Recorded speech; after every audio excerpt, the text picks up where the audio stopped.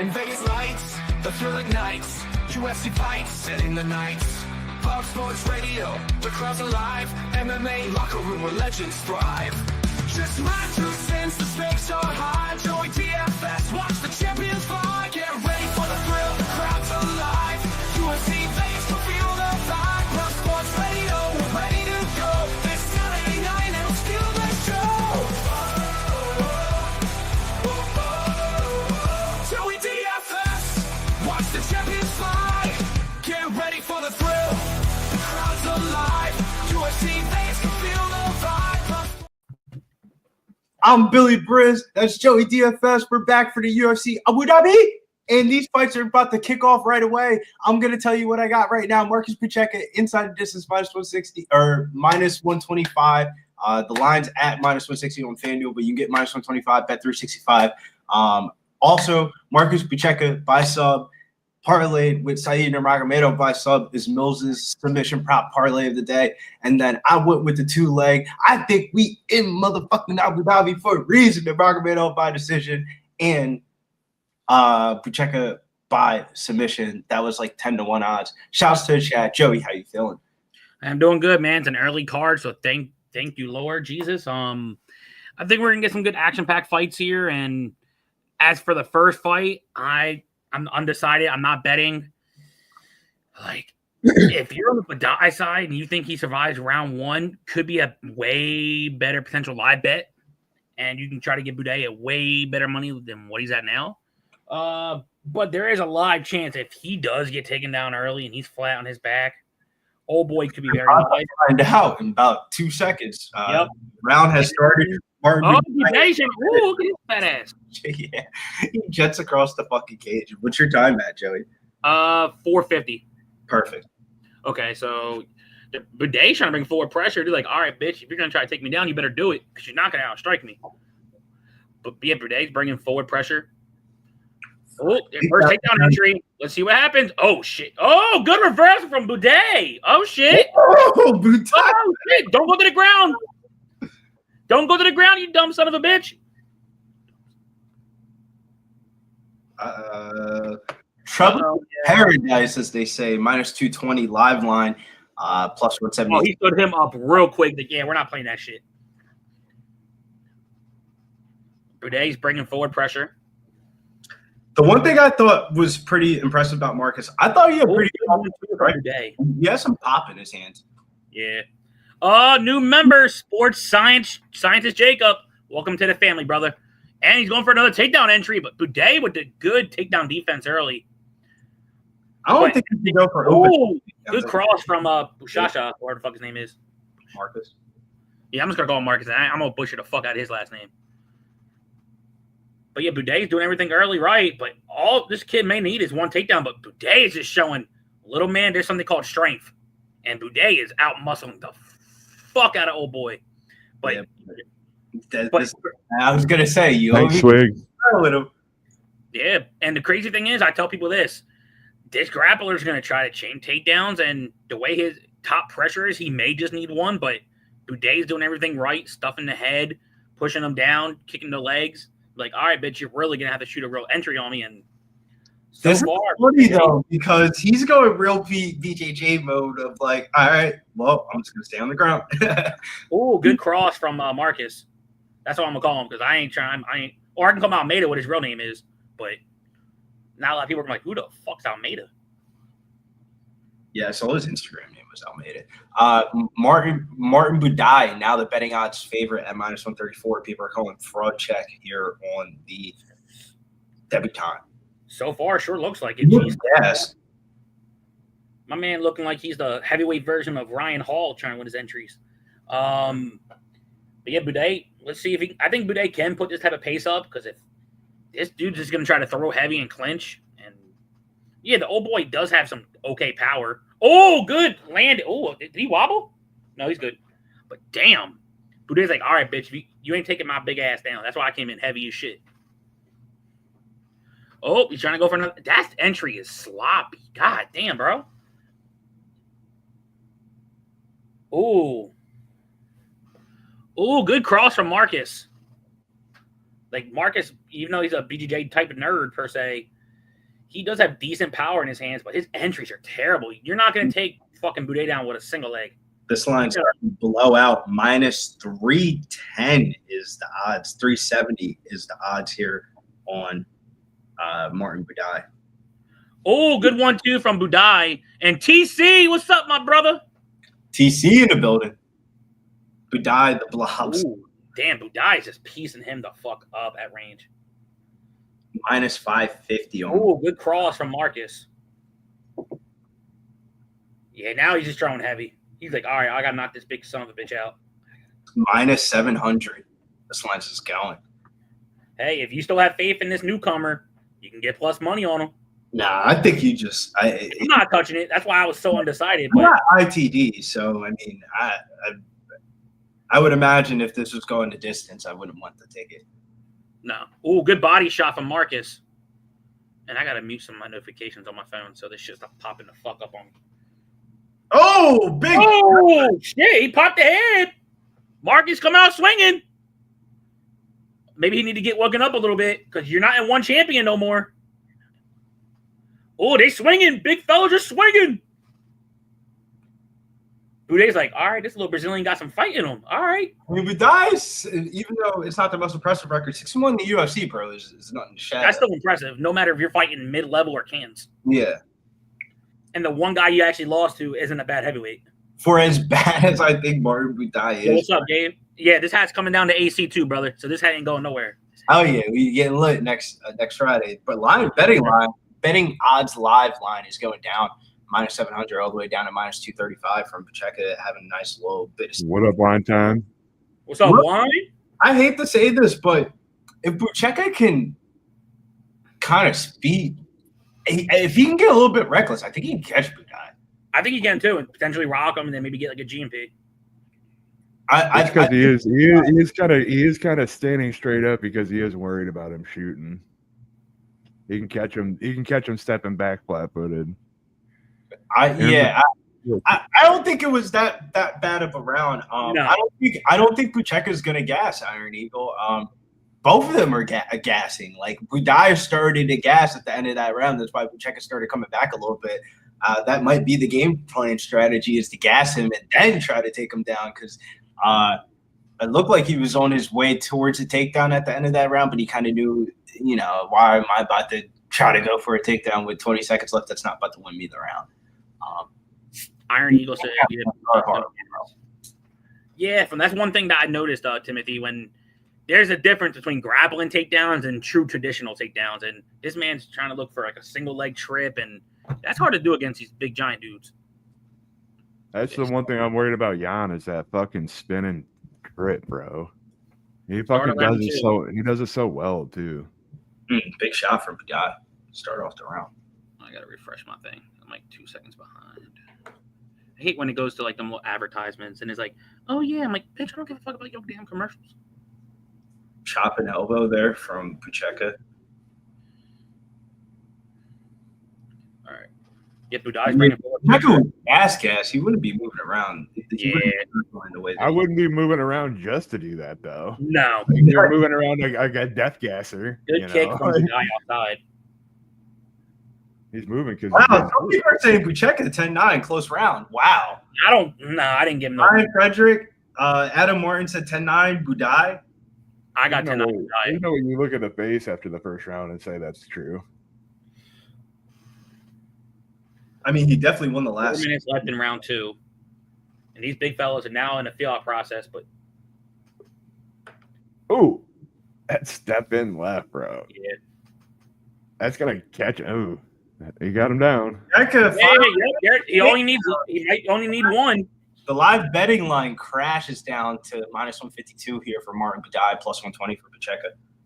Damn, yeah. If you on the Brazilian, he went 1 for 7, but now let's see what his top pressure looks like in MMA. This is way different than his world level grappling tournament. I ain't gonna stand you up, Buday, if you keep this close guard, bro. Oh, Buday's trying to get a body lock, but he's trying to get a body lock, but he's going into side control here. He might head this, bro. He's gonna get mount. He's not going for side. I mean, if he gets mount, then that's. I think he's going for head and arm though. That, or maybe if he tries to go head and arm, maybe he might go for an arm bar. which you don't see heavyweights do armbar like You that. think he's going for mount, though? I feel like You did see the guy on the bottom do fucking Kimura's though. Yeah. And now Marcus Picheka is the live betting odds favorite, minus 182. You could have got as high as plus 450 on the live odds. Yeah, this shit, And like I think he's winning round 2. The fact that somebody tweeted out that they thought that Picheka won round 1 as that like was wild. source might tell you something might be a little bit fishy under the waters.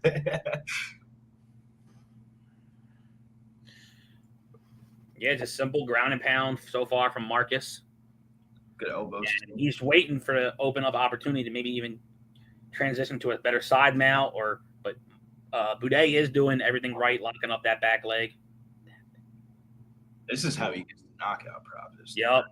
Ooh, good cross down for Marcus.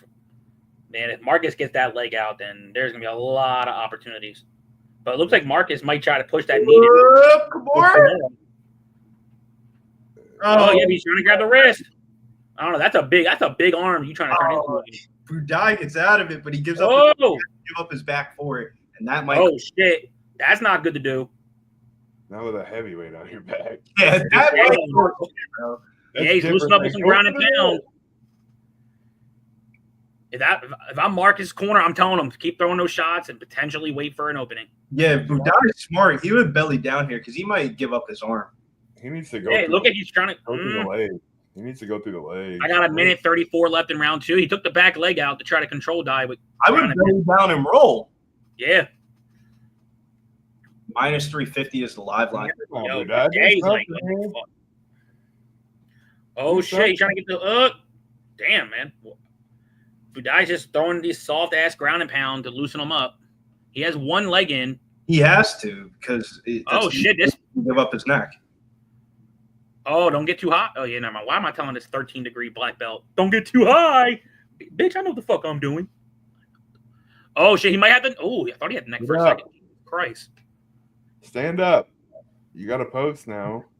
Oh, you laid down. Lips. Oh, you got on top. Let's fucking go. With 48 seconds left in round 2. Let's see what Buday can do to finish. Yeah, win this round unless you knock him out here. Cat, bro. Marcus Picheka definitely won this round, even though unless he does like some serious That's damage. what I said. You can't win the round unless you knock him out here, Billy. Nah, I've seen the live betting odds go to a pick 'em too. Yeah, that's wild.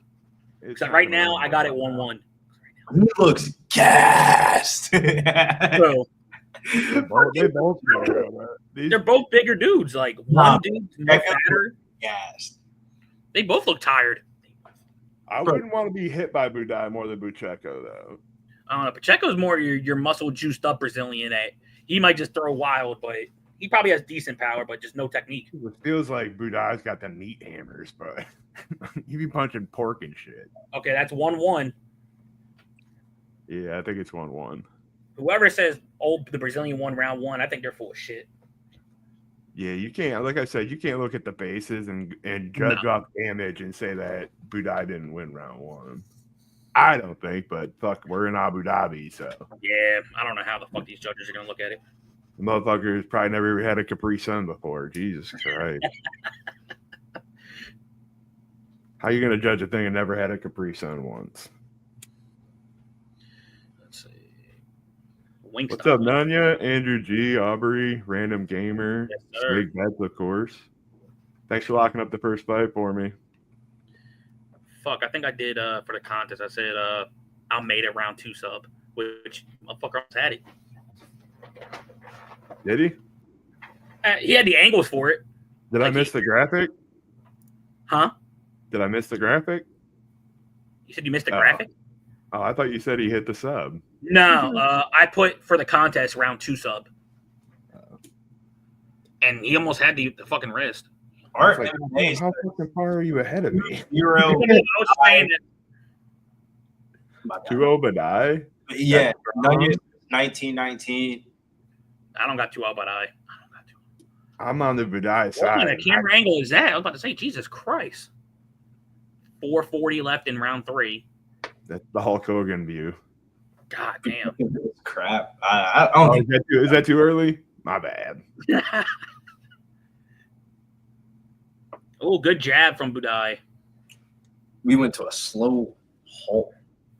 Ooh, Big another good shot fight. from Buday. Oh my God. Marcus didn't like that shit. My man wobbled a little bit. Wow. Okay, just 250 for the boys. Yeah, this dude's striking defense is booty. Oh, did you see him just look the other way after he got hit, dude? He's like, oh, that did not.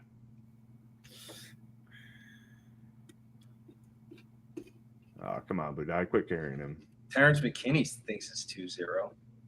But I wouldn't really say I wouldn't necessarily listen Hey, to that. I think I can actually break the news on this. Episode 100, Terrence McKinney, I do believe we'll be breaking it down with us, boys. Really? Hey. Oh, T-Rex! I think he will be in the fucking locker room for episode 100. Maybe episode 99 and a half, but I'm pretty sure we're doing episode 100 for the – what card is it, Billy, that we wanted to do it for? Duplessis and Chimaev. Yeah. Buday minus 430 live. Dude, this dude's entries are terrible, dude. Holy shit. Oh, he might get him. Oh, wrap that neck up, bro. Oh, Wrap good that neck cross up. on Buday. You want to get a black belt? Go and submit a fucking 17-time fucking. Yeah, that's a insane way to get your black belt. Unless he's shit, Buday's controlling the head. He just don't got no motor left, bro. He's just No. coasting. But he's throwing. So it's not the prettiest, but he's throwing it. He is connecting though. Buday is smacking him. Oh, like I don't know what the hell this dude's trying to do. It's like, I'm slow. Okay, yep, here comes the Ryan Hall pulling guard. Yeah, but the thing that you kind of want to do here is reverse the position. I don't know if he can, but he's a big fucker. I mean, the reverse 400 pounds is reverse. Yeah, that's a big dude. I can guarantee Allen fight weight, he's probably almost 300 pounds. Yeah, tired too. He He might not. He's gonna feel like 400 pounds trying to. Buday's trying to go for the sub. How disrespectful! I'm about to say, if Buday gets a sub on this, you better hand a black belt out. Especially if he gets a big boy arm one too. If he grabs a Kimura that'd or fucking arm bar. Oh, he's trying to reverse. Oh, Buday's like, bitch, I'm about 300 pounds. You're not reversing me, bro. Oh, shit. Never mind. Oh, fuck. Oh, and that Marcus on top. dumb shit from Buday. That is why you don't go down with 13-time world beat. Man, you better just punch, bro, because Buday's not moving when you're punching him like that. Buday's trying to grab ankle. Bitch, you better hope he doesn't snatch an arm underneath your neck. What the fuck you doing fighting an ankle? If I was him, and I hate to say this, I'd pull a heel hook on him, motherfucker. Oh, shit. Oh, he might follow. Oh, shit, the hooks are in. Oh, the body lock's in. Now they're just fighting hands with 1:20 left in round 3. Walter Walker fucking heel hooks both these dudes. Oh, yeah. I don't know. Is he trying to go for the Kimura? I don't know what the fuck he's trying to do. Maybe he's trying to pull the arm back and then He's trying to pull the arm back so he can get under the neck. it might be an arm bar he was trying to pull for, but okay, he was trying to bring him back to him and grab him. I don't care who you are. You should not be able to. I think you should take the plus 200 live on Picheka. I think he's gonna. Yeah, this fight sketches weird split. I think he's gonna win a decision. I think they're gonna look at it like he didn't really do nothing. He had a chance to fucking rain hammers and he didn't. I thought he won round 2 and 3 though. For a reverse? Oh shit, he's high. He's high. Nope. Oh, Buday's trying to get back up and Buday. Oh shit, wait, who got? If Buday can turn into him, I think he definitely secures. Oh, that's what he's trying to do. That's and that old. that's what he does. Let's go, Buday. That's the win. And then he's like, "Bitch, this for too much grappling. Fuck you, He bitch." did the exact same thing that fucking Buchecha did the whole round. This is one reversal. This shouldn't be a split. I think this is. If I'm the right 28, judge, 29. Today. Come on. Look, but this is the type of fight where there's gonna be some sketchy ass. How are you confidently, Big Show? How the fuck are you confidently saying you know the scorecard right now? I'm going 29-28 if you check it. I thought you won round 3. Thank God. I think we watched two different fights, Billy. Like I gave round 1 to Buday, round 2 to Marcus, round 3 was didn't close. You lost the bet, right? You didn't win the bet, right? See, now you can actually kind of I generally think Buday won round 1 pretty clearly. I thought Picheka won round 2 pretty clearly. Martin Buday was winning round 3 pretty clearly, and then just did nothing from like the fucking 4-minute mark to about like 3 minutes. He got took down with 2 minutes left, Billy. 1:53, right? and then he reversed right. I'm just saying. Aaron says y'all are blind. We got 29-28. We die. More damage in round 3. Get new glasses, boy. We die by split. Easy. Crazy back and forth fight, says Dream. I hope it's not even a split. God damn. I'm telling you, Give it to your boy. I think Buday won, but I don't know why I'm feeling some. The judges are gonna like absolutely. Someone's gonna be like, "Oh, I think this could have happened," but this looks like a weird judge scorecard. But I got me personally. I got Buday winning. We're like DraftKings, but we lock them all up, bro. I can't be fucking remembering to lock them every time the fight starts. That's ridiculous.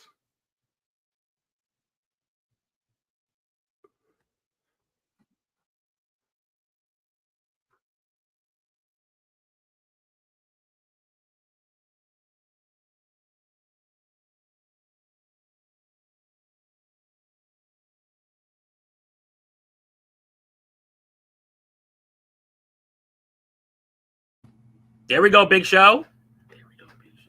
That was correct decision. Correct decision. Yeah, rounds 1 and 3. Martin, thing I'm mad about it. That's how you started off. We get the half unit. Why do I hear a slight echo though? I don't know. This guy's an idiot. Shouldn't talk on live anymore. Let's eat this area to talk. Shouts to Big Show Picks. Gets to Martin Buday. Through the hoop. Plus 250. Yes, sir. That's how you start that bitch off. Martin Buday moves to 7-1. Muhammad Yaya versus Steven Nugent. Yeah, I forgot to take the fucking half unit out there after I took the Ritter out because TC went with Yan, so I took the Ritter out so we're not fucking eating each other's fucking profit. 1000%. Joey, take this one away. Steven Nugent versus Muhammad Yaya. Me and Joey were texting all morning about this fight, shockingly. Honestly, generally, I could really give two shits less about this fight. But I think Muhammad Yaya decision no bet is not the worst bet ever. But Joey's going to tell you something different. And we got, Fitzmagic taking on a 4. You know, it's about to be a good day right now. But nah, so realistically, I do got a win here. Is the line kind of high? Yeah, but look, I think Yaya is a UAE guy only. I don't think he belongs in the UFC. 4 of his 5 losses are inside the distance. And yeah, I know Wynn lost his debut versus Aaron's as a big favorite. But I think this is a bounce back spot for Wynn. And I do think he gets it done inside the distance, minus 125. But how about you, Dippy? Just had some fun on the last fight. Had Buday. Didn't see too many people on him. I thought that was a good spot. And I mean, I think Yaya. I mean, he sucks. He's like, I know a lot of people say he's the worst fighter in the UFC. I wouldn't go that far, but I'm just not sure Steven Wynn should ever really be this big of a favorite. But he's a pick. Can't just bet someone because the line's off. There's a reason he's like that. But maybe he'll look better at 145. Yaya moving down, fighting at home. If it goes to the judges, could definitely get dicey. So we'll see. Hopefully it's a fun fight. In the loss to Jarno Aaron's, Steven Wynn's fight was very fun. It was a sick fight. And they both desperately need a win. Neither of these guys have any sort of success so far in the UFC, in the promotion. So they're both going to be hungry. So hopefully we just get a scrap. But, yeah, line's off. I don't want to touch it. But yeah, I think someone's going to get finished, though. Like, Billy did give out a good breakdown to where, Yaya's in his backyard. He might try to come out aggressive to prove a point, and I think someone could get clipped. But I like win by knockouts plus 175. Like, I think he's going to throw combinations. And he does throw good volume. I like Muhammad Yaya decision no bet. I don't think Steven Wynn's that good. Like, I just think he's more athletic. He's a good fighter with a good jab and all that, but I just never been to it. Like, I don't know, man. Like, for him to be a bigger favorite against fucking Ronnie Yaya than he was against AJ Cunningham was pretty crazy. Shouts to Millie Mills in the building. Mills, how you feeling? Yo, what's good, man? Let's get it, man. Early morning crew. Who's up in there? We got Art MMA. We got Sir Mackie Love Pod. We got Swig in the chat. We got Iron Eagle in the chat. We got Sports Betting Patrick. Jesse Nunez. Dreams Dope. Aaron the Dog. Aaron the Dad. We got Dreams. We got Random. We got Aubrey. We got Old E. We got the whole crew. Let's get it going, man. Oh, what's up, man? We got Fist Magic up in there. What's up, Mills? Looking very sophisticated today. Yeah, man. Where's your beer at, man? You ain't drunk yet, bro. This ain't the fits I need. Go get it. Go get something to drink on, man. I have fucking lunch with my grandparents, so we're not going to Ricky. I got so incredibly wasted last night. It was crazy. Fucking up at 9 a.m. in the gym, like a savage. Let's go.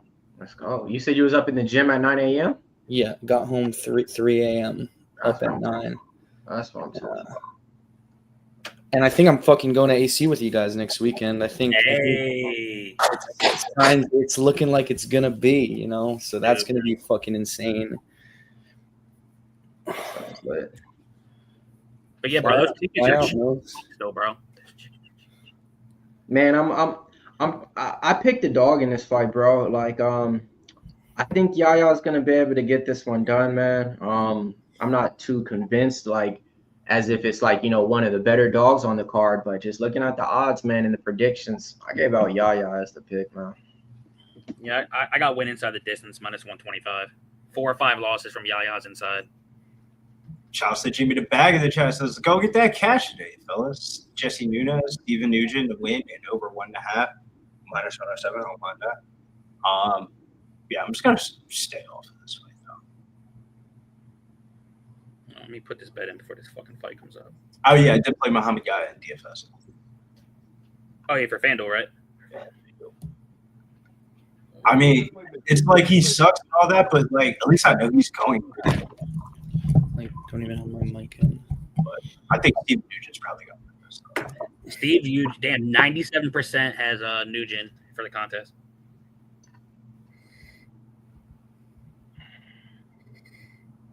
The UAE Warrior.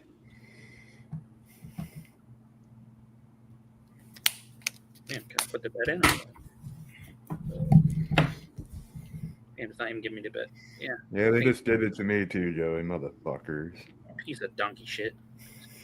Well, you shouldn't have waited till fucking 1 second before. No, I thought I had money on my end. No, but I do think it's going to be a knockout, so I'll probably just play the knockout.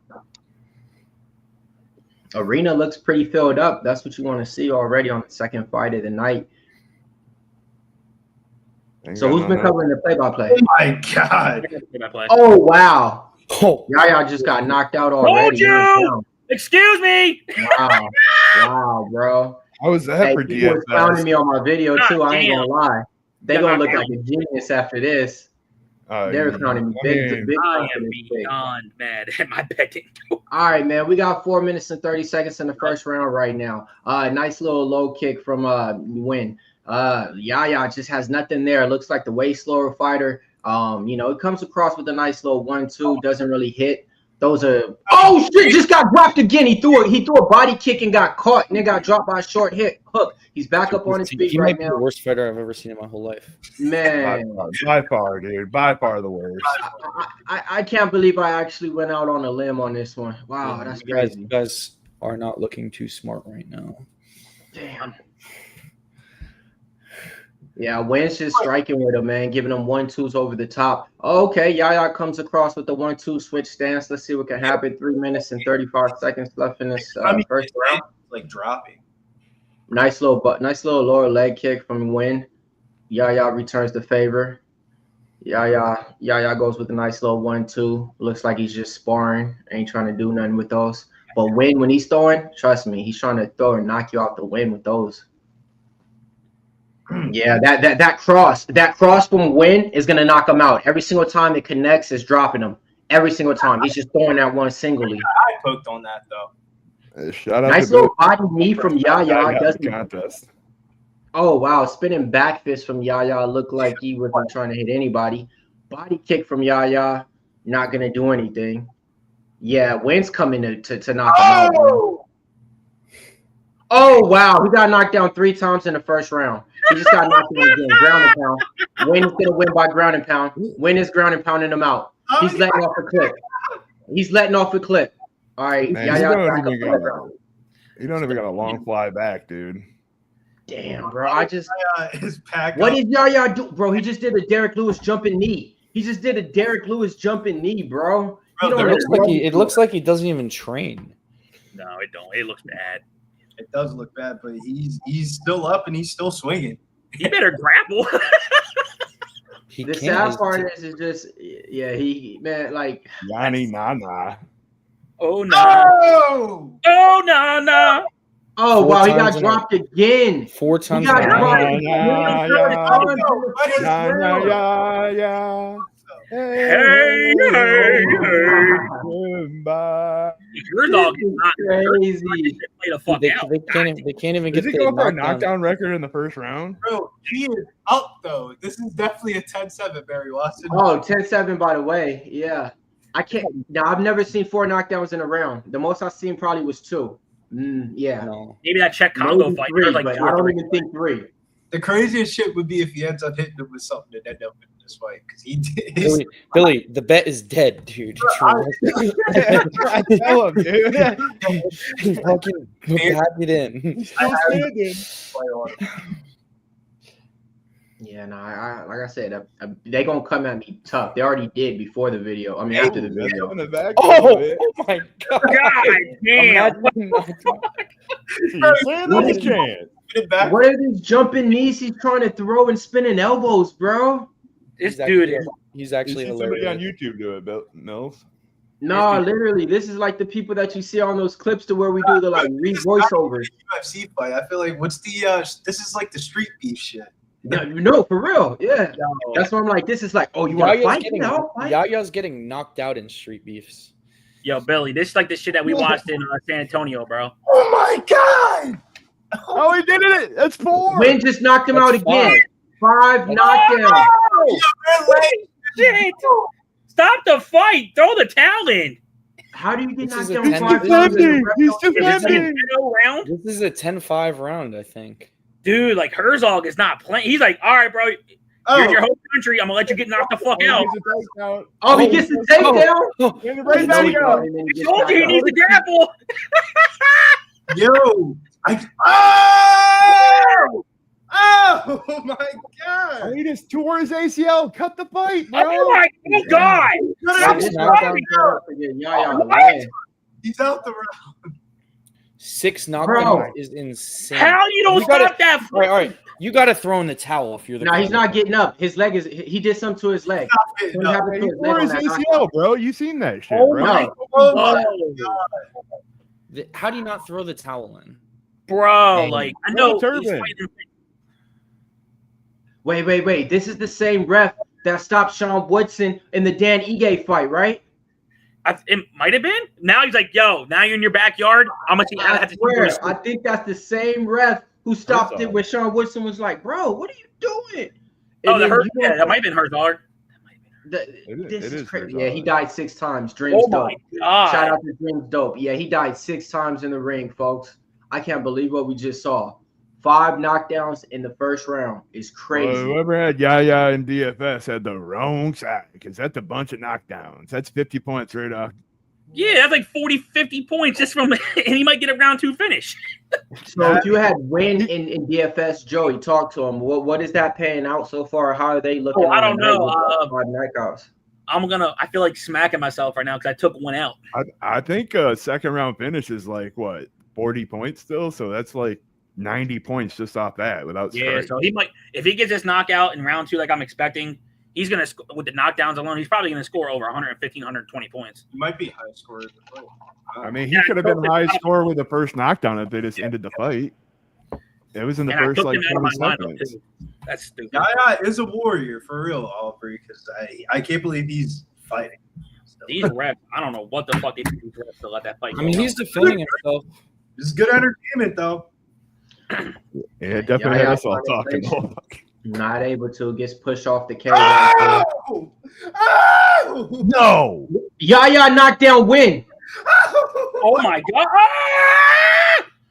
He back up though. He back up and threw Yeah, it. he's back up. Oh! Now we knocked on Yaya. All right, this is fire tonight. Fire tonight. Hey, nah, for real, it is. It is. This is great to watch. Steven Wynn said, "I'm gonna wrestle too." He said, hey, I'm on top now, man. He's going for the ground and pound finish. Yeah, he's like, fuck He it. broke the record for knockdowns in a fight in 2 rounds. That's crazy. In a round and a half. Did he break the record or Yaya's jaw broke the record? Yeah.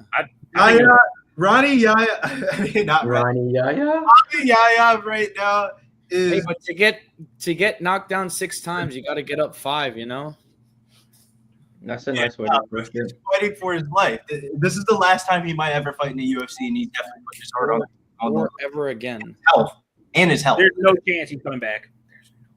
There's no chance he'll ever be on probably even a UAE card after this. I don't know. He's man. got to You ain't be really some bring sort back- of insurance fucking liability. You know.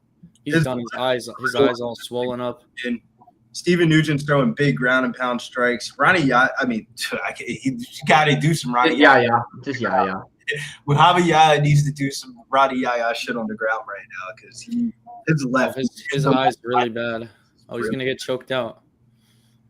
That's hilarious. Win by submission. I can't wait to see those tickets. that line. Oh. Was He's up. He's up. Muhammad Yaya is up, and they're striking. Give him the play-by-play. It's gonna be folks. Give him the play-by-play. He can only see out of one eye, and it's not the Shire bullet, but he's landing though. The one eye might be helping him because he's starting to land a little bit better. Nugent is thinking, how is this man still standing up? And this just looks like a straight backyard fight. Dude, that eye is gross. If this fight goes to the 3rd round, Well, it's gonna get Yeah. stopped in between rounds. Dude, that eye, he can't see. Oh! oh, that eye is closed. Oh! wow. My man's arms went noodly. Yaya's just looking for a spinning moment. But he's not looking to quit. So I mean, when it's all said and done, You don't like that. bro, like yeah, bro, he's a real fighter. When it's all said and done, might not be the best, but he's a real fighter. Yeah, Oh. He is just. They're both of these men are just throwing bombs. He don't know what to do, bro. This It's man's like he gonna has have a record, but no. They gave him a record, but no tactics, no skills. You know what I mean? Like that's it. Takedown, gets reversed up against the cage, separates all the everybody in the stands of Abu Dhabi up and standing right now. This is why they call Yaya the UAE warrior. There you go. We're at the 115 mark in the 2nd round. 80 strikes to the head, and it looks you can see every 80 fucking punches. I'll on be the right back, boys. Oh shit, my man Wobby. Oh, big shots from Steven Nugent. Big shots from Yaya. Big shots. Left hand right down the pipe to a body kick. That cross is trying to get him with the cross. Uppercut is Nugent. Yaya's Jesus. down but not out. He is down. He's been down but not out in this one. He's still going. And he goes for a takedown and he gets him down. And Nugent's back up. I don't think the takedown's going to work, buddy. Big shots from Steven there. Steven up 2-0. Yeah, this shit's bad. Like, that eye is gross. That shit's shut. Yeah, but as long as he's breathing, he's got a chance to win the fight. You better do it in these under 20-something seconds. Oh, big shot from Steven Nugent. And he keeps Again? walk He off. dropped him again, and then he just keeps doing the Jalen Turner. Like the ref's gonna stop it, bro. Like, You gotta follow up with shots. Check Like- the private chat, y'all. dude, bro, clearly I'll put any amount of money. Somebody told Herzog, yo, this dude's from this region. Yeah, let this dude go to Like sleep. that old school back in the day Preston shit, Billy Briz. You feel me? Got you. Look at that hematoma on the right side of Yaya's face. Oh, my God. His orbital's broken, and I don't think he's going to come out here for the 3rd round. Oh my gosh, there's no way he does. Orbital. Look at that There's orbital. no way, that thing is out. There's no way. There's no They're gonna chance. stop it, bro. Bro, that shit looks Now, Oh my God, I haven't seen nothing that bad in a long time in the UFC, bro. That's honest. I haven't seen anything that bad in a long time. The bird dog calls it off. The referee calls it off. The doctor calls it off. Fight over. Second round knockout. Steven Nugent. Check your tickets. Check your. Oh my God. I am sick to my fucking stomach because I had money in my account and I was waiting for it to lock and it said nope, no bet. So fuck you, sportbook. Yeah, they should waive that though, Aubrey. Bro, look at his face. Like, shouts to Steven Nugent, gets his first win in the UFC cage. Bounces back from the Gennaro Aarons. Gets the inside distance. What was inside distance on this, Joey? minus 125. Crazy. Minus 125 for Steven Nugent. Breaks the knockdown record. Second fight of the night. Yeah, Billy, so Billy, Go, if you would have listened to what I said earlier, I said inside the distance minus 125, and I said Nugent by KO is plus 175, which that line was fucking bonkers. That was a headbutt. Wow. Oh, that was low-key a headbutt. That was low-key a headbutt that gave him that black eye. Yeah, they missed the headbutt on that one. But that was probably the nastiest I've seen probably since the Joanna and Whaley fight. Who had Steven Nugent to win at over 1.5? That had to be a terrible sweat. Minus 107, but you cashed it. I remember seeing that ticket right before we went live. That was a crazy fight.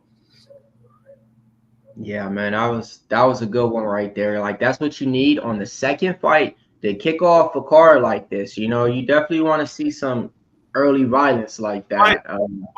But the real question remains. Yo, where's Ron at, man? He should be on the stream right now. Do you give him the cut slip? Yeah, absolutely. Oh, yeah, he was absolutely fought for his life. Look, well, see, that's the thing. It's going to be hard to cut him after that, though. It is, because they're just going to be like, and this is the other thing. I think they're coming back in like October, so, you know. Hey, man. Yeah. Like, sport fight deals, not like you paying him a lot of money. If he's giving you beggars like that, it's not like you paying him a lot of money. Dana White Contender Series is in 2 weeks. You give one of those Dana White Contender Series guys, Muhammad Yaya in Abu Dhabi. Yeah. They're not going to – the Turk's not going to let him fight in Abu Dhabi again. He's an embarrassment. That was – You think he's 7 knockdowns. 7. Well, the one thing that they said I remember is that even though that he was the UAE Warrior Champion, the UAE organization hasn't really been around that long. Yeah. Well, I do have a parlay that starts for this upcoming fight. Let's talk about it then. I sure will, my brother. Bless you, by the way. No, bless me. I'm covering up my eyes. I want to see the side of fucking Yaya's face, bro. It's disgusting. Yeah, that shit's fucking. Oh god, that's ugly. But yeah, to start off my next fight for the parlay, it's Ibo versus Billy and Alikine. The first leg, I did a little knockout parlay, which I wish I would have put Mr. Nugent in it because that was free bread. I got Aslan by knockout, and I got Carlos Leal by knockout in a parlay for plus 145. Okay. I think we're gonna see a lot of potential TKO knockouts on this card, especially on the prelims. That's funny. People said the exact opposite. We were in the next stage. We were trying to hit a little cycle parlay, but it went down off the first.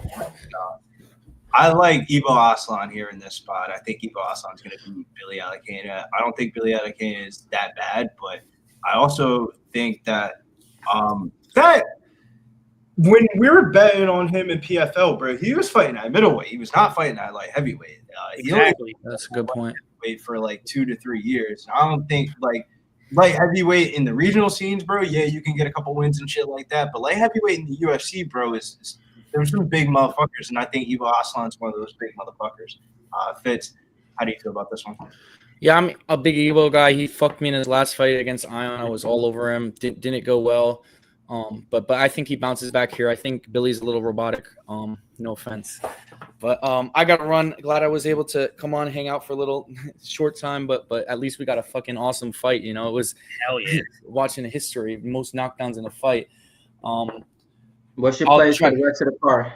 I'm on all the chalk tonight, which when I'm putting in, besides Buday, but when I was putting the bets, you know, you never like to see that. It's all chalk. But I like Whittaker. I love Yan, of course. I like Ibo right here. Let me just go through it real quick. What else I have?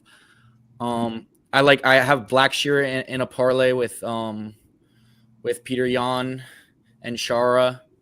And Amanda Ribas and Tabitha Ricci to go to the distance. That's a 4-leg. Nikita Krylov versus Guskov. I'm staying away. I know a lot of people are on Guskov, but Krylov's my boy. Just going off. Yeah. I got that same exact parlay, but it's Blackshear and Leal. That's funny. All right, but I'm gonna be in contact. Hopefully, we'll be fucking making Next some Friday. contact in AC. Birthday weekend, going super Ricky. So it's fun. Make some money, guys, tonight. Have fun. Thanks for tuning in, guys. Let's go. It's magic. Hopefully, we see him down there next Friday. We're gonna be down there in Atlantic City to watch Dad Gene versus Logan Storley. $500,000 on the line. PFL championship. They finally spinning the block. The last time they came to Atlantic City, it was fucking COVID and nobody could watch the fight, so it was fucking stupid. Mm-hmm. That was like 5 years ago. So having PFL back down in Atlantic City, they know what's up. They came back to New Jersey and they ain't go to the rich part. They went to the rowdy South Jersey. Man, they went to the part where shit goes down. You can literally walk out of Boardwalk Hall and where they're holding the PFL joint at, you can literally walk across the street to fucking 2 casinos and then go down the street to another 3 casinos. So PFL's probably gonna get a lot of tickets. They put out, this is the earliest I've ever seen them put out lines. No, they put out lines yesterday for PFL. No, I've been seeing lines on PFL for a week now. Yeah, on one of the books. I'm talking about they got lines on Isaiah Diggs type shit. Okay. They Yeah. got Isaiah Diggs, Damian Nelson, Tom Lee Paguli early versus Matt Turnbull. Like niggas I ain't never even heard of. Yeah. Like one of those type shits. Like they got some good lines on here. The line that I thought was the most shocking though was even though I'm going to take it, Jordan Newman at -1200. It's been a while since we've seen him. Yeah, I did an interview with him. His last fight, he collabed with the Post and everything. Yeah, he came through as a big underdog on the last card. So yeah, I like Jordan Newman a lot. I think that's the 2-leg though. Newman's Dad Gene, take it to the bank. You know what's so Oh, sad? shit. I was hoping Dad Gene was gonna be a dog, but like, bro, Nah, Logan Storley's my dude. Oh, bro, Logan Storley can't strike, dude. Oh my god. But he can look. If he's gonna do one thing on Thad Gene, he could potentially take down City Thad Gene. Potentially. I just don't feel like in the PFL that so the one thing that I started to notice about the PFL this season specifically is they're traveling so much that each card is in a different city. Bro, that nut hugging shit is not getting you no W's in the PFL. Like I had a bet on the kid Kurzamanov against Magomedov a couple weeks ago, and they're in like Sioux Lake, Seoul, South Dakota, or whatever. And I thought he won the fight, but the crowd was just booing so much off the wrestling that like that he wasn't going to win the fight. Like it was like one of those type things where like I think the crowd is starting to play a factor a little bit into the PFL. Like, dude, the way that they're like traveling so much. I mean, when we see Silverback Nation and shit like that down there in Florida, like they're going crazy. Gabe, that's not even final, bro. They haven't even like fully finalized the score for that. Shouts to Nasty Nate. Nasty Nate, you coming down? Don't look that far away. Like he's currently at 146, and it's not even final. That's fucking ridiculous. Nasty Nate asks us if he saw you at the gas station this morning. No. Okay, let's see what this motherfucker's. For Mills. Oh, Wait, what happened? Nasty Nate's asking if he saw you at the gas station this morning. Bro, bruh. Hey, next time you see me, bro, no, bro, don't wash my windows, bro. Stay away, bro. I said about it. You need me to wash these? No, bro. Like, man, I take that shit right through the drive-thru and pay him $12, man. I get it though. Yo, Gabe, refresh your app. You'll see. Stephen Nguyen 1,000,000% broke the slate. 174.89. Oh, God, 92 significant strikes, 6 knockdowns, a round 2 finish, which is 70 points, 108 total strikes. God damn. Yeah, he was bringing out a can of whoop ass. And I took him the fuck out. God bless my fucking soul. Why'd you take him out? Because I was trying to figure out between him and Ibo, and You're about to fucking Ibo Aslan. I couldn't fit both of them. I tried to fit both of them, and it didn't fucking work on my line. So I was like, fuck. Who's your highest priced player? My highest one is Leal. So I think Leal. I was like, I think Leal could get down round 1. And I was more thinking my mindset was right. I said Nugent round 2, round 3, and got done round 2. Some money's coming in here. On a side note on Davey Grant. Davey Grant, or I should say Damon Blackshear, was as high as a -400 all the way down to -300. Davey Grant down to +240 now. That line was way higher. Blackshear kind of getting reverse steamed here. Any other steam that I see? More money coming in on Bryce Mitchell, say Magomedov up to +130. And nothing really else to really note. Almabayev, Jose Ochoa.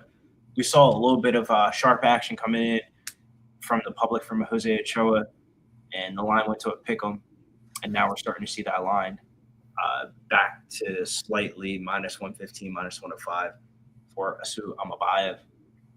To pull up VSIN's numbers from what I was looking at to see who was the chalkiest people on the slate was pretty interesting.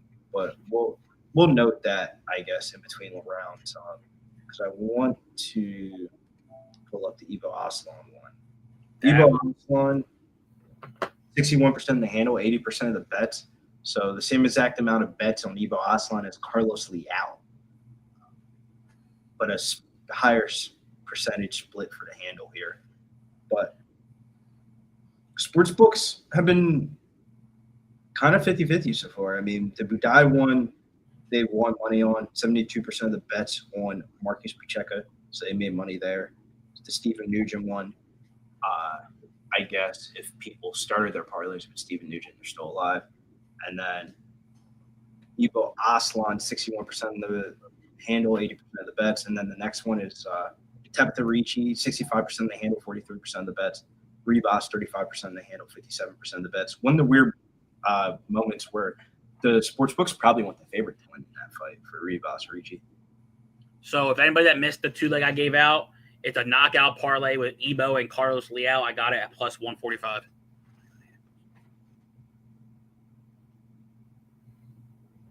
Because I think Ibo's about to come out like a fucking madman.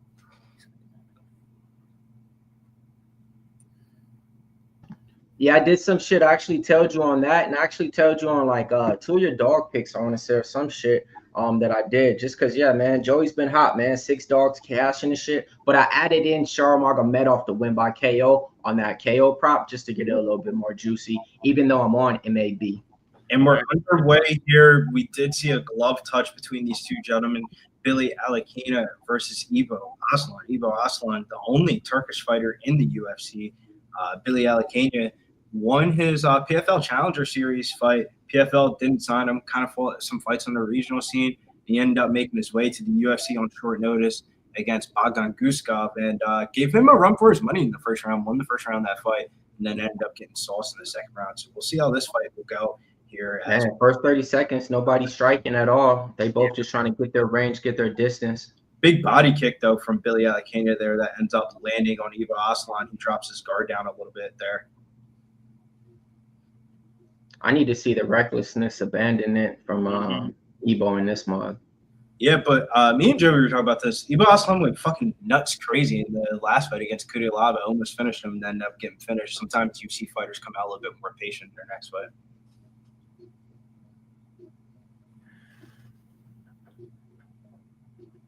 Shout out to Sir McGhee loves pies. So let's go, Billy. Because I got a feeling once Ibo does open up, that's when I think the fucking all hell is going to break loose. Let's see some strikes, bro. Let's see some strikes, man. If we trying to throw this KO prop, you got to start throwing. Shout outs to Wine Time in the building. Shouts to Ronnie Lofton as well. Shouts to Onion too. Nothing really happening going right now. Ibo Aslan's just really being highly patient. He's usually all gas, no brakes, but most patient I've ever seen him fight. Facts. Big overhand right, and doesn't really. Shockingly, it does not look like Billy Alikine is thinking about going for a takedown anytime soon. And I'm kind of shocked. Which is, I feel like they're duking this out on the feet, bro. For real. Like Billy Alikine, I feel like if he was taking Ibo Aslan's not even throwing punches. Duking what out? No, I'm saying if Billy Alikine wanted to get a takedown, the takedown is wide open for him. It is. I'm starting to get mad on this Ibo Aslan shit right now. That's what's getting me right now. So I can't just watch 2.5 minutes of a guy not striking. He's supposed to win by KO. Like, What time are you at, Billy? I'm at 2:30 here. Ibo Aslan, just kind of feeling out the range. Billy Alikine is that angry man. Look, he ain't really throwing angry though. He's not even throwing. This is Muhammad Yaya 2.0. It's looking like, bro. What happened to the guy Ibo Aslan that we all were a fan of? That was just like a first round merchant. I have a feeling that fucking Kutalaba fight may have, gave him some humble pie. I mean, that wasn't that long ago either. Oh, big head kick there from Ibo Aslan almost lands. Big overhand left down the pipe from Billy Alikine almost lands. Then he throws a body kick. I like that body kick from Alikine though. That's definitely his best attribute that he had in this round so far. Every time he lands that body kick, Ibo Aslan's right guard goes down a lot. Yeah, this is crazy. But this is so low volume. How do you even determine who's winning this round? Nah, bro, this is I'm gonna be honest with you guys, bro. This is Rose Namajunas and Carlo Esparza over again. This is what I just seen for this first 5 minutes, man. And this is why I'm mad, because fuck this, bro. I ain't tuning no shit. Billy Alikine is trying to bring up the volume a little bit, but he's just not landing. He's throwing more, but he's also not landing shit. So it's I can't really. Oh, and Billy Alikine goes for a takedown attempt, and Ibo Aslan said, "No, I was ready for that. I knew you were going to do that." And they click hands, and maybe that's what Ibo Aslan was being patient for. Was you saw some regional scene footage of him wrestling and stuff like that. Pretty good wrestler that is Billy Alikine here. Ibo Aslan being very patient though. He hasn't really gone for shit though, man. As soon as he goes for it, it feels like he could zip him. He's not even throwing punches, folks. I don't know how more to say this shit, bro. Oh, he just goes. What is that? We just seen a whole first round go, and I'm trying to tell you, he didn't even try to. Man, I'm about to. So we're about to live bet Billy. Oh. I think he's gonna get zipped up once he. And Billy, you know why I can't bet Billy? I fucking bet Chuck Campbell against this motherfucker.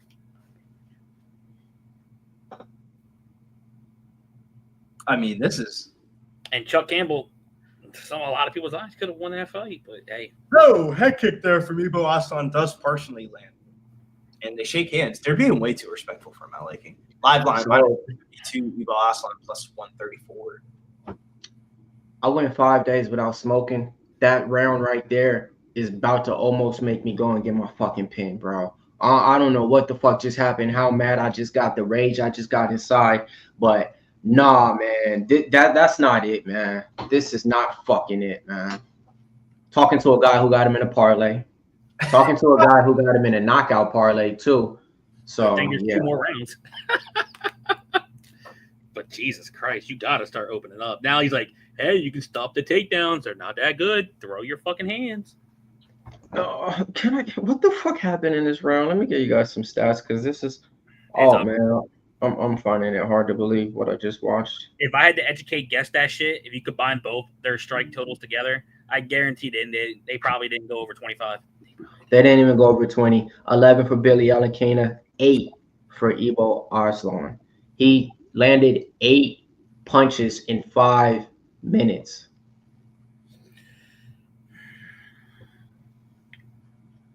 Yeah, man.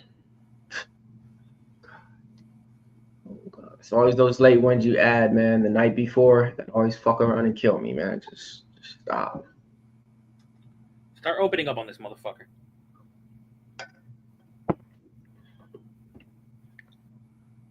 Go ahead, Billy. Tell them how they looking at each other.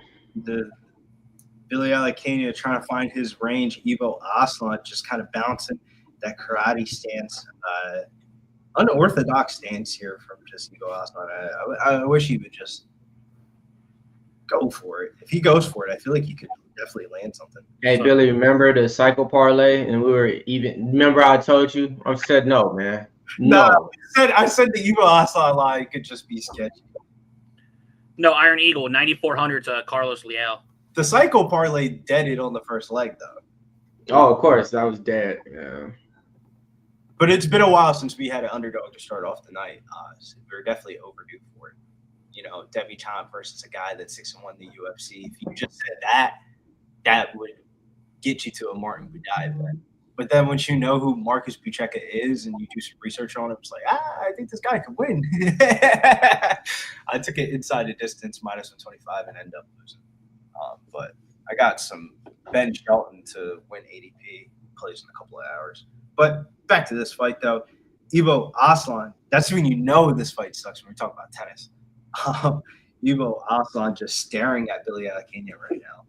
And him staring actually really could probably win him in a decision because I think he is winning this fight. Yeah, Billy's just throwing. He's throwing more. He's throwing, even if it's just one fucking jab. But he's he's not landing. I'm with Gamer. I'm with Gamer on that one, man. Put him in the Muhammad Yaya after this performance, because this is. Yeah, at least Yaya. You're not even trying to fight, bro. Like you just put in 2 months of a training camp and sparring with people to do this. Imagine your training partners and your coaches right now. The way that they're talking, he's laughing and shit. Like, yo, did you just flatline this? I think Billy Alikine might be the live bet though, +108. I think that live money might be going after a while because I as much as I think Ibo Aslan's kind of winning the fight, this fight is razor thin to be. This fight, Alikine is winning. He's throwing more. If I had a live put the odds, I would put this at a straight pick 'em. Like I have no idea. I would. Anybody who had the under 1.5 is dead. Am I right though? Like if you're a sports book, when you put this at a pick 'em of like, bro, I have no idea who the fuck is gonna win this fight. Because like, how do you even like judge this? Of like one dude's half throwing, Billy Alikine is throwing, but he's not fucking landing, and Ibo Aslan's like half throwing, but he's like somewhat landing. So it's like. I just don't know how can you judge a fight like this. I was gonna say Swig. They must be listening. You got to put this at a live pick'em. Absolutely. Ibo Aslan with a little joist there of a right hand, and he ends up landing. Billy Alikine lands a jab, did his damn self though, right up the middle, and the line's starting to get closer towards the pick'em as we speak. I can't believe I fucking took out fucking Steve Nugent for this fucking. Fucking yeah, man. I had some bad reads. This is one of them so far in this card, man. Regardless, bro. Because this is, I thought Ibo Aslan was gonna come out, man, Terminator status and fight. Like this ain't I've never seen this type of performance from him at all in his 3 fights. So yeah, man, under 1.5 is trash. That's what I'm saying, man. I'm gonna be honest, man. Yeah. I loaded up on that last night too, so I got it at like -110, -115, and it was like -130 all week. So yeah, bro, I'm 3 times in on this one, so that's why I'm really like agitated. What up, boys? I'm back. Hey, don't worry, you didn't miss anything. Just Ibo Aslan, he threw 8 punches in the first round. Second. Who's winning the fight though? Who's winning? I have no idea, bro. Like it's so low volume that like Billy Alikine is throwing more volume, but he's not fucking landing, and Ibo Aslan's just staring at him. Yeah, this shit is like. Yeah, Aslan was +500 by decision. I thought like that was a pretty bad line. I think he's gonna lose. He's not winning this fight, bro. I'm with Mills, bro. I think he might. The way he's fighting right now, nigga, this ain't what they paid you for at all, bro. Like, he's not even looking like he's winning. Like that's the thing. He's not even selling it with body language. Like, oh yeah, man, easy. Like at least do that, bro. Oh yeah. I think we take the live bet on Billy Alikine. Hop in. I can't get live odds right now. Well, I can. I don't want to. Yeah, they might give it to Billy. I think they might, bro. Like, this is not what they paid Homie to do. It's just Let me see what Bet Online is doing. I don't care. I just don't want to finish the third round. Let's see if I get lucky. Only luck you getting is Lucky Charms, kid. Kid. Yeah. You like that, right? Remember that commercial? Yeah. For kids? Just because you got one more than me doesn't mean you can stun me like that. God damn. No, I'm gonna stay off. I'm gonna stay off the Billy. I think Ibo Aslan. I think they're gonna get in Ibo Aslan's head a little bit here in between rounds. I would. Shit.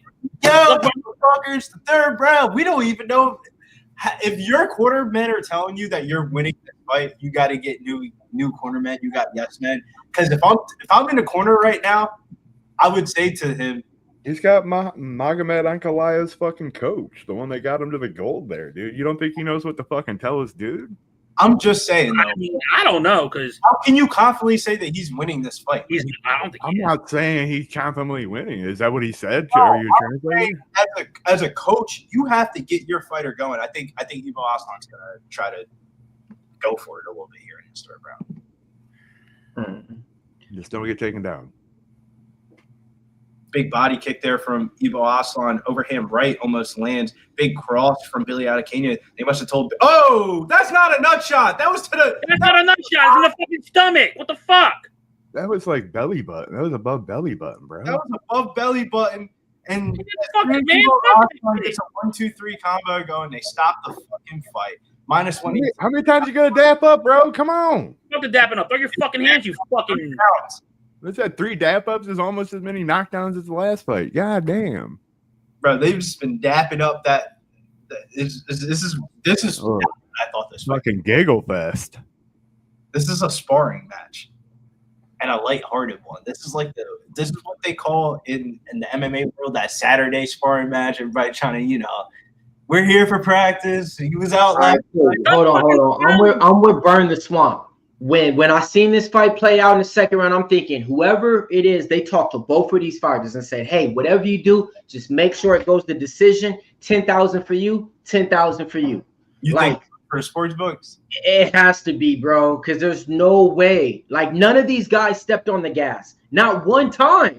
How do you have 2 fighters that trained for 2 months, bro? With fighters, Yeah, they are sweating a lot for light heavyweights too. Just fucking not doing shit. This is pretty wild though. Of like they had neither they're guy. not throwing, and they're giggling and handshaking like they know each other. You ain't never trained with Billy. You know this dude? What the Billy Alikine is from some like random ass town in America. Like, how are you fucking giggling? How do you guys even understand what the fuck you guys are even saying to each other? Billy Alikine. If this was one championship, they would get flagged. You get flagged for inactivity in rounds. They both would have got red cards, bro. I know as soon as we play Gabe's bit during this fight, we'll get a knockout. So we'll wait to the end of this one and we'll play Gabe's little thing. 134 for Billy Alikine live line plus 112 for Ibo Aslan -142. Billy Alikine. People are convinced that Billy Alikine is winning this fight. I think it's the time to get in on Ibo Aslan. He's funny. This motherfucker's on my permanent blacklist, bro. Oh, bad. Billy Alikine. First blood in the night that we see here. And Billy Alikine is definitely pushing up the volume here late in this round. Like, there's so much I want to say about this fucking motherfucker. Tell us, Joey. How the fuck do you have yourself named Turkish Power and you're being gunshot like a motherfucker, like a fucking Turkish? Big against shot. Billy Alikine. Like, Oh. we're not fighting somebody with that. You got to come on now, man. Big Like- shot from Billy Alikine there. He sold me. He definitely sold me. -1,000 now for Billy Alikine. Billy Alikine is running away here in the third round. Dude's fucking. Pick him going into the third, by the way. Damn, -1,000. It sure is. This is fucking ridiculous, dude. Wait, what? 1,600 Billy Alikine. He almost dropped him.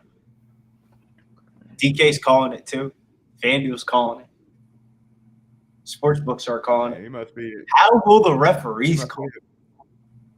He must be having lava flashbacks or something, bro. I don't know what the fuck's going on in this dude. I have no idea who this guy is. I have no idea. He needs to just fucking get cut and go back to fucking Turkey, you fucking bum. Mhm. Like, Cool. As long as I ain't the only upset one, bro, because sometimes I'll be.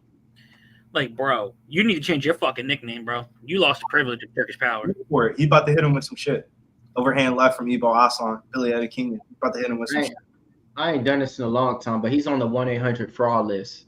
Yeah, Add this him is, to the fraud list. Biggest fraud I seen, bro. I might follow you just to unfollow you. Mm. he got on. You know what? No. I'm unfollowing this fucking Turkish retard right Follow him already. Just so you can see the unfollowing. Like, hey, what happened? Just so he knows. Oh man.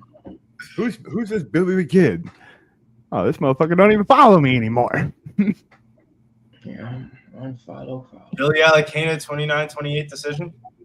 Because he definitely won the third round. Hey, see everybody? This is Ibo.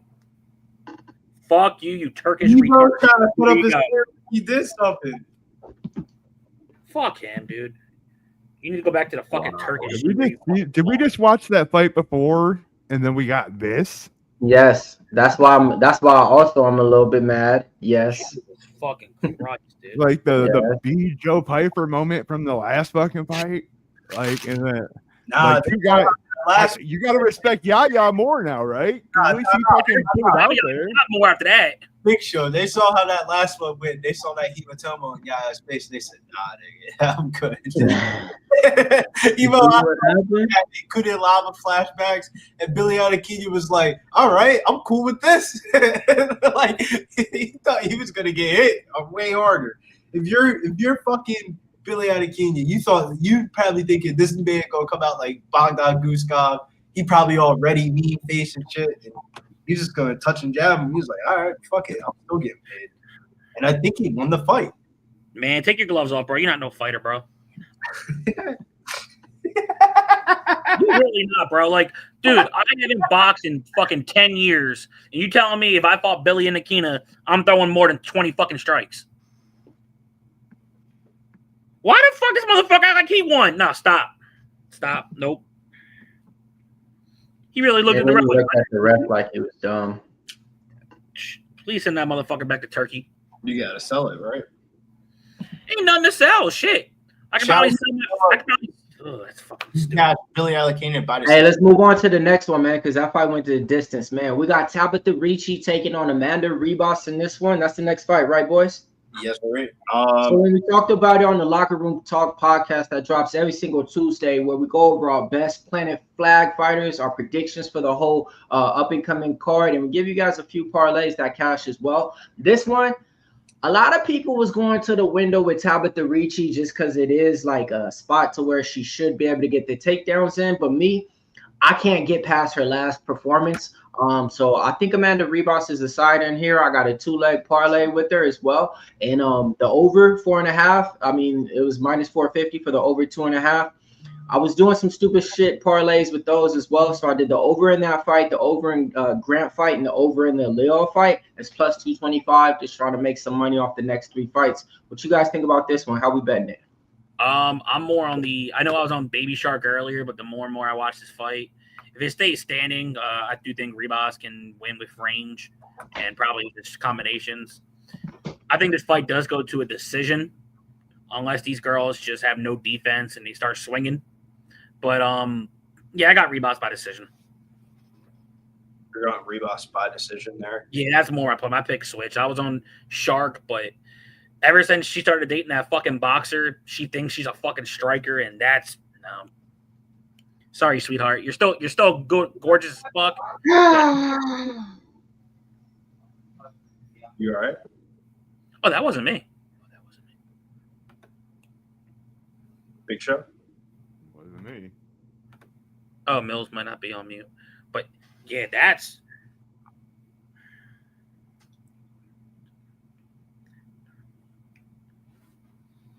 All right. So my question is this the time of the night that we play a hand of blackjack? Dun, dun, dun. Shit. I may need more than that after watching that fucking fight. I lost years off my life watching that. Good afternoon. So Good morning. Good night. My name is Gabriel, proud Pub Sports member. We be pubbing. And today I'm going to give out 2 plays for the upcoming UFC card. Play number 1, I like Petr Yan to get the finish against Marcus McGhee.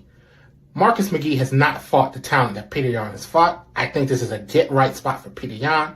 I think Petr Yan smokes him. I personally like the sub, but just to be on the safe side, play the finish. His money line is at -400. I don't have the odds for his finish prop, but I'm guessing it got to be -250 or better. You know, easy lay piece, lay it with something. Maybe might be plus money if you get lucky. Who knows? But that's play number 1. Play number 2, a dog that I really like in this card is Reinier the Ritter plus 124 against Bobby Knuckles. I think Bobby Knuckles is on his way down, especially after his last fight with Chimaev. I feel like he lost a bit of himself, and Reinier the Ritter is on the up and up. And in situations where you got one guy falling from grace and another guy coming up, I'm going with the guy that's coming up. So give me the Reinier the Ritter at plus 124. Those are my 2 plays for the weekend. Shout out to the pub, and hopefully I see you at the cash counter this weekend with me.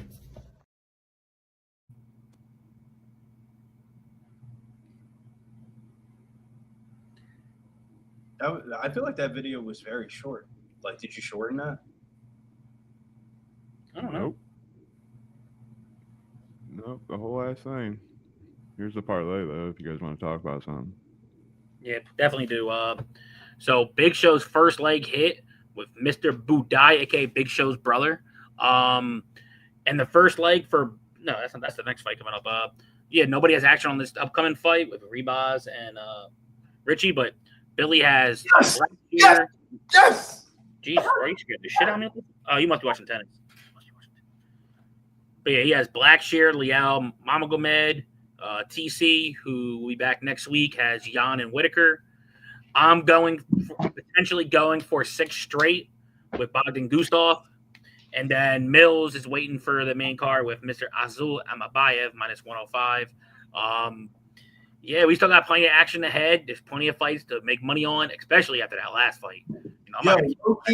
I'll tell you right now, if you're sitting in the chat and you're like me, you might have lost a couple bets. I said, fuck it, man. We loaded up the blackjack and we fired off on blackjack and I lost. So I said, fuck it. We got to go back in. And they gave me an 11. So when you get an 11, everybody knows you double down. Double down. I got 21 blackjack. Doubled up the bread. We'll be right back. Let's go. What we picking? Gable it is funny, man. I need to go bathroom real quick before this chick fight. Come on. Big Show, I just placed that Marcus McGhee bet for you as well. Shouts to the table. That was crazy, though.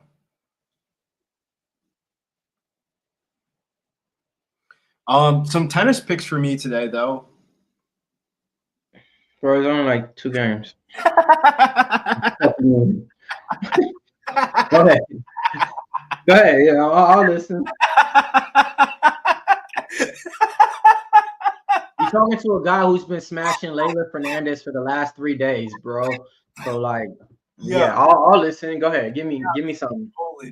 Muzet versus D Bedard last night. Muzet ended up beating Medvedev, but his leg lost my parlay, bro. He killed my parlay. His leg ended up going out though at the end of the match. And then the dude that Ben Shelton's playing, bro, him and Fritz were playing literally at 2:30 in the morning on the East Coast. I fell asleep, woke up, and watched the match, bro. That match went on till 2:30. They ain't leave the joint till 2:45 in the morning on the East Coast, bro. What? That is wild, bro, to be playing tennis at that time. In the females, though, your girl Leyla Fernandez plus 290 against Rabalenka in the WTA Washington. And then we also have the quarterfinals of the That's not today, though. Yeah, it is 2:30. Oh, okay. And then the last one is Anna versus Emma. I think Anna's a live dog at plus 128 if you're looking for a doggy dog. Leyla, there we go. I see her. I'm taking her plus 4.5, and I'm sprinkling on the money line. I think you should sprinkle on her just to win the tournament plus 500. She usually comes close, bro, to like that second or third, I remember. But last year, she hasn't been that close recently. But before that, I was making bread with her like a year and a half ago.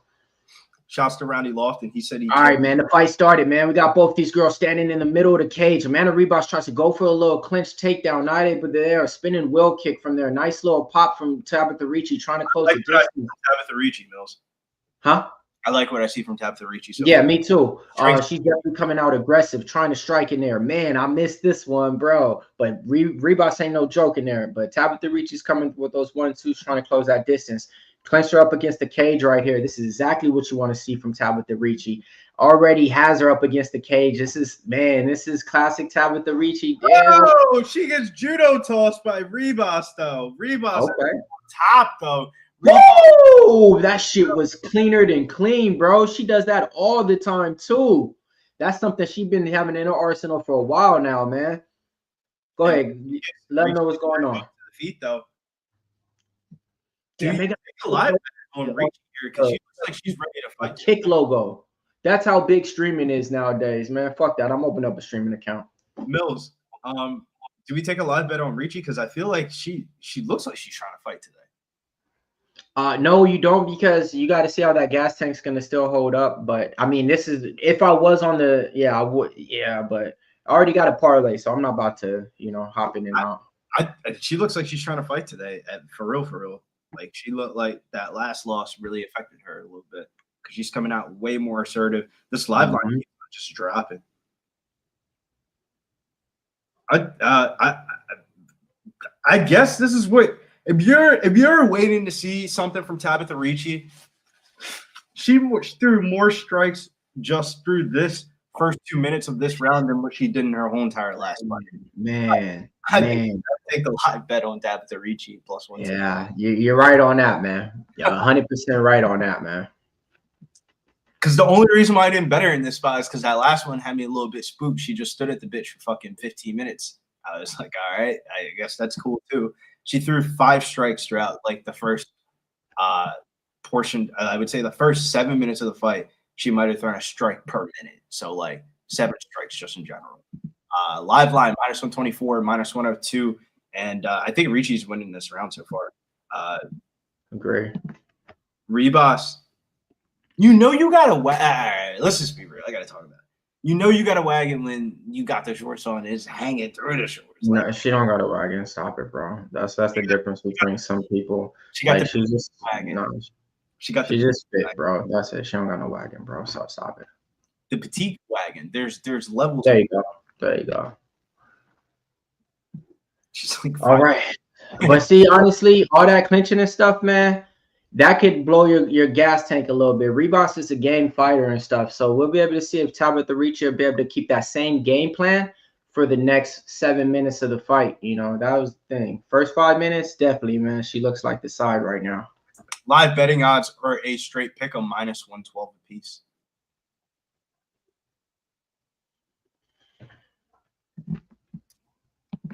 I can't believe that blackjack game, though. That was wild, man.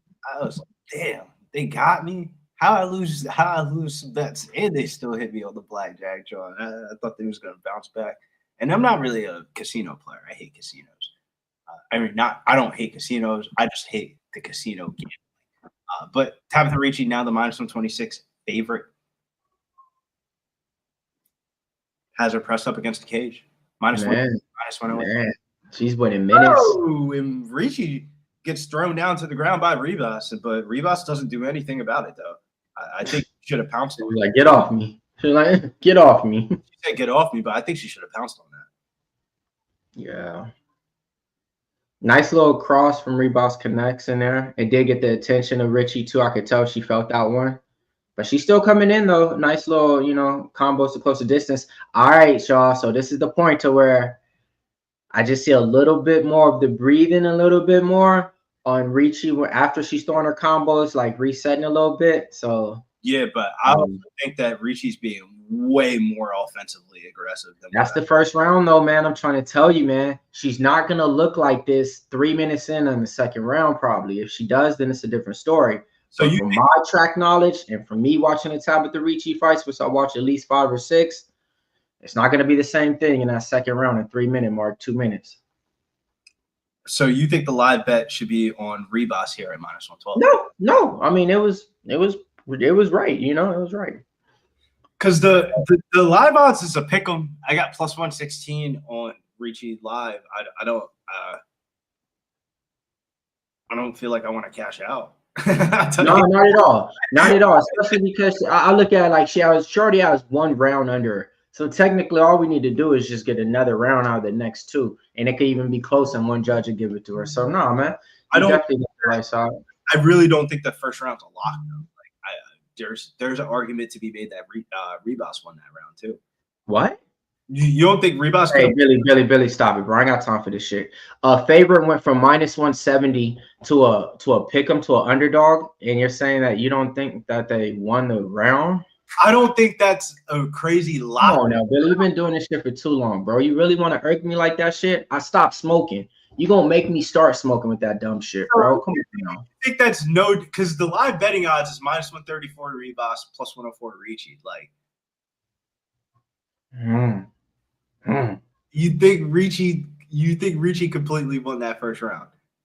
Yeah, I do. All right. I do. My bad.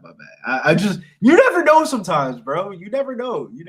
Ribas really didn't do nothing. She was moving off of Ricci. Everything she did was countering off of Ricci, though. But play devil's advocate, even as a Ricci ticket holder, she didn't really do nothing either. She was just holding her up against the cage. They separated that shit for a reason. True. It was true a little bit, but I don't know. Yeah, maybe I don't know. I think she won round 1. Ricci is just going in with reckless abandon, and I think that's what you got to do against a girl like Ribas. Ribas got a little cut under her right eye. Ribas looks like she's like really aggressive or like she's about to pounce on you, but she hasn't really done too much.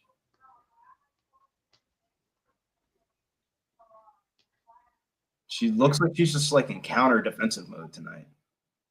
Damn, the significant strikes is crazy. I mean, the total strikes landed is crazy. I would have never thought that. 67 for Ribas, 53 for Ricci, 2 minutes and 39 of time control for Ricci, 1 takedown for Ribas with 18 seconds of time control. Now, yeah, that's kind of crazy. Aaron, so remember what I was saying about Ricci? Let's see how she looks. She's already breathing out of her mouth, folks. She's breathing out of her mouth. So just remember that. I'm seeing it. She's breathing out of her mouth. As you say, now somebody in the chat's going to say, don't we all breathe out of our mouth? Different fact, different story. As you say that, though, Ricci is selling for this takedown right now. Good post frame here from Ribas. And Ricci's going for the hips and good hips from Ribas. She's got good hips and she's able to balance herself. Is Ricci able to get the takedown? I feel like this position will determine a lot of how the rest of this fight's going to go. Well, to me, I think Ribas is even live to do the little judo sweeps right here. It's a little bitch compared to her. So, like, yeah, man, like, watch. Little bitch? I didn't say that. You when it came to that word, it faded out. You know what I mean? You're the one who reiterated that. Ribas Blackshear live +107 says sweet bets. Yeah, but I don't know, man. What is Ribas is like rinsing at something. Yeah. Oh, yeah, like she got hit in that eye. Yeah, she got hit, not poked, but yeah, she got hit, you know. She get hit in the eye, shit might hurt. I'm telling you, the live odds went from -182, -136. I'm telling you, my eyes are not deceiving me. I think she's like grimacing at something. Who won round 1? It could have went either way. I thought Ricci, but all the tweets on the screen said Ribas. And Ricci gets Ribas down, and Ricci's pounding her out. They're going to stop it. Tabitha Ricci, second round finish. Oh, yeah, something happened to her, bro. It's Shark Week. Come around and get smoked. Shark. And of course I switched. Baby shark, do, baby shark, do, baby shark.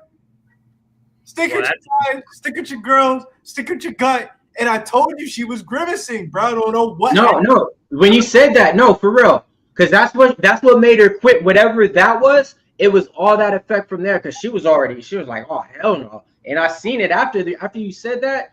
Yeah, bro, she had that look on her face like, wait, hold on. And I think the ref was even looking at her face as if she wasn't even looking like, like she was interested in the fight no more. Oh, elbow to the eye socket. Ricci's back. Oh, my And that's what did it. Ooh. Wow. Can you imagine the bookies right now? They are celebrating. Not only did he get the underdog to win, they get Tabitha Ricci inside the distance. How many people took Tabitha Ricci by decision and just said, let me just remember we were going with the over? And we're minus 450 over. Mills was like, so me and Mills, we were talking on the phone or whatever. We might have not been on the phone, might have been StreamYard before the stream. And I was like, you might as well just throw it on. What are you, a pussy? Right. Yeah, we had a cycle parlay. It was plus 900.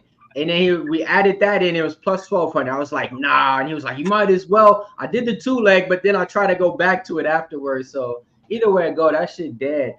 Yeah, that one right there though, man, kind of hurts me a little bit because you already know them 3Gs. That's one of the girls, and I stayed off it this week. Stayed off it. And I was on the other side. What more did you want to see from Tabitha Ricci than what she did in that first round, though? That's what you needed to see, though, and we haven't seen that in a while. So I mean, that leads me to get back on it. You feel me? So like, all right, yeah. But what damn, to miss out on plus 140. I got a plus 116 live. Yeah, that was nasty. I'm glad I did not cash out. Wow. I think we need to just fire off on these live lines tonight because these live lines have been nutty, bro. Billy Alikine was pick'em going into the third round. Marcus Picheka was as high as minus like 550 in the second round against that fight against Martin Buday in the second fight of the night. Stephen Nugent never came down. Damn, I went 0-3 on the first picks of the Pub Sports Radio contest. That is my first correct pick. Is Tabitha Ricci. I think my daughter had that pick right. I know she. My daughter look at the pictures and whoever she thinks is like cute or pretty or handsome, that's who she picks, bro. Yo, that elbow in the eye socket's crazy. They can't even have her in the arena. Yeah. They're like, no, go now, go now. They were like, go. Gross. So the jokes about Colin Walsh being a boyfriend, maybe he is teaching Shorty a few tricks because I ain't seen that from Tabitha Ricci ever in my life. Elbow right up the middle, chopping, and ends up getting her the win via teammate. I would have never guessed Tabitha Ricci would have won that fight by no. Inside the distance, Ricci, just man, that's in the second round too. Oh man, and both those fighters are durable. Everybody had the thing going over first round. Wow, that was crazy. He said my daughter's in first place. That's crazy. Wow. Well, that's early though. Tells you. Nah, she's not in first place. She's in first place, plus 250. Nikita has gotten every fight right so far. That's crazy. You know what's the fucked up part is? My man be on Pub Sports Radio, on Pig Dogs and shit. You don't want Mills' picks. You want his daughter's picks because she's got Facts. Martin Buday by decision. Stephen Nugent round 3 knockout. Billy Alikine round 3 knockout. Tabitha Ricci by decision. Damon Blackshear by decision, which what you want that in the car? Carlos Leal by knockout. Bryce Mitchell, Nikita Krylov, Jose Ochoa, Shara Magomedov, Marcus McGhee, and Robert Whittaker. Yo, she really might win the contest. I mean, she won it before, so I mean, I think it'll be her second build. I like the picks. The only one I'm going against is Mitchell. The thing is, she don't even ask me. So, like, sometimes she'll hand me the phone back, and I'll look, and I'll be wanting to change, like, one of them. Because it's like she'll pick, like, a random person, never get a submission to do that or something. I'm just like, but then I just leave it. And I'm just like, nah, just submit it. Just submit it. Damon Blackshear, opening up. Big favorite in this card, minus 370. I think Davey Grant is going to get this guy a way closer fight than what that line implements, okay? Davey Grant's a tough veteran, and he went to decision with a lot of good guys to where, you know, it could have went the other way. And Damon Blackshear, sometimes he do leave his foot off the gas, and he does leave you asking for him to do more in there. He slows down too as the fight goes. He's good at grappling and everything like that. If he can get the submission, I think that'd be the way for him to really just make it an easier fight. If he stands up there with Davey Grant is gonna look at this guy after round 2 and be like, bro, what's up? Let's go. You know what I mean? He's gonna be ready to fight. So I think fight goes a distance as well. Joey DFS, what you doing? I'm picking Blackshear, but I'm scared to put him in parlays because of his fight IQ. You know, ever since the Montel Jackson fight, he's really fallen in love with his hands and striking. And he does have a clear advantage. If he decides to be like, you know what, I want to make it a quick day in the office, I can grapple this dude. Davey Grant's been submitted 4 times. He can make him look like his real price tag. But lately, he's been falling in love with his hands, and Davey Grant's no bum on the feet. I'm still picking Blackshear, but I'm leaning Blackshear by decision. Shouts to Plus Money, says Mills is the second best capper in this UFC. Might be third. Young Ace be having some picks too. Mills, He giving out the morning. You don't enforce gambling on your kids. Your kids already just come gravitated towards it. Over 2.5 -175. So this fight goes the distance. I limit myself every 2 weeks. I get the bet 1 -200 as a premium, and this was the one that I ended up going with this week. I haven't done one since Morgan Charrier by knockout or decision. I ended up taking Damon Blackshear by submission or decision at -200 at Bet365. I didn't want to. I'm kind of with Joey. I didn't want to like get gun ho and parlays with him. Obviously, I got him in some degen shit, but I also didn't want to get gun ho and parlays. I feel like he's either going to win by submission, by getting him down to the ground. He's a little bit bigger than Davey Grant. But if this is striking on the feet for 15 minutes or the duration on the feet, Davey Grant is a very good striker, that karate stance and stuff like that. And Damon Blackshear, I thought his last fight against Ali Tang, I thought he was going to try to wrestle. Thank God I had the money line and not the submission prop, because he didn't try to shoot a fucking takedown throughout the whole entire fight, and he tried to strike with him. I don't think we're going to get that version of Damon Blackshear. He said he wanted to kind of work on his striking in one of these fights, and that was a good matchup to do it. I don't think he's going to play Matador in this spot. I think he's going to try to get him down to the ground and try to submit him. If Davey Grant can defend takedowns, he could be live. But I think Damon Blackshear has multiple paths. I wouldn't even though I have submission or decision, I mean, I would not rule out Damon Blackshear clipping Davey Grant. Like, I mean, 39-year-old bantamweight, eventually, you know, that's all going to go downhill. And I'm not high on Brad Tavares. I was never high on Brad Tavares on the Contender Series. The last two that Davey Grant fought. Brad Tavares. Oh, I know what you're talking about. Yeah. Not Brad Tavares. Ramon Tavares. Oh, bro. Tavares. Ramon Tavares. Okay. My bad. That's what you know. My bad. Ramon Tavares, the Florida kid, striker. He fought City on the Dana White Contender Series. They called it an early stoppage. Then they gave him a second shot, and he ended up getting inside the UFC. That guy. Yeah, no, I remember. I remember he beat the bullshit out of Cortavius Romelius. Cortavius Romelius is one of those type of former UFC fighters that, like, if you saw him in the street or some shit like that, and like you didn't know any better, you'd try to test him.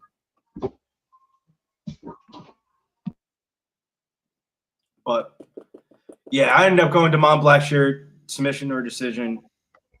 Son, come here.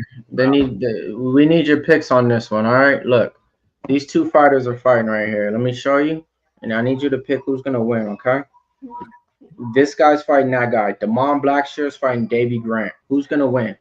That guy. What's his name? Say Damon Blackshear. Damon Blackshear. Why is he gonna win?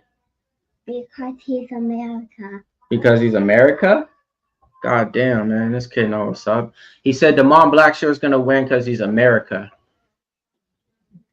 Wait, this guy's America too? Oh, no, he's not. He's England. Davey Grant's not American. He's Nah.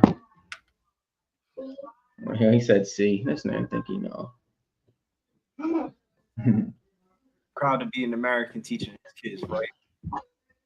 Teach your kids right about that American history. Don't matter if you're black, white, Spanish. We can all get along. Money to be made is the game. There, you didn't like my Malcolm X Saturday speech there. Yeah, money to be made is the game. I wanted to ask you while we're in a quick little commercial break, since you're a WNBA guy now, how you feeling about the WNBA slate today? You got the LA Sparks going against the New York Liberty. The line might be wide, but 175 point over under is fat for the WNBA. I feel like there's going to be a lot of props. What props would you fuck with in that one? Yeah, man, I'm all over that game. Sabrina Ionescu had her yesterday over 17 points, assists, and rebounds. I was able to get 2 of those through the window. Lost with Brianna Stewart. I'm gonna be taking my girl, man, Rika Jackson. She left me out in the ultra last time, though, man. She only had like 6 points. I think she thinks she bounced back today. Kelsey Plum over her points as well, and I'm leaning to the over in that game. Both them teams kind of average exactly where that over is set at too. Yeah, I'm like stuck on 3 things of like, I think that's a little bit too many points. Like For the Sparks? the Sparks been hot, bro. I know, but bro, I mean, what? How many points is it? Liberty, and I'm not saying that, but you know, second half back to back Saturday, you knew what's going on. How many points is it? 10 and a half. Opened up 11 and a half. I feel like you could bet That's too many. the over and the Sparks, and you know, at worst go 1-1. Yeah, no, that's too many points for them to give up. They probably win by like 9. And the way the WNBA went yesterday, every favorite won and covered. Like that was the chalkiest that was old school WNBA of like remember back in the day, like 2-3 years ago, you could just blindly Enough WNBA talk. All right, man. Davey Grant. Let's see, man. Plus 295 underdog, man. You know, he hasn't really fought in too many crowds, so you know, this is probably a good time for him to get a fight in front of a crowd. So I think he's gonna show up, but I think Damon Blackshear gets it done. They brought Jason Herzog back. That's crazy. Jason Herzog was on some bullshit earlier. Yeah, that was Yeah, but they probably told him though that Muhammad Yaya let him go a little bit here. Yeah, a little bit. They were like, bro, just let him die. Don't stop it. No matter what. Because if you're the UFC, you just have no excuse. You could cut him and not feel bad, but you could also keep him and probably put on somebody that's going to be on Dana White Contender Series next month. One of the Dana White Contender Series alum we're watching right now. The boys are just kind of circling around the cage. Nice little low leg kick attempt there from Grant, but Blackshear gets out of the way. Blackshear a little bit too content with the striking here in the first 30 seconds. Tries to hit him with the nice 1-2 cross. Hits him with the 2, but not the 1. Needs to go in for a takedown. Davey Grant in that karate stance, trying to get inside range. And as soon as he throws that kick, Blackshear goes in for a takedown, turns the corner, and he runs the pipe, gets Davey Grant right down to the ground. And okay. I like it. Trying to get into top position as Davey Grant is scooting up against the cage. Davey Grant seems like he was parried to it because he scooted his back up against the fence immediately as soon as he got down to the ground. Damon Blackshear trying to scoop up the hips and readjust himself as he scoops out that outside leg. Kind of what you see from the Daggies a little bit there. He scoops up the legs, able to reverse the position, trying to get his back off of the cage, because the best way to get up is by putting your cage up against the fence and just standing up. And Blackshear is trying to pull him off of the cage right now. He's doing a good job of it, trying to readjust here. And as Davey Grant gets up, he gives up his back, kind of what Blackshear was probably hoping for here. Damon Blackshear on the back of Davey Grant, or I should say really the shoulder of Davey Grant here. The left hand going across here for Damon Blackshear. And he has that hook in. That hook in is really going to help him out here in this position. And that's exactly how he gives up the neck there. Davey Grant's got to be accustomed to how these grappling sequences goes. You think he's going to let you give that up that easily? He's only giving you up that easily because you're going to give up your back with him having the hook in still. Facts.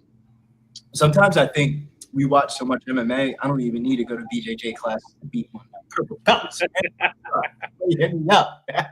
Make a YouTube video. Who needs to go to a fucking class, bro? I watch so much of this shit. I think that would be a great YouTube video. MMA sports bettor gets beat up. I'm gonna just rewatch the fight that they did on Grant. Look, I did the whoop doo on him right here. Just name him after the fighter. And Davey Grant fighting off the hands very correctly. This is the smart thing to do from Davey Grant's position, but it's just kind of like, have you ever heard of that expression of rocking the cradle? He's just rocking. When you have those hooks in, you can kind of just rock the cradle from side to side and just kind of shift your balance of weight to whatever side the person is going to defend, and then just throw up the hook there. Throw up the oh shit! I have the neck. If Davey Grant wants to get out of this, he's going to have to go belly down or he's going to give up his neck. Blackshear. Blackshear. Oh, he got time too. He's gonna crank on that. He's cranking this. It's not on anything. It's not under the neck, but it's right on that jaw. So where if he has a gang of power, he would make him, maybe wilt. But nah, man, it looks like Davey Grant's doing a great job of fighting the hands right now. We see Chimaev in that position against Robert Whittaker, and he face cranked him, and he just broke it. That is, it just because it's not under his neck doesn't mean that it doesn't not feel good. That's all I want to say. If you're not able to get the sub, do not gas out in here and try too hard. It's the first round, folks. You got 10 more minutes. I think he's arguably 10-8. I don't. If he wasn't about to finish him at any time. That's arm bar here. He's got to get Grant at least flat somehow, or at least on his back. He's trying to fight the armbar. He might try to go for try to switch an armbar to a potential Kimura, maybe. Yeah, the position that he's at right now, he needs Grant to be a little bit more flat, or he needs to roll. He's rarely trying to pursue that arm. And Grant's out of it, and he's in top position here. Yep. 15 seconds left. I don't think that's going to win him. Besides a little bit of pride. And I honestly think even before that takedown and all the work that Blackshear did with control time and submission attempts, that's more of a 10-9. Yeah, 10-9. The only thing is you just don't want you to get your face beat up in that. Minus 650 here for Damon Blackshear at the round 1, plus 400 for Davey Grant. I'm shocked Davey Grant got out of that submission. Hey, man, he's a tough vet, man. Yeah. But if I'm in Damon's Blackshear's corner, don't want to be a critic. He did a really great job.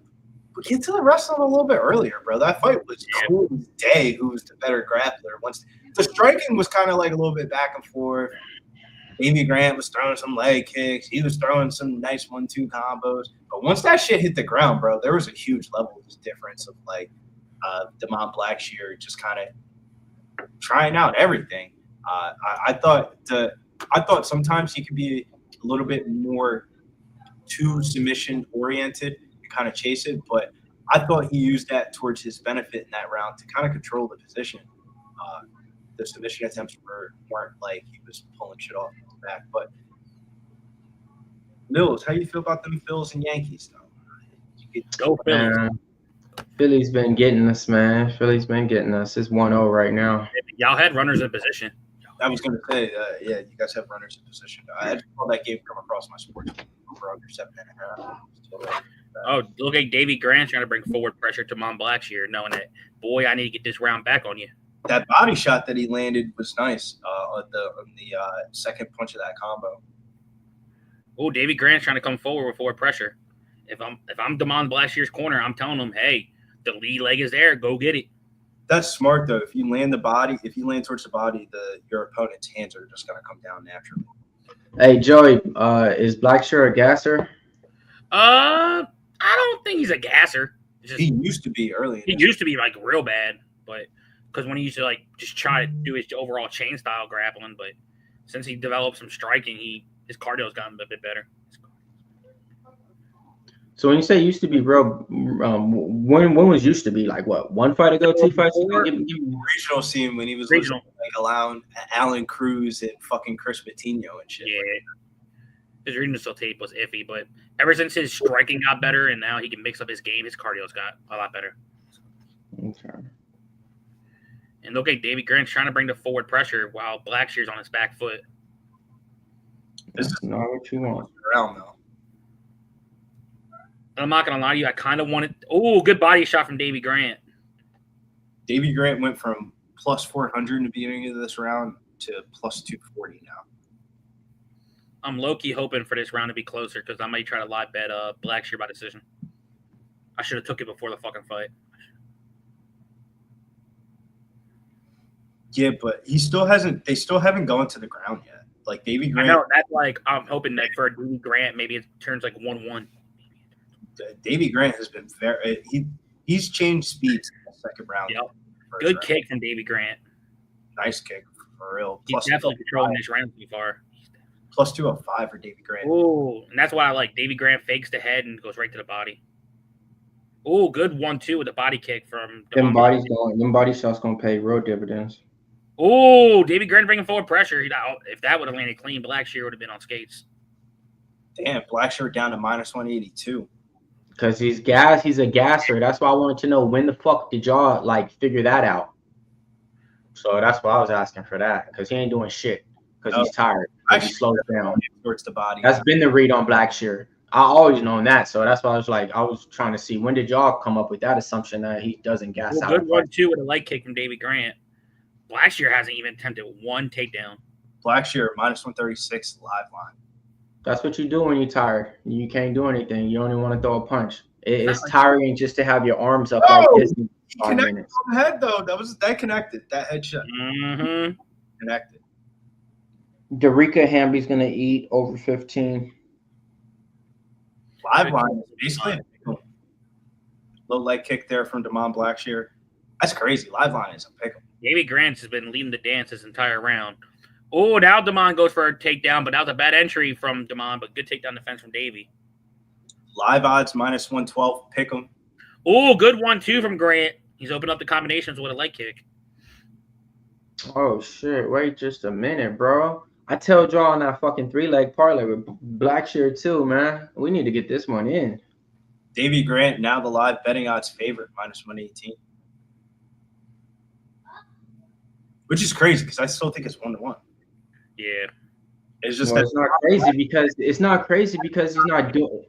It's not crazy, Billy. If he's not doing nothing in this round, that means he's really not going to do nothing next round. I don't think it's crazy.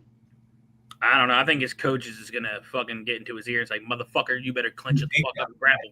He won the first round because he was grappling. Good body shot from Blackshear. 152, Davey. Good body kick.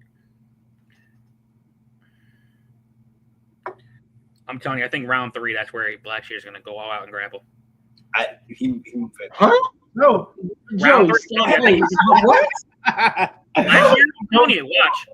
I told you my scenario of why I want to live bet this potentially. I was hoping for a potential So you 1-1. think round 3 is going to start grappling? Bro, right now, the live odds plus 138 for Damon Blackshear, plus 150 for Damon Blackshear. Like, what?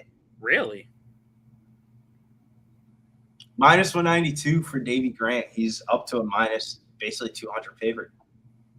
Do we take Blackshear in the hopes that he goes for take? Because as soon as they go down to the ground, bro, he's gonna. Billy, man, we've been doing these podcasts together for too long now. Plus 150. It's not minus 3, whatever it was. All right, yeah, go ahead, take him, and hope that he's gonna do something that he didn't do since the first round. In the third round, when he's even more tired than he was in the second and first. Come on, man. I'm not going to take it, but minus 215, Davey Grant, plus 164, Damon Blackshear. Damon Blackshear's cooked. What more do you got to see? You got glasses on, so do I, and I can see that shit. What makes him cooked? He only shot one takedown. That shows how cooked he is, motherfucker. I will say this, though. how I projected. I was like, I want this to be 1-1. It's fucking 1-1. So I'm taking the shot on Blackshear plus 160. Joey said I'm in. I said it. Look, I said how I wanted to happen. It happened that way. The live line's coming down. Bill's plus 150. Devon Blackshear. Yep, I got it plus 160.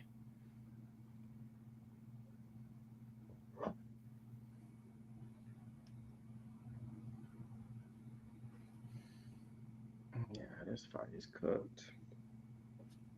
Let's go. Give him some play-by-play, Bills. All right, I had to reload my fucking phone. I'm trying to get this. I have to get a bet in here. I said how I wanted it, so I definitely had to fucking place in it. Nice little leg kick there from Devon Blackshear. What the shit? I didn't say golf. Big shot from Davey Grant. Where the fuck's the UFC fight? Damn, Joey, you ain't got to draw it on. No, I fucking went to go to my sports book on my phone, and I went to go click on that bitch, and they said I'm watching some like Fowler guy fucking trying to hit a fucking off the QT. I'm like, I don't want to watch no fucking golf. Davey Grant coming forward here.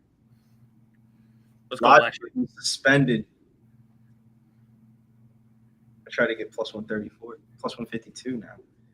Davey Grant is just stalking Devon Blackshear, and he lands a 1-2 combo. Davey Grant up to minus 260. Well, FanDuel trying to save me some money. This is the round he's about to start wrestling, y'all. Oh, big shot from Davey Grant. Stumbles on Blackshear. Oh, I'm about to see it, and I'm behind. This is not even crazy. It's just. I feel like, why hasn't he just grabbed this fucking leg yet? Minus 340 is the live line on Davey Grant. Plus 240 on Devon Blackshear. So maybe you don't take the live line. He's not going to fucking wrestle.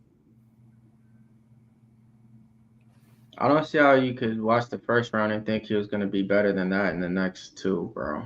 Like, we've been doing this for a while now, and I expect better from you, Billy. Yeah, I thought it's not that Davey Grant's defending takedowns. He's not shooting takedowns. Yeah. Of course. So yeah, never mind.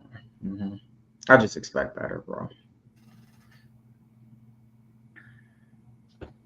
Like, if you convince somebody to take that live bet and donate money, that's what I'm talking about. I expect better, bro. Discipline. I went off my game plan, so. I thought it was a decent live bet angle. I mean, for a minus whatever favorite 1-1 going into the third. But Davey Grant is just controlling the octagon pace. Yo, what up, Dabby? Just landing. What up, Cap? And Devon Blackshear must feel the pressure because he is shooting for a takedown. And he is selling for this takedown. Oh, my God. He tried one submission attempt, two submissions attempts earlier in the first round. Since then, he didn't do anything, bro. Grant is starting. He's been pieced up on the feet. Davey Grant is just letting off on him. Davey Grant is taking over. Minus 1,200 for Davey. God damn. Third round. Minus 1,600 here for Davey Grant here in the third round. Minus 1,800 here in the third round for Davey Grant. Big leg kick there from Davey Grant. 1-2 combo. Davey Grant's is leaving it all out on the line. Yeah, it is. Devon Blackshear looks like he's sparring. Davey Grant looks like he's trying to win a fight. Damn, I don't got a bet until the main card.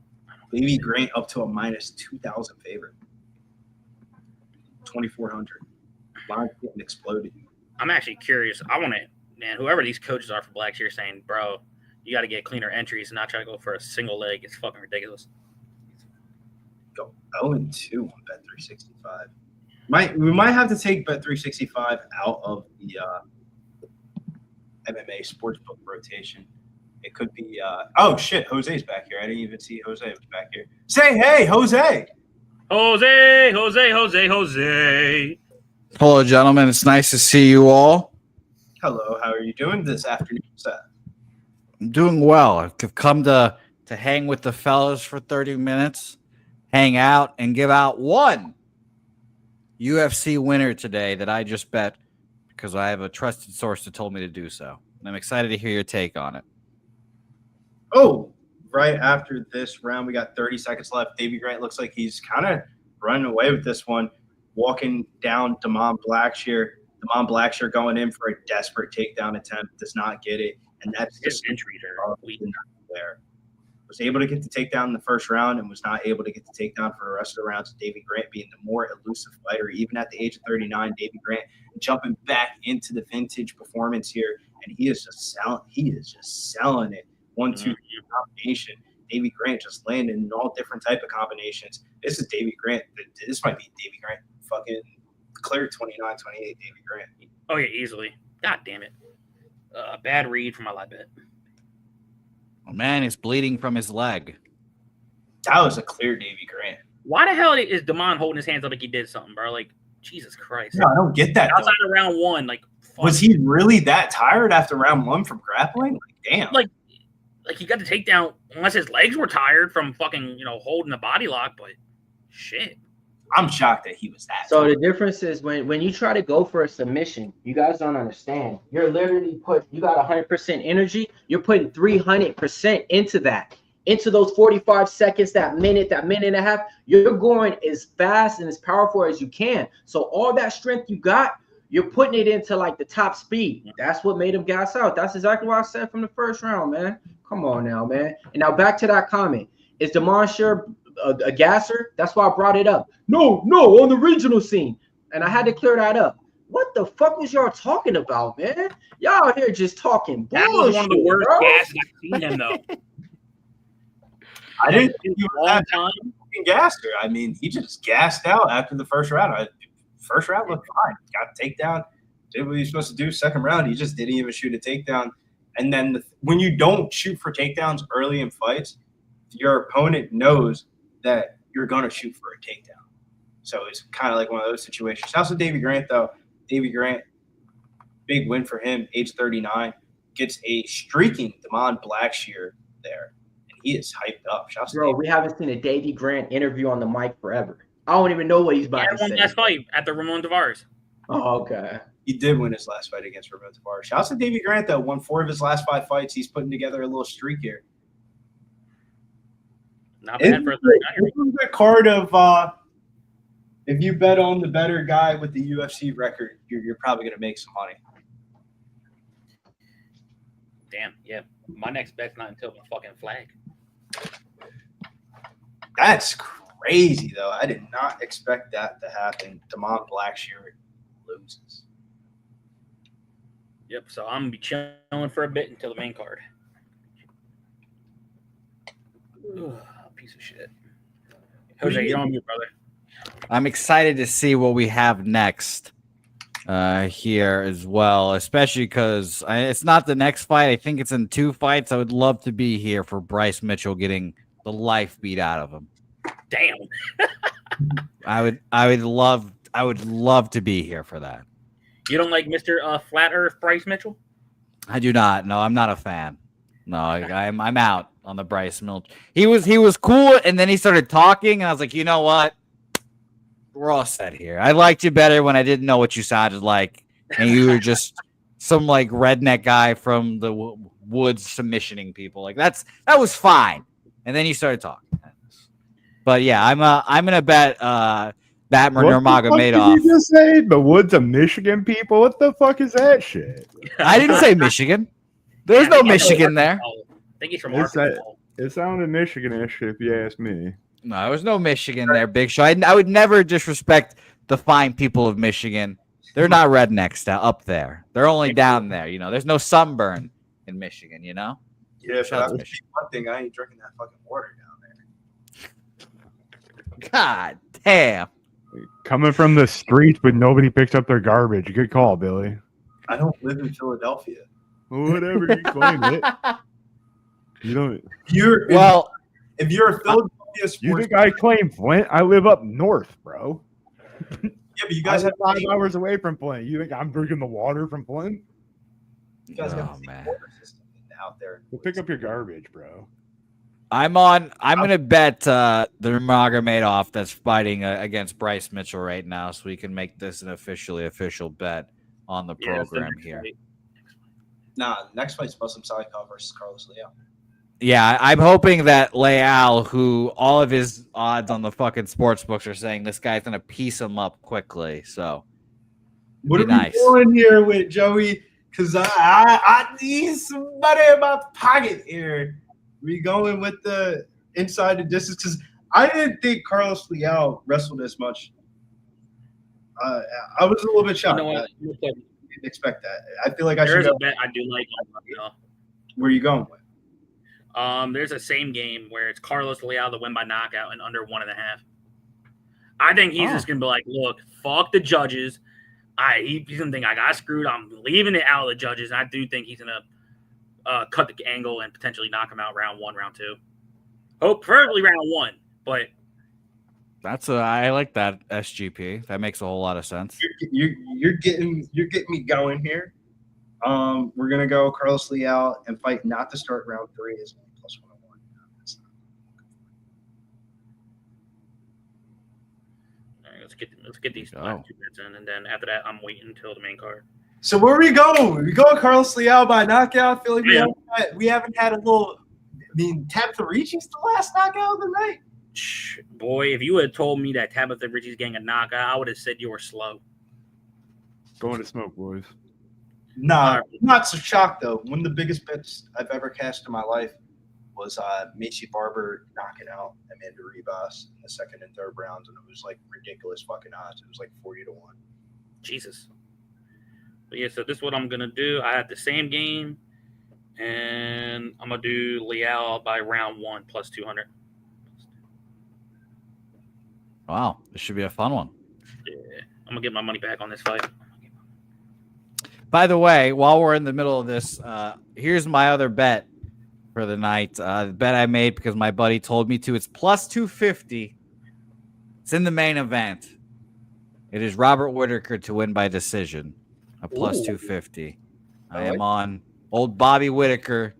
And I hope he has pillow hands and he beats the fuck out of the other guy and keeps him going, and he wins by decision. One thing I could definitely say, Bobby Knuckles ain't got no pillow hands. But there is a good chance, potentially, if the Ritter's durability is up there, it could go 5.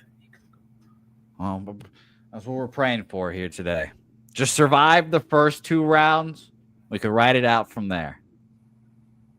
Just ride it out. Nasty Nate doesn't think it's going 5. I personally don't think it's going 5. Joey says, fuck my bet. You're my boy, Jose, but I think either the Ritter gets a sub or Bobby Knuckles, probably between rounds like 3 to 4, might get him. I'm seeing Robert by KO, RDR by KO. Sir Mackey's saying, Billy, did you have any early? I'm sure you've already bet the fight, but I'd love to hear what you have to say. Oh yeah, I got a three leg parlay of Carlos Leal, Sharabutdin, and Petr Yan. That was a 3-leg there. And Carlos Leal, I kind of want to bet him by knockout, but fuck, man. Was it like -160, -190? I saw inside the distance -190, so I can only imagine. Yeah, I think he's gonna get the old dude out of there. That's what I'm hoping for, so I could again see Bryce Mitchell get the life choked out of him. Whichever way possible, it's fine. It's disappointing that he's a favorite, though. I'll tell you that. Aaron A likes Whittaker by KO for sure, and he likes the under 3.5 rounds more, though. God, this bet, nothing has made me feel better about my bet since I've said it, guys. Not one thing. But here we are. I hope at the end of this pay-per-view, you guys are thinking of me. I'll be if it gets past the round 3, I'm praying for you. Thank you. Banana Boat also has Leal by KO as well. Let's get this shit. Oh, boy. I got money to be made for. That's what we're doing here. That's what we're doing here. Yeah. Squad I got run. 2 bets for it. Yeah, I did the Leal by KO under 1.5 +150, and then round 1 by 2. Man, this guy's nose is insane. I think Leal's gonna come out pissed and come out like he's the fucking like I think he's gonna come out like Ibo should have. That was. Well, we need 1 round of glory. That's it. I almost lost my fucking. I'm just gonna go straight up knockout prop here. 120. Yeah, I thought I was gonna lose my fucking hairline watching that fight. To the blackjack tables we go. All right, let's go. All right. Let's go, Leal. Bite down that mouthpiece and swang. 41? Good God. Yeah. The J Pat is going Leal KO, Petr Yan to win in round 2 to start. The under 4.5 in the Robert Whittaker shot fight and sharp money line plus 281. Stuff some plus money. The Monty killed him there. Last ditch effort though. I don't blame you. The Mont Blackshear straight bet just definitely put me down. Get one. Mally Mal. You get Get your boy paid. one every 2 weeks. Money Mills, you got anything for this fight? Yeah, man, I got Kung Fu Panda. Oh shit! Then it's a nice. Damn, we got the. King of knockout. Kung Fu, my bad. King of Kung Fu. You say Hopefully your boy Kung Fu goes to Kung Sleep. Mills, is that the underdog? Yeah, Yes, sir. He's on the 41-year-old. Mills, you bet plus money? What? Yeah, man, I get allergic to it sometimes. What? Sometimes I get allergic. It got me an allergic reaction. We need a round one. Nice to see Xnizzle in the house. I don't think we I have. was just in Cleveland yesterday with Ray Cash. What you know about it? Nice to see you, Ick. Oh, there's Islam in the crowd. Molly Moore. I see you up in there. We got All some right. green members up in there. I Everybody, don't know if you who guys want to this become a random-ass ref member, support the channel. That's what you guys need to do. We give out $100 every ready. single week on I'm the Pop ready. Sports Radio. Joey, shut the fuck up. We give out $100 every single time on the Pop Sports Radio contest every single week. But you got to be a member to receive that $100. They touch gloves. Leal's trying to lead the dance. Lead the dance. Yep, close that distance on him. We ain't talking dirty dancing either. Shout out Patrick Swayze. Don't fucking put baby in a corner.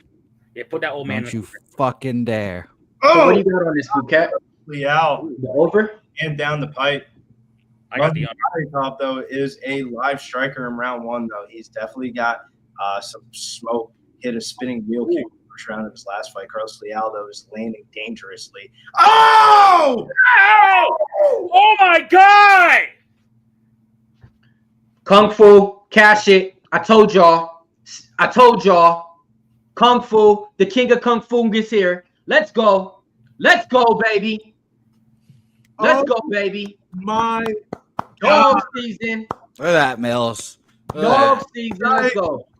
fucking Well, he's not going to be known for Plus getting a split 355. decision loss no more, huh? Plus 355, baby. Who gave that Wow. on the podcast? my On Tuesday? That was me. That was me. Wow. That was impressive. that was impressive. When Mills bets plus money, you must tail. Oh my! It hit him right in the fucking dome piece up here too. Holy shit! I feel like that was he's simple. slow. That'd knock out anybody. That grazed the temple, and it was a wrap. He put up his hands and come on, baby, let's go. I needed that one though, man. I've been coming off some money on these first fights. That's like that. Well, I he's think not that going to might be known for his split decision losses anymore, huh? Oh, got him right in the nose. Ooh. That was crazy. People was acting like this guy Muslim Salikhov ain't a good fighter. Like, I'm gonna be honest with you guys. This guy's probably has like 3 losses, I want to say, in his last 8 fights. And like the dude is good.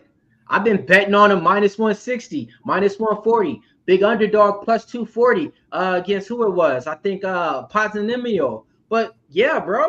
Kung Fu. I've been riding with that dude, man. Let's go.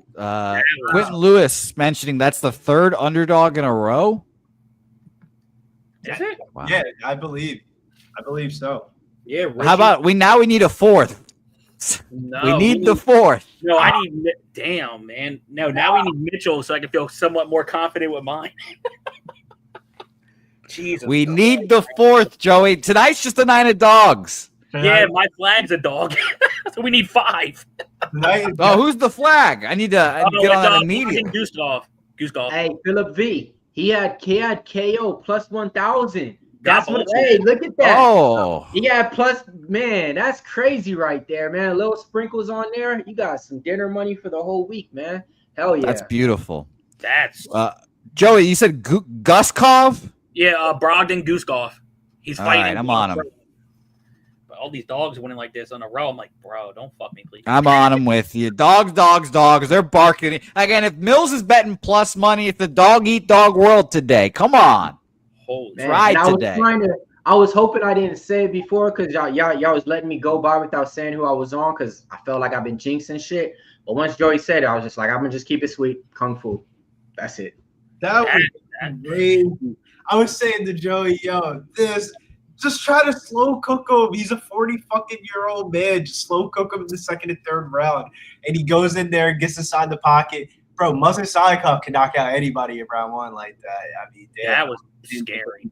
The best shit is where you gave this out on a prediction video, Salikhov, and everybody this week was just like, now listen, I seen Leal fight more times than anybody since PFL. These dudes seen him fight 3 times in UFC or 2 times, and they think they know him. Oh yeah, Leal. Y'all don't know this nigga. I've been knowing him since PFL, bro. So yeah, man, that one felt good, man. So I fucked up with the Muhammad Yaya pick, but that dog right there bounced back. Yeah, that was. My question is it Nurmagomedov time next? I hope not. That's gonna be a good fight. Because The said man. I'll say this right now: if Nurmagomedov wins, and then I got to sweat, they'll come in next with Krylov and my boy Gustav. I'm like, man, all these dogs are winning now. I'm be fucking sweating my fucking palms and shit. I'm not gonna lie, bro. That's one of the worst. This is just gonna sound incorrect grammatically, but you're gonna get what I'm saying. That's one of the worst knockouts I've seen all year. Yes. Down, chin was up, and he got hit right in the nose. To build on that, it's because of this. It's how is he gonna be next fight? Is he gonna take 6 months off? When you just get caught like that, it was just one, but it was on the tempo though. That'll put anybody out. But what I'm saying is that's the type of knockout that will affect you going forward to where you're just like, yeah, that was a bad one. Instead of getting that ground and pound. Damn question. He wants to go heavy on the over 2.5 in Mitchell Nurmagomedov. I think the fight does go to decision, but the way these fights been happening, who the fuck knows? But I do like the over.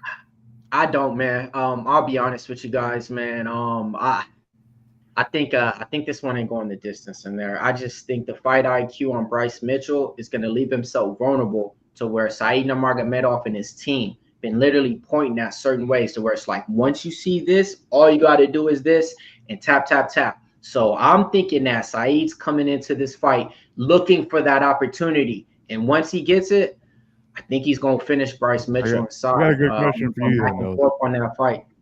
I got a good question for you, Mills. If you're leaning on the Saeed side, do you think Bryce Mitchell should be the dog? And the way the dog's been running, what side do you really think is the dog in this? If you didn't see a line and they posted it right at fight time, who do you think would have been the dog all week? I'm going to just be honest with you guys, man, because transparency is key. I have no fucking idea. Look, man, I sold Bryce Mitchell as a premium pick because I thought it had good CLV. But earlier in the week, I was on Saeed Nurmagomedov. And even afterwards, I still think Saeed Nurmagomedov is going to win by submission. So I'm definitely the wrong one on this one, man. I'll give my opinion on it. I think you're the right one. That's the perfect. That's what I needed to hear. So you didn't, Like Big Show, before we did the show on Tuesday, like I said, I always look at the lines before we do our show. I was fully expecting, especially with Bryce Mitchell coming down weight, him being a slight dog. Yeah. You guys all know I got that little parlay, the God's Plan parlay with him Mitchell and McGhee. So yeah. With Mitchell and McGhee? Yeah. Okay.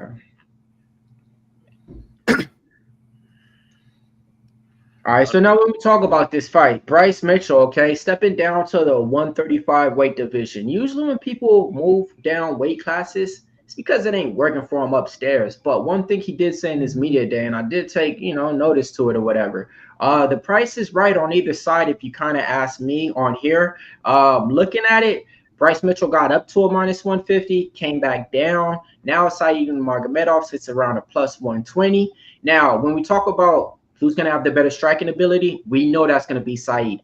The thing I didn't like about Bryce Mitchell, he said, I want to test him. I want to strike with him. It's going to be a fight. We're going to be on top. We're going to be on the ground. It's going to be an overall fight. like I said, I just think Said Nurmagomedov is going to be like the sharpshooter in this fight. And I think Bryce Mitchell's just going to go out there and kind of fight the same way and not really know that, hey, man, your next vulnerable in spot. So, yeah, man, I don't know, man. I don't know in this one, man. I hope Bryce Mitchell ideally doesn't do that, but the way he does strikes, like you see, like on a Friday night at a bonfire, 2 country ass hicks. I can say it because I'm country as fuck, but 2 country ass hicks just drinking a 12-pack of beer, and then they just like, you know what? Let's go throw hands in the backyard. That's the type of striking Bryce Mitchell got. Man, So, 5-1 on underdogs tonight. If you have blindly backed underdogs, you're cashing out in the last couple of weeks because I believe the last card 6 or 5 or I think it was 6 of the last 7 fights were underdogs, or it was. So yeah, main card was at least I think the first 4 fights. Yeah, the dogs have just been cashing left and right in the UFC, and that brings the question: Bryce Mitchell or Said Nurmagomedov for America? Fuck yeah! And the crazy thing is, I thought I was going to be more on Said because he was a former Planet Flag of mine, and I'm glad I don't got no bet on this. But like, I know both sides need it. I think Billy, you said you picked Said, correct? Yeah, I'm on Said. Jose's on Said. Yeah, I'm big on the said man. The said man, I appreciate that. Brother Mills, I know he's kind of on both sides, so it's almost like a win-win. Not even on both sides. Like to me, my advice really on this fight, I didn't know which way to go, but it's official that I guess I'm on Mitchell, man. You know what I mean? When it's all said, yeah.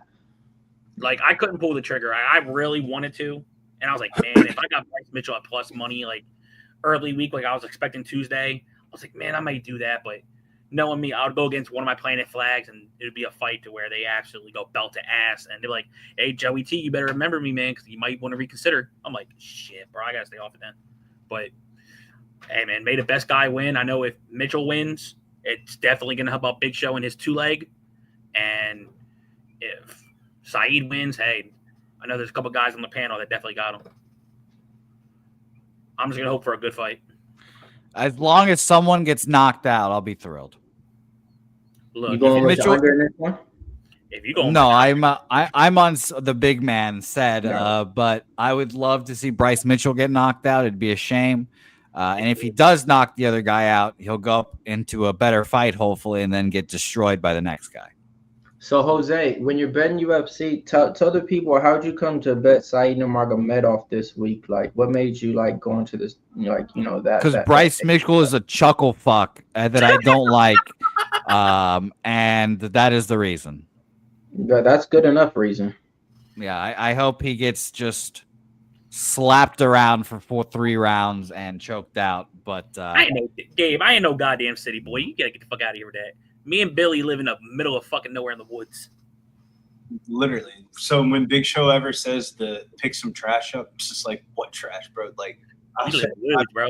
motherfucker, that shit's hella woods, bro. I don't even have to. Like, all you're gonna see is a bunch of broken sticks and twigs and all the rest of that other bullshit in my fucking yard. I literally don't have a neighbor on the side. I don't have a neighbor near me, so.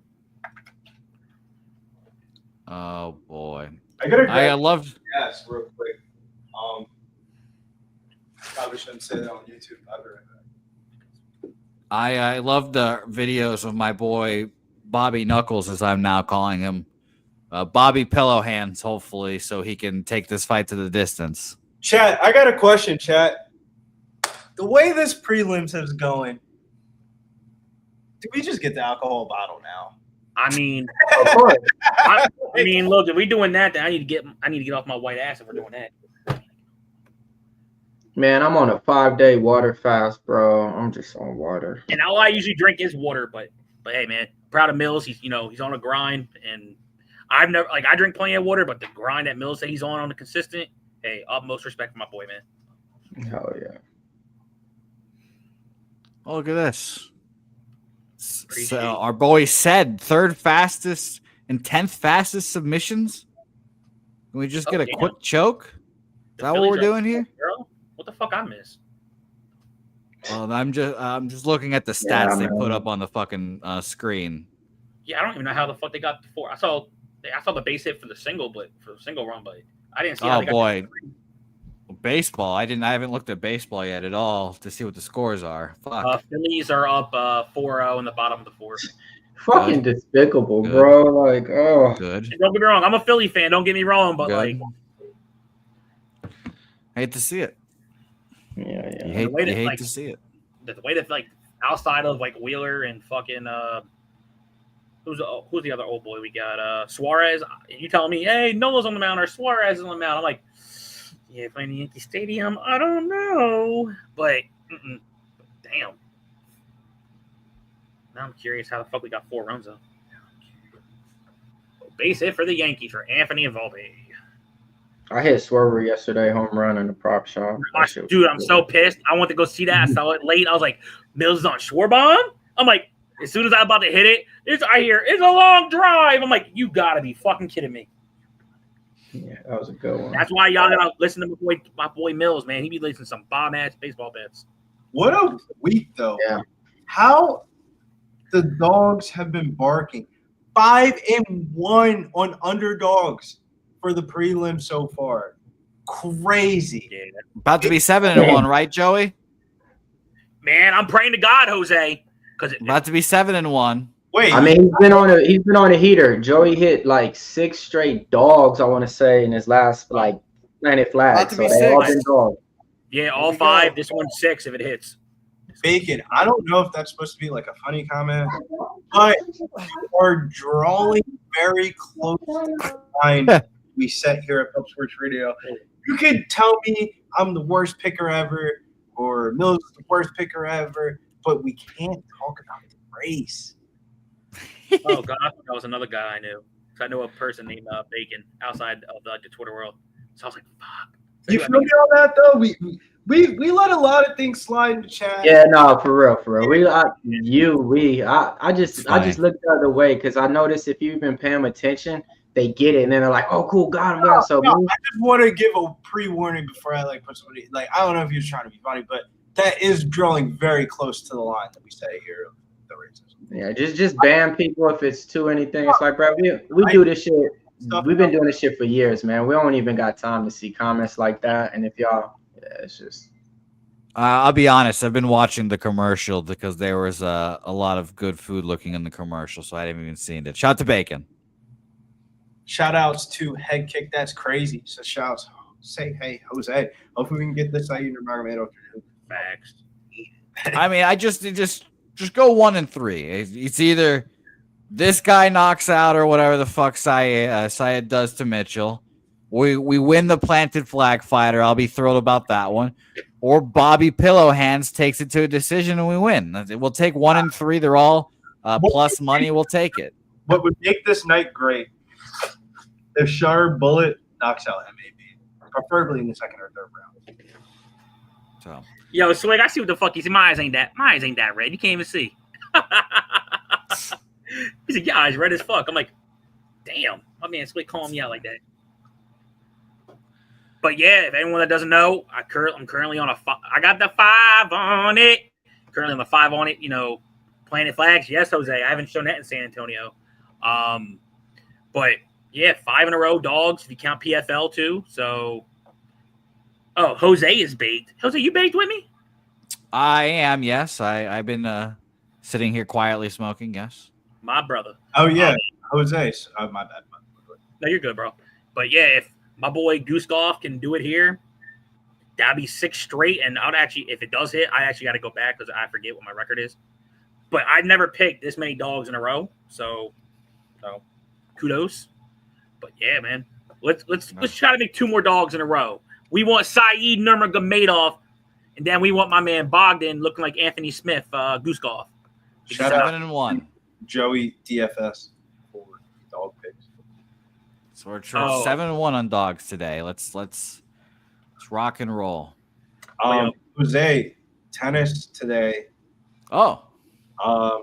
Some crazy shit went down yesterday. Benny ends up beating Francis Tiafoe in straight sets. So ends up getting into the next round. But Taylor Fritz, who is the betting odds favorite for the tournament, highest ranked American in the world, played till 2:30 in the morning last night and ended up, he was up 5-3 in the third set and ends up losing Yep. the match last night. So the underdog ends up advancing, and he is playing Ben Shelton. I think this is the time to pounce for the Ben Shelton to win ADP Washington.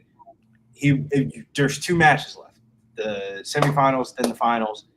I think Ben Shelton plus 125 to win the ADP Washington's really good odds because he's already minus 300 today to win the match.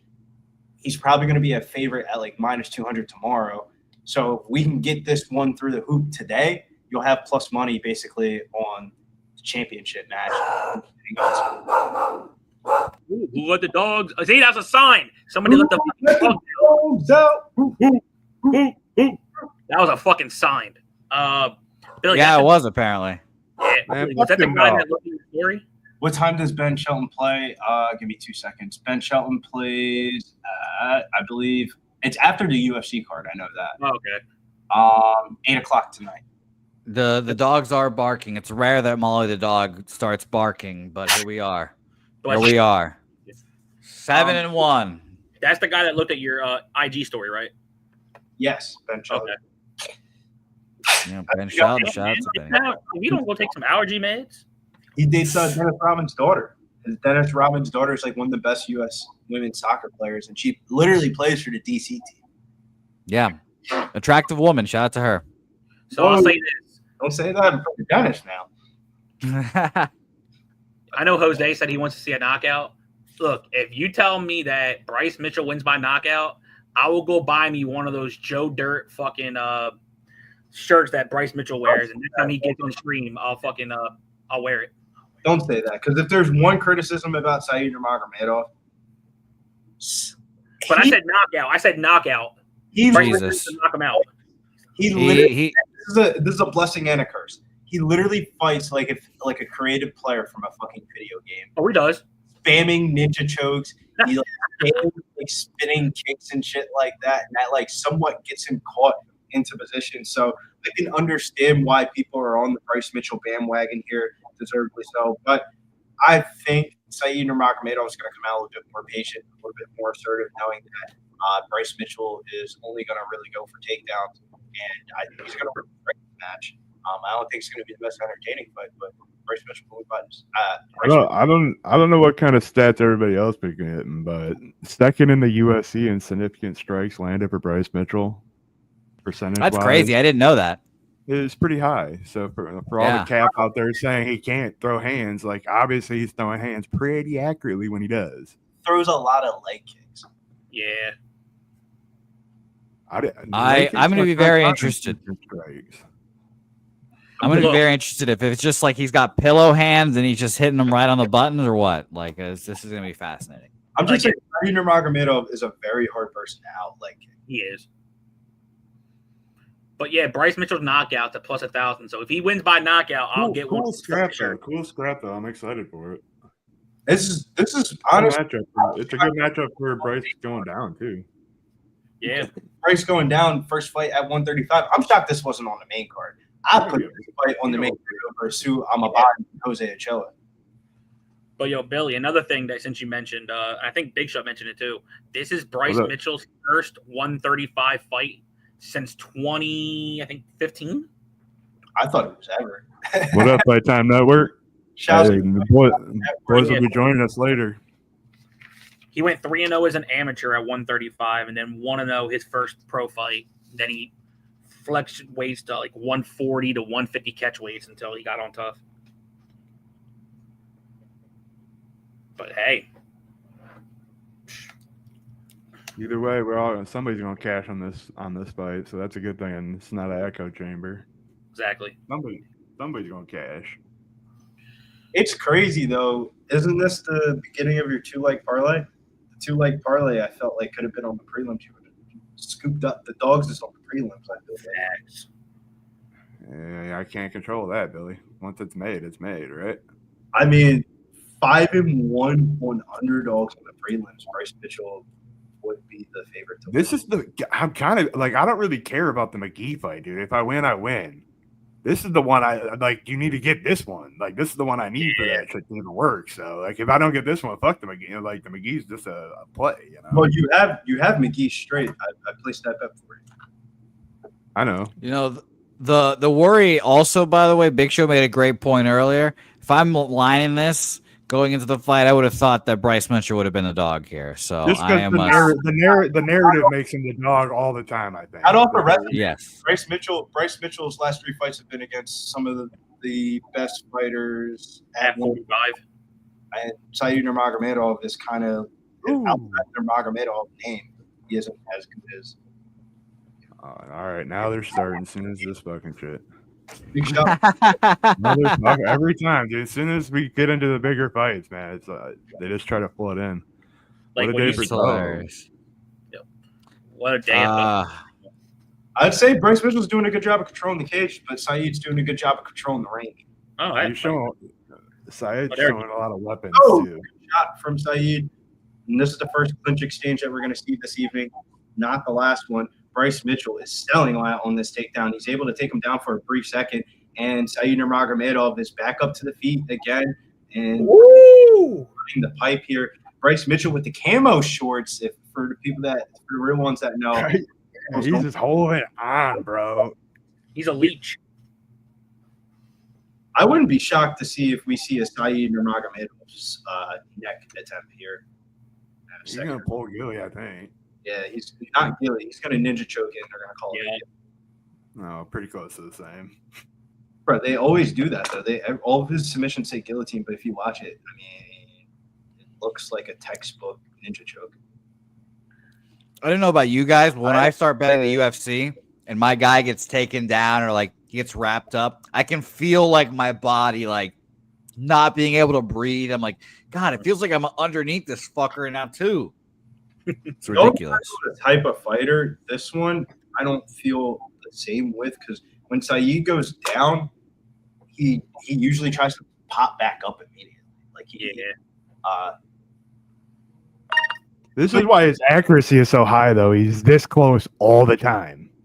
Every shot is probably this close and punching on the way in. So the ones he's missing is the punch on the way in, and he's just tapping him. Saeed's able to reverse the position, but Bryce Mitchell stands away, gets popped in the face. Now they're standing that distance again. Let's see if Bryce Mitchell's able to corral the range again. If you look at the left side of Bryce Mitchell's face, it is reddened up, though. Some of those shots have definitely affected him. But Saeed Nurmagomedov does look oddly pale, though. I definitely thought Bryce was going to be heavy. Right down to the ground. Saeed Nurmagomedov on top of it. Who's the wrestler now? Big shots from Saeed Nurmagomedov on top. Damn. Oh, shit. Yeah, it was a good fucking straight kick. Bryce Mitchell, like, you better not let me get your ankle. Of American grappler Bryce Mitchell. This goes back, and I hate the Swagger Jack Mills, but I had a Swagger Jack Mills when he said, "Hey, what has Bryce Mitchell done for me lately?" And I just kept on going back to that. But still early in the fight, and we have a lot of fight to go. And this is, I would imagine Saeed Nurmagomedov is going to stand up soon. He's not doing anything on top. You're He muted. doesn't want to be right here with Bryce. He might get reversed or fucking swept for an armbar. I agree. He ran right into that fucking knee. That was fucking crazy. Look at the right side of Bryce Mitchell's face. It's fucked up. His eyes. Omoplata? Bryce Mitchell is one of 3 fighters ever in history to hit a twister. So never. God, why is my boy Said not getting the fuck up? Nah, he's trying to not gas out. Good Lord. I think it's Bryce is doing a very good job of controlling him too. Yeah, I feel like I'm looking at two worms just wriggling around right now. Saeed Nurmagomedov, you literally can't start the round any better than that. Nope. I mean, that knee won you the round, I assume. 40 seconds, obviously, but yeah, but he's out controlling the wrestler, which is very impressive. But then they're back up. Bryce Mitchell's trying to allay him. Bryce Mitchell knows that he's down on the round because he looks like he's fucking going for this.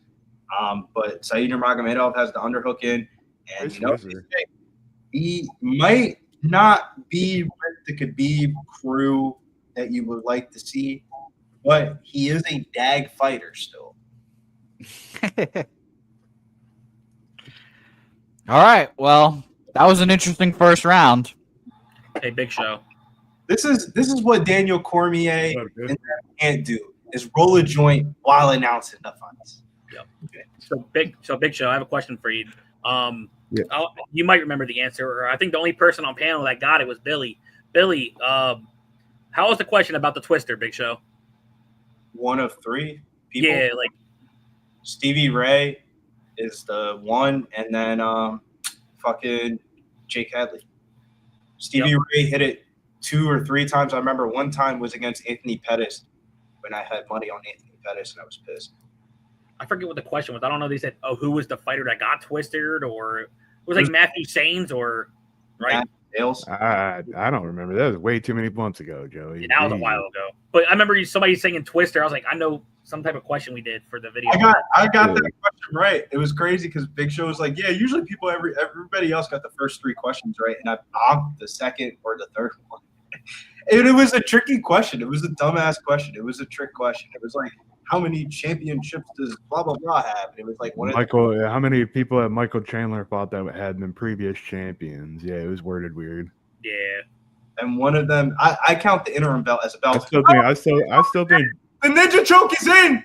Oh shit! The choke is in, and he's out of it. Bryce Mitchell is accustomed to it, and he's out of it, and he's in top position. And this was the scare about back in Saeed Magomedov, is if he did go for the ninja choke and does not get it, Bryce Mitchell is not getting out of this position.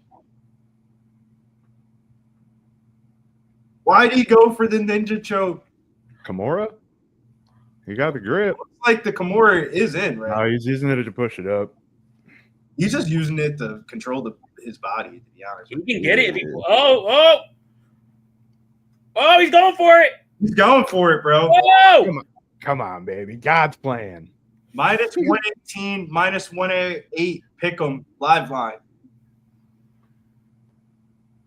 Saeed Magomedov might gas out like this, though. That is the only scare about Saeed. He always has to do something fucking stupid. Minus 164, Jesus. 5 odds for Bryce Mitchell. Mitchell has that shit gripped the fuck up, saying, bro, you're going to this is scary. Mitchell minus 200 live, according to Swig. Oh, my God. This is my favorite submission, too, if he pulls it off, Jose. The Kimura. Oh, God. This is brutal. I don't think he's really fishing for it. I think he's going for it. I mean, if he gets that arm bend more, like a quarter more. I think he's just waiting for it to bend. He's just waiting. I think he's waiting for him to turn into him or try to get his back so it's elevated. If he gets his back elevated, he can put the arm behind it. That's what he's looking to do. Oh, that elbow didn't bend. Ooh, that elbow didn't bend right. Ah, God, this is brutal. It is literally like having a toddler on your elbow, bro. Yep. Imagine the dead weight of a toddler just on your elbow. You can't fucking do nothing. Yeah, but I don't know though, man. I don't. Yeah, I was gonna say I don't think the wrist control position was that strong. Now he let go of it. So I think he's trying to just ride it out and get him. Oh, he got it. He fucking got his arm out. Thank the Lord. Oh, should we go for arm? Head of the arm? 430 betting odds favorite. Oh no, he turns. Oh. If he can that get was that, my original thought. I thought he was going to push up to get the head under. Yeah, that was head and arm. Head and arm would be smart. Man, this is again. These are the shit. moments where I just feel like I can't breathe. Magomedov reverses position. What a sicko! What a fucking sicko! Wow. Saeed Magomedov. They say he's not real Dagestanian, but he looked real Dagestanian tonight. Wow. That's crazy. I can't believe he just slipped right under him. That's nuts. As a 2-14 high school wrestler, I'm impressed. This is still and he lets him up to the feet, and I think that might be smart for Saeed Magomedov. Get the fuck up. Yeah, get the fuck out of there. Throw the knee. My man hit a ninja choke, and the whole entire fight just started changing after the ninja choke. He did not get the ninja choke, gives up position, and now he's fucking gassed. My Lord, that was an uncomfortable 2 minutes. Bryce Mitchell's able to take Bryce Mitchell's in another submission attempt. What the hell? 50 position. Saeed Nurmagomedov could possibly Wow. top if he's able to. Oh shit! Where am I behind? Wow. If he is able to pop out his hip the correct way and move that shoulder. No, but Bryce Mitchell's able to get towards the back. This is still a 50-50 position, man. I think Slide out. because Bryce Mitchell does not have control of the body. So with him not having control of the body, he's going to be able to slip out of this. Slide out of there, man. Bryce Mitchell goes for the submission. He should have stayed for the position because Saeed Nurmagomedov is now on top. That was Is he bad. real Dagestanian or not? Because he looks real Dagestanian right now. Earn your stripes.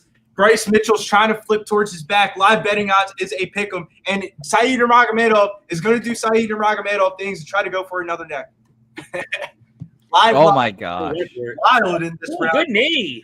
What a live flying flip. This is crazy. Oh, my God. That knee almost. That knee again. Takedown. Time that spinning shit perfect. Wow. Yeah, just Saeed fucking Saeed gassed. doing Saeed shit. But this is 1-1. Yeah, it's 1-1 now. Yeah, for sure. Yeah. Saeed's gas. Does he have enough gas in the gas tank? Because early in the round, in the first round, he had enough gas to defend a position. But now I feel like if Bryce Mitchell chains together some stuff, he might be able to get it. Yeah, you don't want Bryce in side control again. That's for sure. Bryce Mitchell. That was nuts. Bryce Mitchell looks like a good DraftKings play right now to takedowns. Mm-hmm.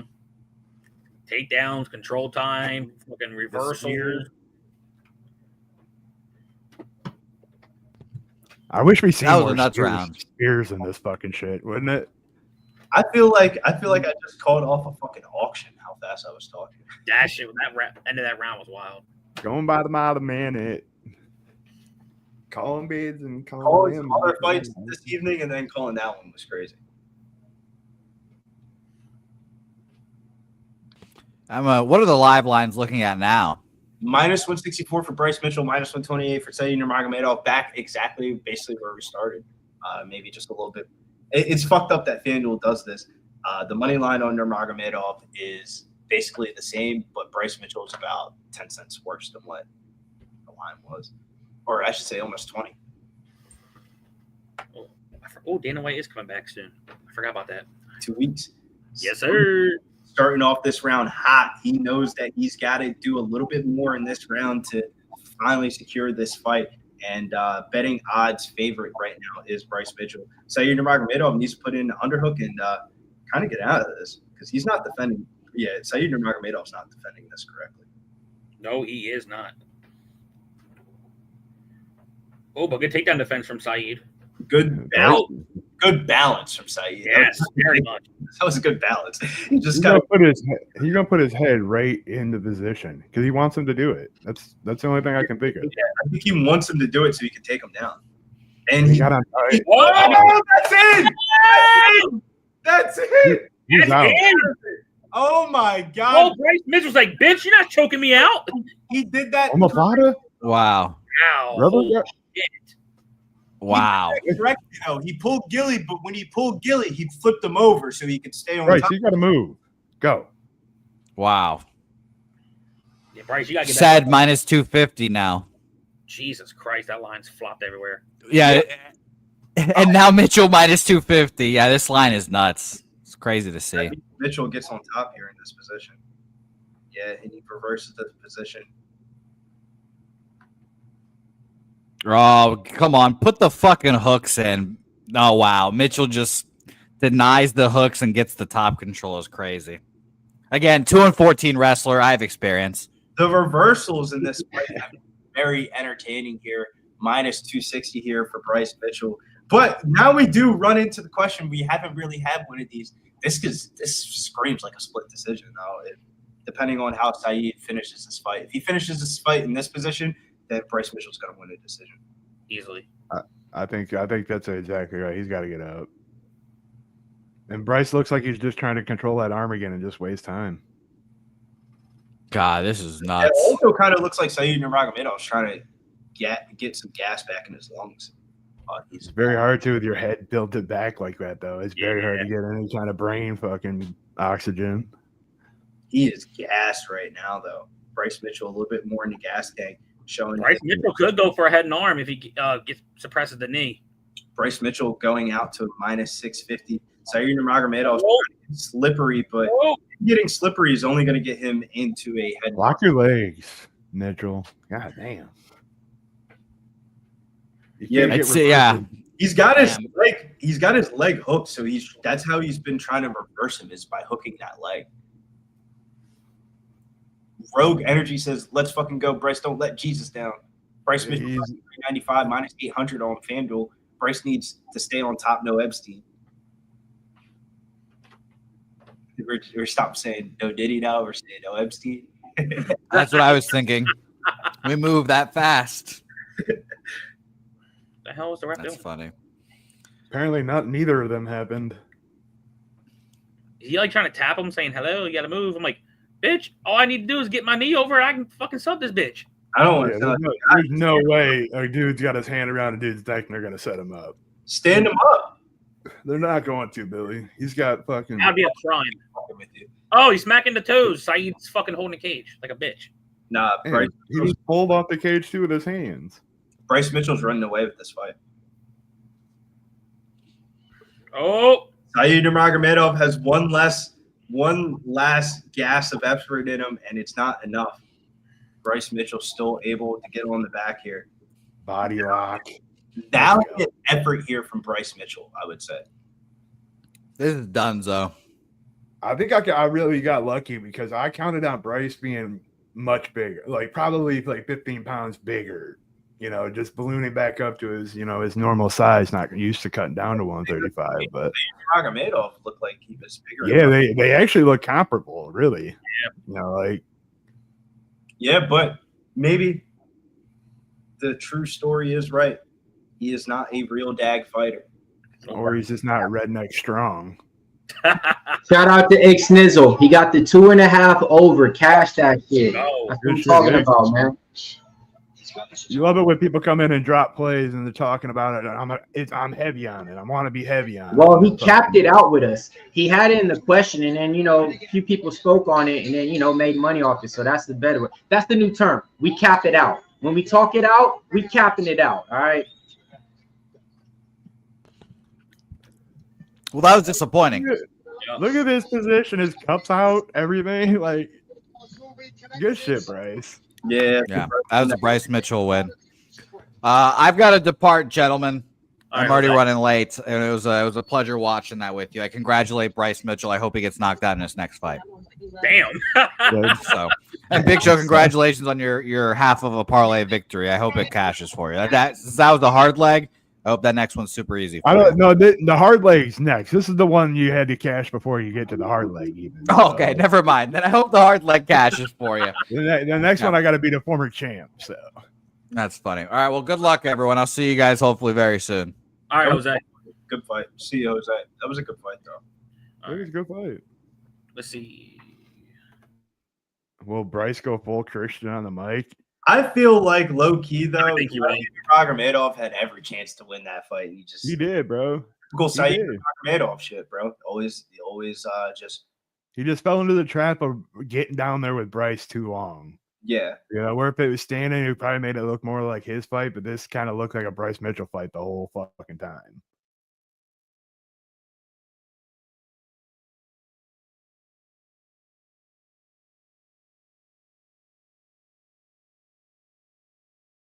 And Bryce Mitchell pulls out the decision. All three judges 29-28.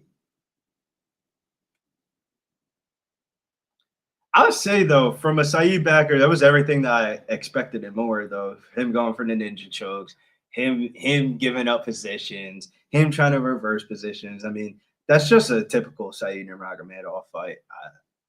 Shouts to Bryce Mitchell, though. I'm listening to his interview. I just want to hear it. Shouts to Bryce Mitchell, though.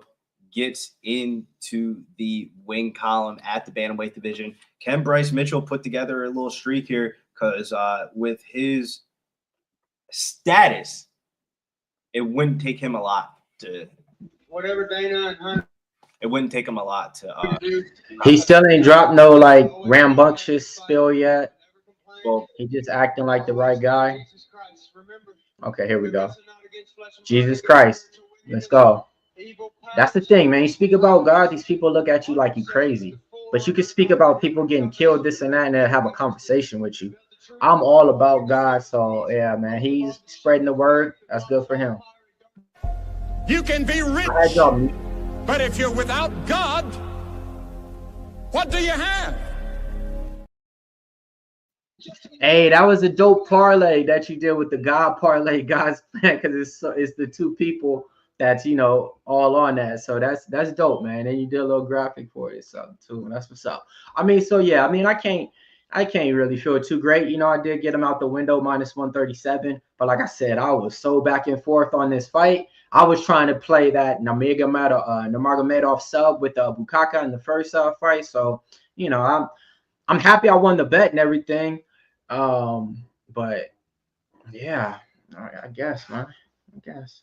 Bryce Mitchell only the second favorite of the night to win. Let's see what the chat got for us, man. Chat, give us some best to play, man. We want to play some stuff for the rest of the card, man. What we're going to do, we're going to put together a nice little parlay. If you guys give us something that we like, nice, if you guys could put together a nice 3-leg in there for me, I'll definitely tell. If y'all got some overs and unders, and if it sounds appealing, I'm definitely there. Mute the TV. Well, this is where my action comes up. Main card opener. Nikita Krylov versus my boy Bogdan Guskov. If you guys didn't know, you're about to know. To make it 6 straight weeks of underdogs, I got my dude Bogdan Guskov. I just think the overall power and striking ability is going to be too much for Krylov. And under 1.5 is a good lean also, because if it does go the other way, Krylov maybe goes to his grappling, and the grappling advantage is not even going to be close. So if you wanted to play the under 1.5, I think that's a good lean. But I think Bogdan's going to knock him out as soon as he lands. Like, he has more power than Reyes, but Reyes is more technical, better accuracy. But the way he went out, he was out off the first damn punch, and he ate 3-4 more punches afterwards. Like, and this is somewhat of a quick turnaround. I think Guskov's going to land, and Krylov might have to chill a little bit. Just no more fights for 2025. We got our next guest first time on Pub Sports Radio, so we want to give him a nice little shout out. He was in the chat earlier. If you guys were paying attention, we're going to say his name. Fight Time Network. How's it going? What's going on, man? What's up, brother? How you show so far? We got a hell of a prelim card so far, fellas. Yeah, nah, honestly, it's been pretty crazy so far. I have not had a good prelims at all. I lost on Marcus Picheka, lost on Damon Blackshear, and I also lost my parlay. So had to reload and make the 3-leg a 2-leg. How are you feeling? The OVN name parlay rolling, and Saeed just had to mess it up after Muslim Salikhov took that done. Oh, the Muslim Salikhov pick was gangster. I was saying to Joey about this fight. I was like, damn, I hope Carlos Leal tries to slow cook him like a 40-year-old plus man. You would kind of want to slow cook him in the second and third round, not just go ape shit in the first round. And he went pure shit and got caught badly. The real question I'll be right back. Do we have Joey's dog pick of the night in Bogdan Guskov?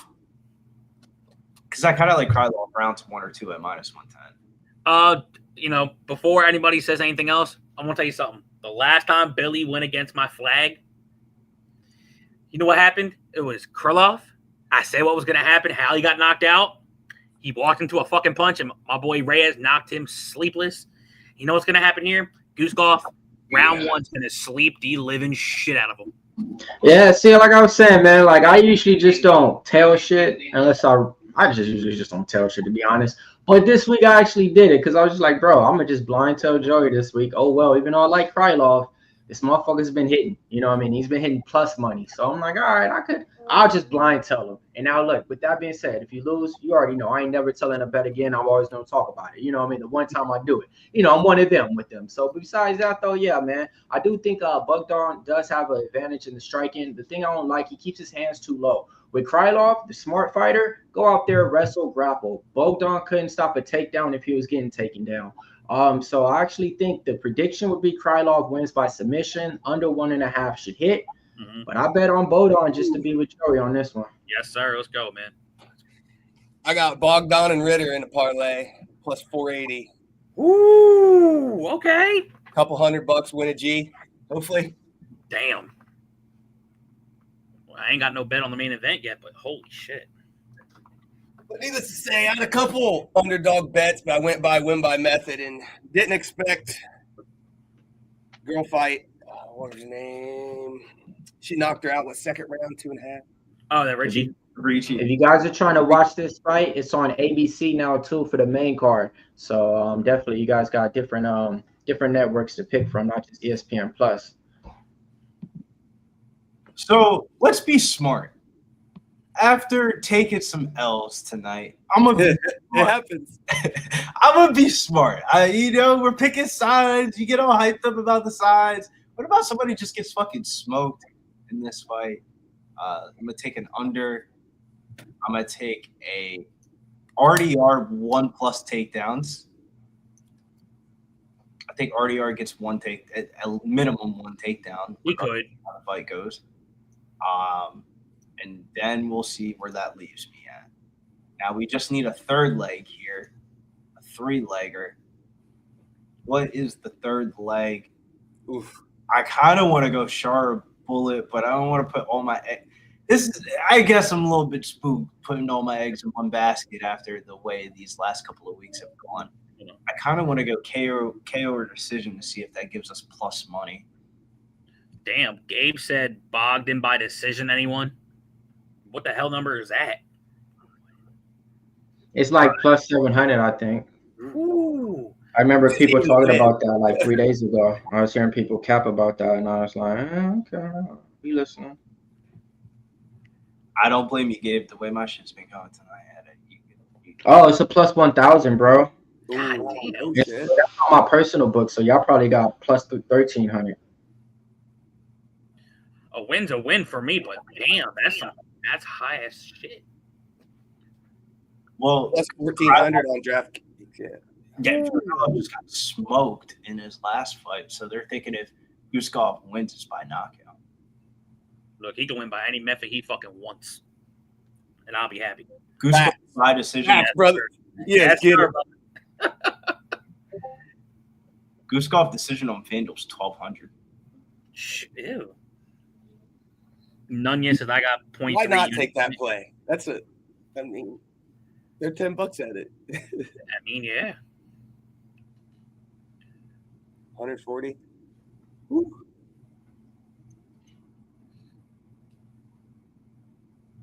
Two weeks in a row. There's been hella dogs that's been cashing the last couple of weeks. So. Can Whittaker get his right leg up that high? I haven't seen him fight anybody this tall. How many head kicks did he throw at Adesanya when he fought him? Not many. Yeah. But the only thing about the Ritter that scares me, his striking is so Frankenstein-like. But if he hits, he has sneaky power. Like, okay. Yeah, he has a very weird pace and movement to him, like DDP does. Yep. Like that's how he. So the question is, do I play the under on this fight? This under could Under could hit. That's No, what I like the under 1.5 on this. got steamed up to -196. Okay. Earlier on, it was like minus 150 in the week, but I mean, to me, that makes sense, man. Like, yeah, that makes sense. I hate playing fucking unders too. That's the crazy part. I hate playing under 1.5. It's because 1.5 is horrible. I hate it. 2.5, I could feel comfortable.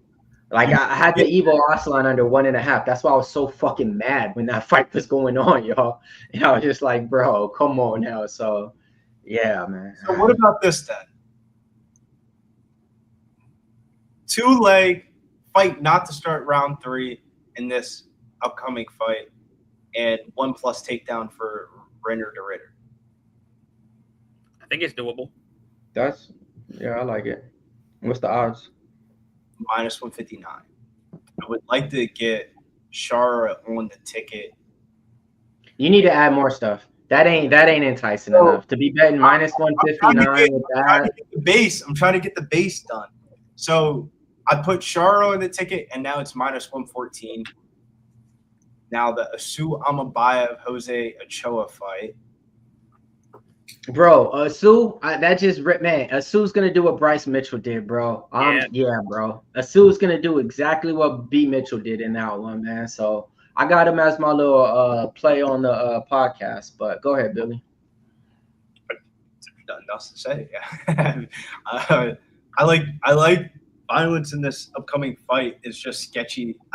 The 1.5 could really be sketchy because we've seen Bogdan Guskov in that Billy Alikine fight in his last fight. I believe that went over 1.5. And he ended up smoking. He got wrestled fucked that whole entire first round and then got but my bad. Let me stop being a bad host here. Fight Network. We gotta get a little bit of the resume from you here. Where are you coming in from? How long have you been fucking around with MMA betting? Are you a degenerate bettor? And who's your favorite, I would say, active fighter and non-active fighter? Because that's oh boy. I've always been in MMA, even way back in 2009, 2010 days. Liddell, first Ultimate Fighter. Always had a good little itch for it. Never really gave it up over the years. I'd say in the last 3 to 4 years, I've gotten to betting more often, more than I could stay back into it since I got out of the pipeline and stuff like that. Started Fight Time Network like a year and a half ago. Finally got done pipeline, and now I'm following my passion. I'm a main commentator for a promotion in Ohio. What's the name of the promotion? Might have heard of it. AFP, American Fight Promotion, just started up. I think they're on their 3rd event. It's going to be in Columbus. That's fire. They're made big deals with BKFC, so they're trying to figure out how to start holding some of them events up in Ohio. So that's going to be pretty tight. I got to hang out with Mark Coleman the last time for like 6 hours, just calling the fights. Oh, that's good. So that was pretty cool. Got to meet a couple good UFC fighters that came up too, because they pulling people out of Las Vegas and stuff. I wouldn't say degenerate better. I can go a weekend sometimes without betting, so I wouldn't say degenerate. Degenerate. Wait, you can go a weekend without betting? I can go a weekend without betting. Damn, bro. I can't. Yeah, you something different then, man. You ain't one of the best, man. I can't. If needed. I mean, not very often, but if needed. But yeah, I guess you just call me a degenerate gambler. Sometimes. But that's good though. To be honest, that's great. I wish I could. You know what I mean? I wish I could do that. And then the last question is favorite fighter. You said non-active was Chuck Liddell. You said you kind of like. Oh boy, not active, man. Non-active? No, active. We want to who's your guy?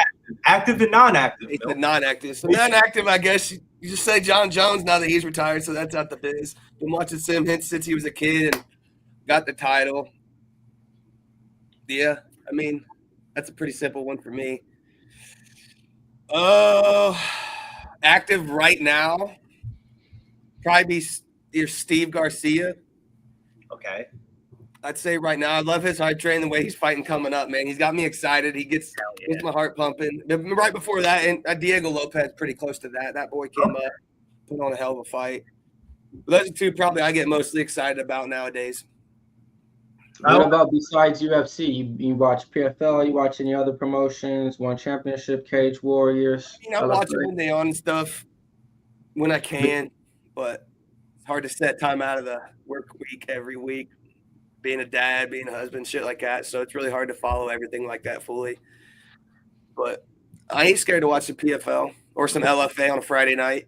Mm-hmm. I just followed you over on YouTube at the Fight Time Network. Let's go. It looks like you had a crazy jump in views. 911 views this week on the UFC card. Yeah. Got me smiling, boy. Give me cheers. There's out of nowhere. I just hit it. I mean, we started making sure we're coming out early on Sundays every week, no matter what, posting something. And it's all about consistency, man. Like, if someone's going to watch your video and like it, hopefully they want to see it again. And that was a big jump, and it varies. Hopefully, I can, let me see if I can drop this link in the chat. Let me go to my YouTube. But yeah, tune in. Me and Lee. I don't know if Lee's going to – he ended up getting called into work today, so that kind of sucks for him. But he's up in Canada. I haven't commented on YouTube in a minute. I got to get the membership thing. Oh, you're in Cleveland, right? I'm in Ohio. Oh, so you know Danny Betts, right? You know Danny Betts then, right? The Pub Sports Radio guy who works over here. He be giving out boxing bets. He has a boxing channel that they do talking. You know? I never heard of him yet. Nah, bro. He's from Cleveland too, Ohio. Y'all need to link up, man. I'm about 3 hours south, 3.5 hours south. Shouts to Danny. He hit Billy Alikine earlier. Yeah, he did. Mine and decision plus 550. So where y'all from? South Jersey. Jersey. I'm from Long Beach, California. Favorite non-active fighter for me would probably be either Chuck Liddell or Uriah Faber. Favorite active fighter, I would probably say chick-wise, Kayla Harrison, and male-wise, we're going to go – I don't want to say Islam Makhachev or Ilia Topuria, but one of those two. Topuria, because me and Mills were on the Topuria train since like day one, wearing the fucking him and Shafkat were on like their trains like since day one. So I've been a big Topuria fan. To go from like his first fight, and then we do like a meetup thing every year. And one of the first year that I went down for the meetup was Ilia Topuria versus Jai Herbert. And that fight will forever like stick in my memory for life. Like the way that he was able to fight back in that one, I thought he was gonna get smoked. But that's one of the only times I've ever seen Ilia Topuria get smoked. Yeah, it's crazy. I guess I'll take my inactive back. Actually, this fella right there, if anybody knows that picture, Tony Berg. El Kukui. That's what I'm gonna take. Are you taking El Kukui in the boxing thing that he's in? No. I'm just following his life after everything that's been happening lately. But I'd say, man, yeah, he's probably, other than the John Jones, which is hard for everybody not to pick, I'm going to take Tony Ferguson back in the day. He never got his shine, man. Never got his shine. Came up short. Let's get that play-by-play going, Billy, on this one. Main card coming. That's what they came to see and hear. Let's get it going in this one. They touch gloves, and the first thing you got to know is best back tattoo. Is it Bogdan Guskov or Nikita Krylov? Both of them have full body back tattoos here. This is going to be a striker's delight in the beginning portions of this. Big strikes from both fighters. Bogdan Guskov feeling out the range, but Nikita Krylov lands that head kick there. Looking a lot sharper. Yeah, I was shocked that Nikita Krylov was he must have felt some type of way about the Dominic Reyes fight, because this is probably the quickest turnaround that he's ever had in his whole entire career. And then we also have another guest, the man that they call Kita Jew. What's happening, guys? What's happening? I just had to. I'm coming to you from Toronto, Canada. I just had to fight with Toronto traffic to get here. I'm glad that you got here, though. Do you have anything rolling here on this fight, Nikita Krylov, Bogdan Guskov? Yeah, I got Guskov big, man. Let's go. Like, as far as I can see, like with Krylov, man, you know, I can tell you this firsthand. The less you do this, the less your reaction time gets. And that's even like a week or a day out, man. I miss a day of training, man. It feels like, I don't know, a freaking left hook from a wristwatch. Oh, big shot, 1-2 combination, and this fight is just getting heated here. We're at the 3:25 mark here in the first round. Nice little leg kick there from Nikita Krylov, tries to crowd the position, but Bogdan Guskov is trying to land his own punches. He hits a 1-2 combination his damn self, and Nikita Krylov is getting the position, or I should say he's getting crowded by Guskov. Guskov is walking down Nikita Krylov. We have a lot of Guskov backers on panel right now. Hopefully Guskov can get the knockout. He lands towards the body, which is very smart. Shocked to see that Nikita Krylov has not shot any takedowns. We saw Bogdan Guskov in his UFC debut fight Volkan Oezdemir, and Volkan Oezdemir is a historic striker, and he was able to fuck the shit out of Guskov in that fight, and nobody else has really tried. Billy Alikine tried in that last fight, but Nikita Krylov looks like he's trying to go for a knockout. Ooh, that overhand right So, there. Guskov, hands down, going forward. Guskov, hands, big shot from Guskov. Oh my gosh. Come on. Man, they're heating up and throwing down here. We're here at UFC Abu Dhabi. We got new family members joining the network, Fight sir. Time Network, and Kita Ju. Shout Let's go, out baby. Shouts to everybody in the chat. Andrew G says Toronto traffic is absolutely fucking nasty. Slow that shit down. And car crash. Woo! Every day, 401. I can't imagine, man. As we started heating up, the boys started slowing down. Low leg kick there from Guskov. Nothing really happening here in this last little 10 to 15 seconds. Guskov has just been kind of evading the space, but that Guskov by decision ain't looking too bad right now. Live lines are locked up, so something must be happening in a second. Oh, big shot from Guskov. And Krylov does not like that. He's been moving forward all night, and he took a couple step backs off of that punch. Body kick there from Nikita Krylov lands. Low leg kick there from Nikita Krylov lands. And we're dancing on the middle of the octagon sign. Guskov trying to find that range. Krylov has not even thought about shooting for a takedown. He must think that Right. striker. He hasn't even attempted. He hasn't faked one. Nothing. Like, you gonna stand up and strike with a guy like this? You give him boat on the game that he wants. Guskov tripped a little bit off of him backpedaling here. Oh! Oh, shit!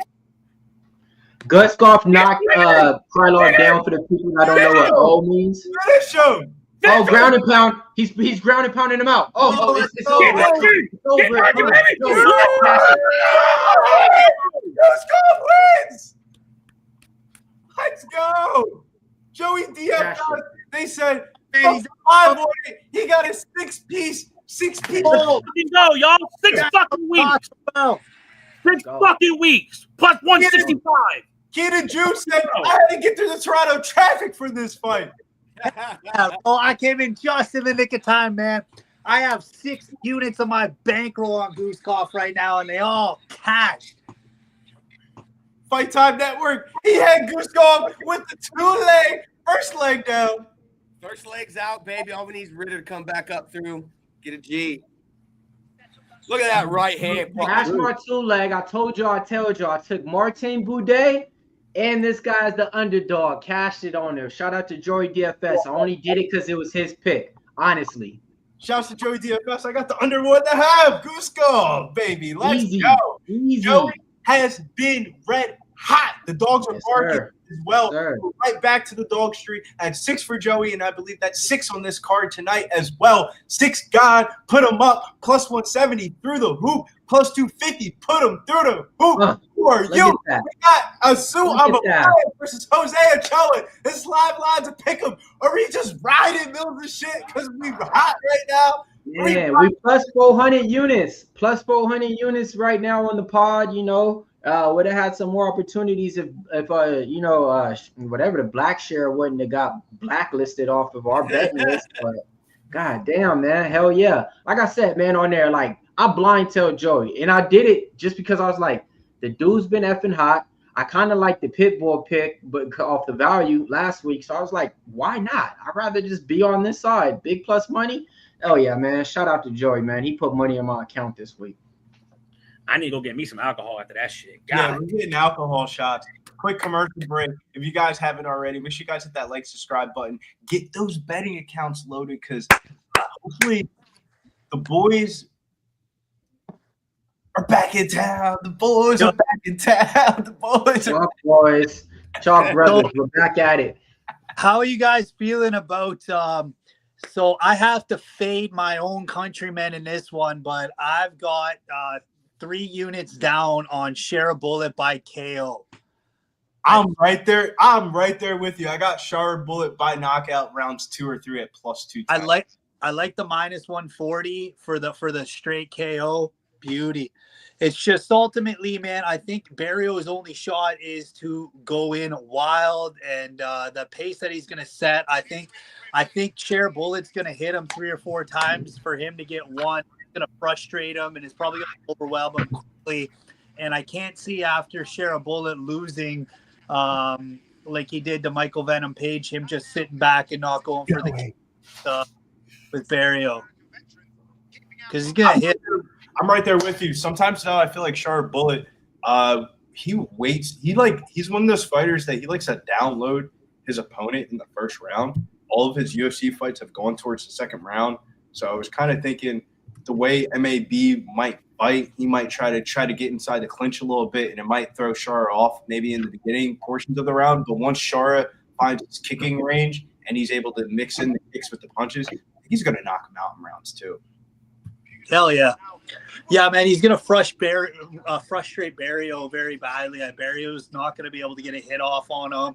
And I think it's just going to piss Barriault off to the point where he feels a mistake. He's going to continually getting popped. It's going to overwhelm him. And then I think that's ultimately going to lead to the KO. The one thing that I have yet to see is who's in the corner for Marc-André Barriault. He's at Killcliff FC. If it's like Henry Hoof or some shit, he's probably going to strike. But if they're out there with like Robbie Lawler and like the wrestling coaches, then MAB might wrestle. That's crazy, man. I got a question on this one. Chat. Do you guys think having staph infection is going to slow him down in this fight? Or do you guys think like that staph infection? So you guys not think the staph infection is going to do anything? If you look back on his physical physique before in Abu Dhabi, the dude was ripped, looked like he was on steroids in his previous fights. This one, the dude looked like he was on some Stephen Wonderboy Thompson shit. So yeah, I was just asking, he has a big mark on his chest. It's usually associated with staph, but do you guys think that would affect this fight at all?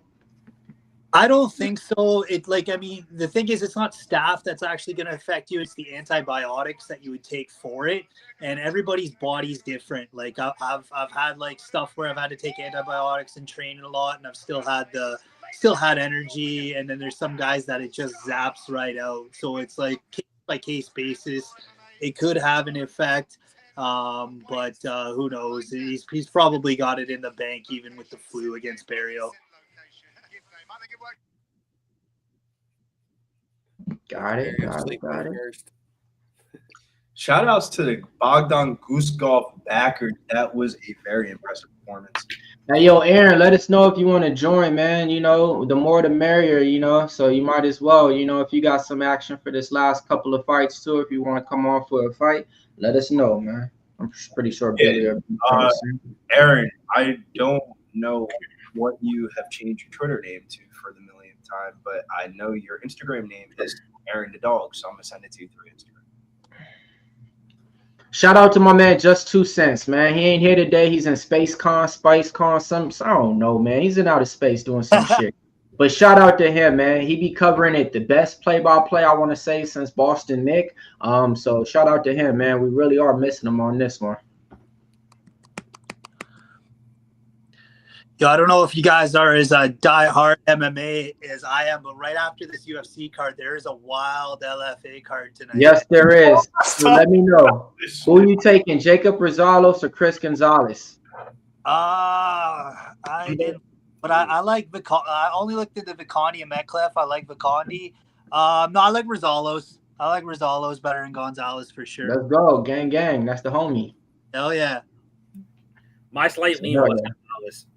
No, now you speaking my language, man. This dude comes on talking about LFA tonight. I was telling these dudes before the stream came on there's LFA tonight, So that's what I'm talking about, man. Yeah, you cooler than what you look. Nah, that's a joke.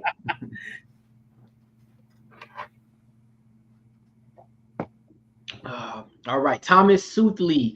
Let's see. We got Aaron in there. We got who else we got? Let me do a roll call. We got my boy It's Nizzle.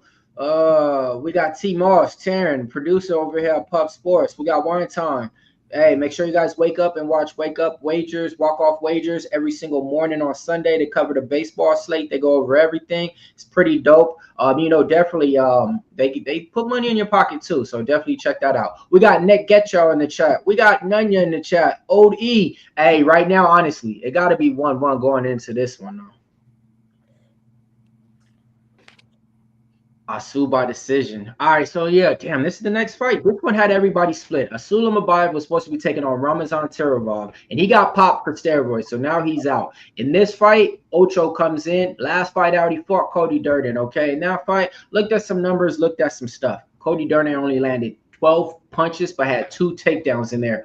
Jose Ochoa got up and just pieced him up in the second round. Almabayev, last fight out, his striking wasn't that bad. He only landed 40 strikes on Manel Cape. He shot for 6 takedowns and didn't get none. Before that, prior though, his striking actually been decent because a lot of people say he was low volume. He hit 70 a couple of times. He even hit 80 a couple of times on there. His takedowns is where he shines in there. I think in here, Jose Ochoa is going to give him opportunities, throwing kicks. And I think Asu is going to be waiting, throw that kick, grab it, hold him up, get him down, and, win time in minutes. One of his fights, he had time control of 11 minutes in one of his fights. So, I'm on Asu Almabayev in this spot. What y'all got? Shouts to the chat, yo. Nunya says, I grabbed a quick $31 on blackjack real quick. He knows in between fights, they're gonna have commercials. You might as well play a couple of There's some degenerate gamblers here. Yeah, real. I'm gonna ask you the same exact questions that we asked Brendan earlier here. What is you said where you were tapping in from, but what would you say key to Jew? Really, hold on. Before you do that, let's go over this fight for him, and then we'll get back to the usuals and all that. Because I just kicked it around. What's his favorite non-active fighter and favorite active fighter? This motherfucker with these book report questions, bro. Like, at least ask something else. Watch this. Fuck that question. No, fuck that question. Watch this. What was your best bet you ever won, and what was the worst bet that you regret? The best bet that I ever won was. See how easy that is, Billy? See how excited he is to talk now? I asked people who their favorite active and non-active fighters are to see kind of like where, like what type of error did they get into MMA. I'm glad you don't do anything. Go ahead, my man. Always be Darren Till, man. Darren Till when he was. I like that. Always somebody I was always really excited to watch. Most active, I can't really pick one that I like. I've liked watching John Silva a lot lately, I guess. But my best bet that I ever won was plus 200 wrong shoe against Cody Steele, man. I had a lot of cash on that. I yelped up and down all week. There's no way Cody Steele's and wrong shoe is gonna like eat those shots and walk through them and not happen. The bet that I regret the most was probably Alex Pereira against God damn it! Why? Tanya? Yeah. I was gonna say that I'm right there with you. My biggest bet that I ever regretted was flipping my pick midweek and losing against DDP against Adesanya. Oh my god, that was brutal. That cost me. That talk about. We wouldn't even be this background. Wouldn't be the background. We would be on a yacht in an island somewhere.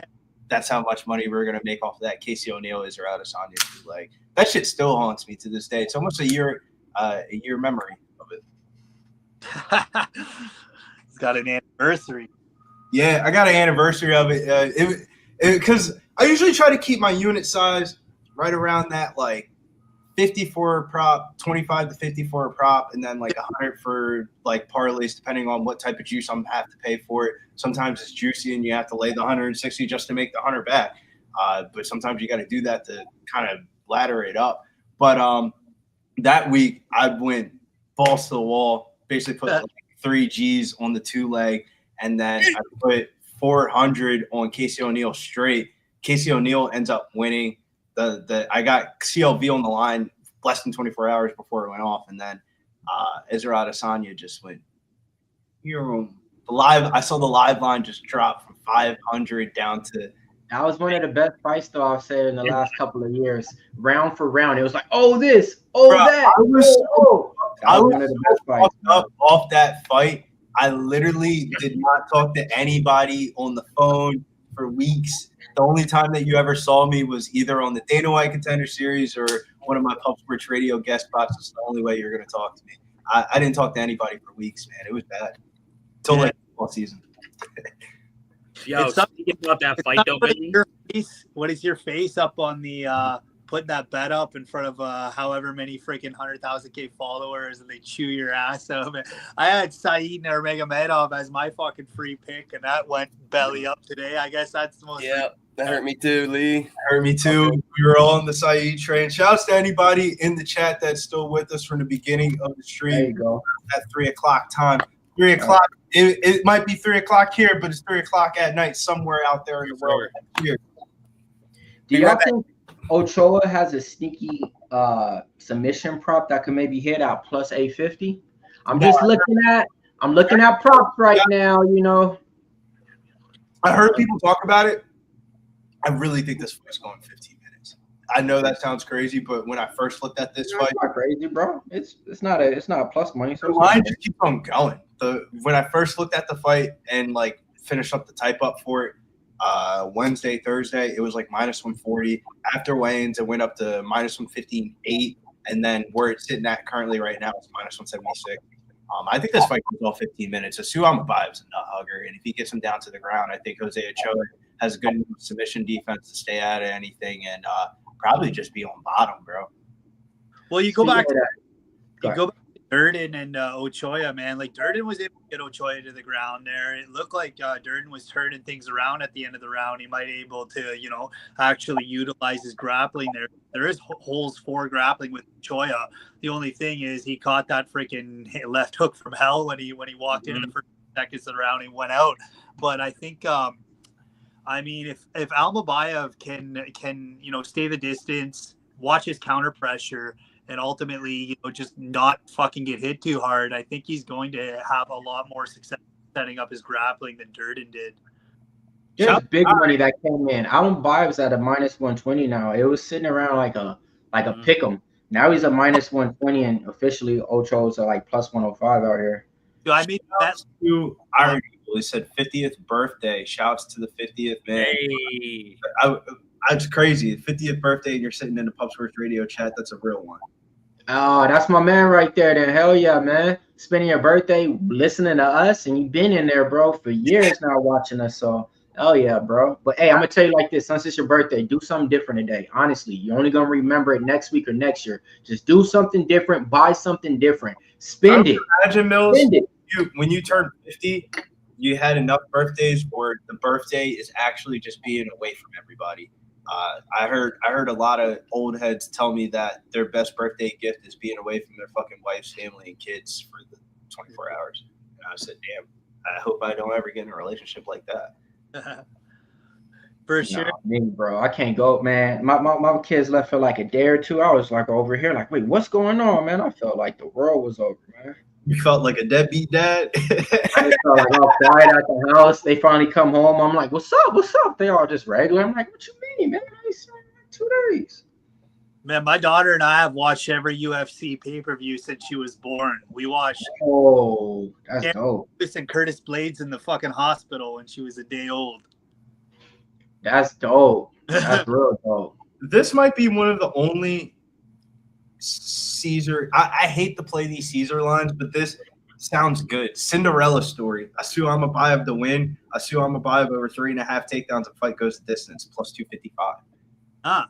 That's not a bad lean. That's not bad. Like, I hate playing the pre-flop Caesar things, but dog, that shit looks. I agree with it. I really do agree with it. Or daylight robbery. Asu Almabayev to win by decision, and Jose Ochoa to throw over 42 significant strikes at plus 340. I think that's a very good same game parlay. Like, they have really good same game parlay today. Well, yo, TC's in the chat. You damn right, TC. We cashing, brother. Shouts to TC. Man, Sizzle. He's on Neptune right now, man. What's up, man? Hey, hop in, man. Give us a play, boy. Yes, I just. I did see it. I got 2 units going on Almabayev. It wasn't. Ooh, okay. It wasn't part of what I originally had set out. So far my card was Aslan and Alikine to under 1.5. That worked out exactly how you'd think it would. I had Saeed I had 3 units on Saeed, and then I had 6 units on Gozkov. So yeah, I've had a shitty run. I had Damon Blackshear submission or decision, Marcus Picheka inside the distance, and the 3-leg parlay I had dropped on the first leg with Carlos Leal. All right. I heard y'all talk about best bet you ever made earlier. Yeah, what you got for us? I ended up getting Prohaska submitting Glover Teixeira in the 5th. Ooh. Less than 30 seconds to go. Got plus 20,000. Fucking $8 won me again. And then that was one in the 5th, and then I had another one. It was like $14 in the 4th or 5th that hit with us. So won 2 G's off $15. Oh, that's a blessing. Yeah, that was the best bet I ever made. Too bad I didn't throw 100 on it.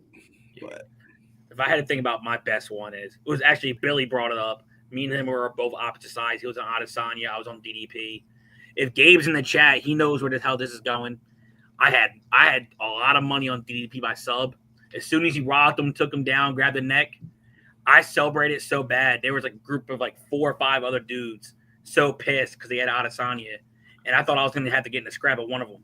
I was going to say Big Show's comment. I feel like your best bet is also probably not the bet that you like, or that you probably had the best time cashing. Like usually, like when you're betting stuff, it's usually like sweaty as fuck. Because I'm with Big Show. One of my favorite bets to cash was Yuri Prochazka hitting that spinning back fist knockout against Dominic Reyes. That was literally when that happened. It was my 22nd birthday, and literally as we went into my 22nd birthday, Yuri Prochazka got the knockout at midnight, or a little bit after midnight, I would imagine. And then I went straight to the bar after, and all the people that like bought premium picks off of me, we all like drank and shit all night to like 3 a.m. So I would say that's one of my favorite ones to cash, either that or like a Sean O'Malley one. But I usually feel like the bets that you usually cash are usually fucking sweaty when you're putting that much money on it. Like, all right, let's get to it, man. Oh, these guys are swinging. Nice little clinch up against the cage right now. Not against the cage, in the middle of the octagon. Nice knee to the body from Ochoa. Then Abayev tries to repeat it. He's going for the takedown, not able to get it. Clinches him up against the cage now, though. But yeah, Ochoa's already doing a good thing of defending it. Abayev, though, he's trying to lock that leg. Then he lets it go. Let's see what happens, man. Clinch up against the cage with 4 minutes and 20 seconds to go. that's not how you defend a takedown. He's going down. Yeah, his arms are going to get tired doing that. He'll probably last the third. He's going to have to find a way to circle off and hit him. He needs to push in that elbow and really get that counter pressure going. Abayev looking good. Looking good with the game plan so far. Coming out looking like Tabitha Ricci. I haven't down yet. We'll see. He's got Ochoa's got good balance.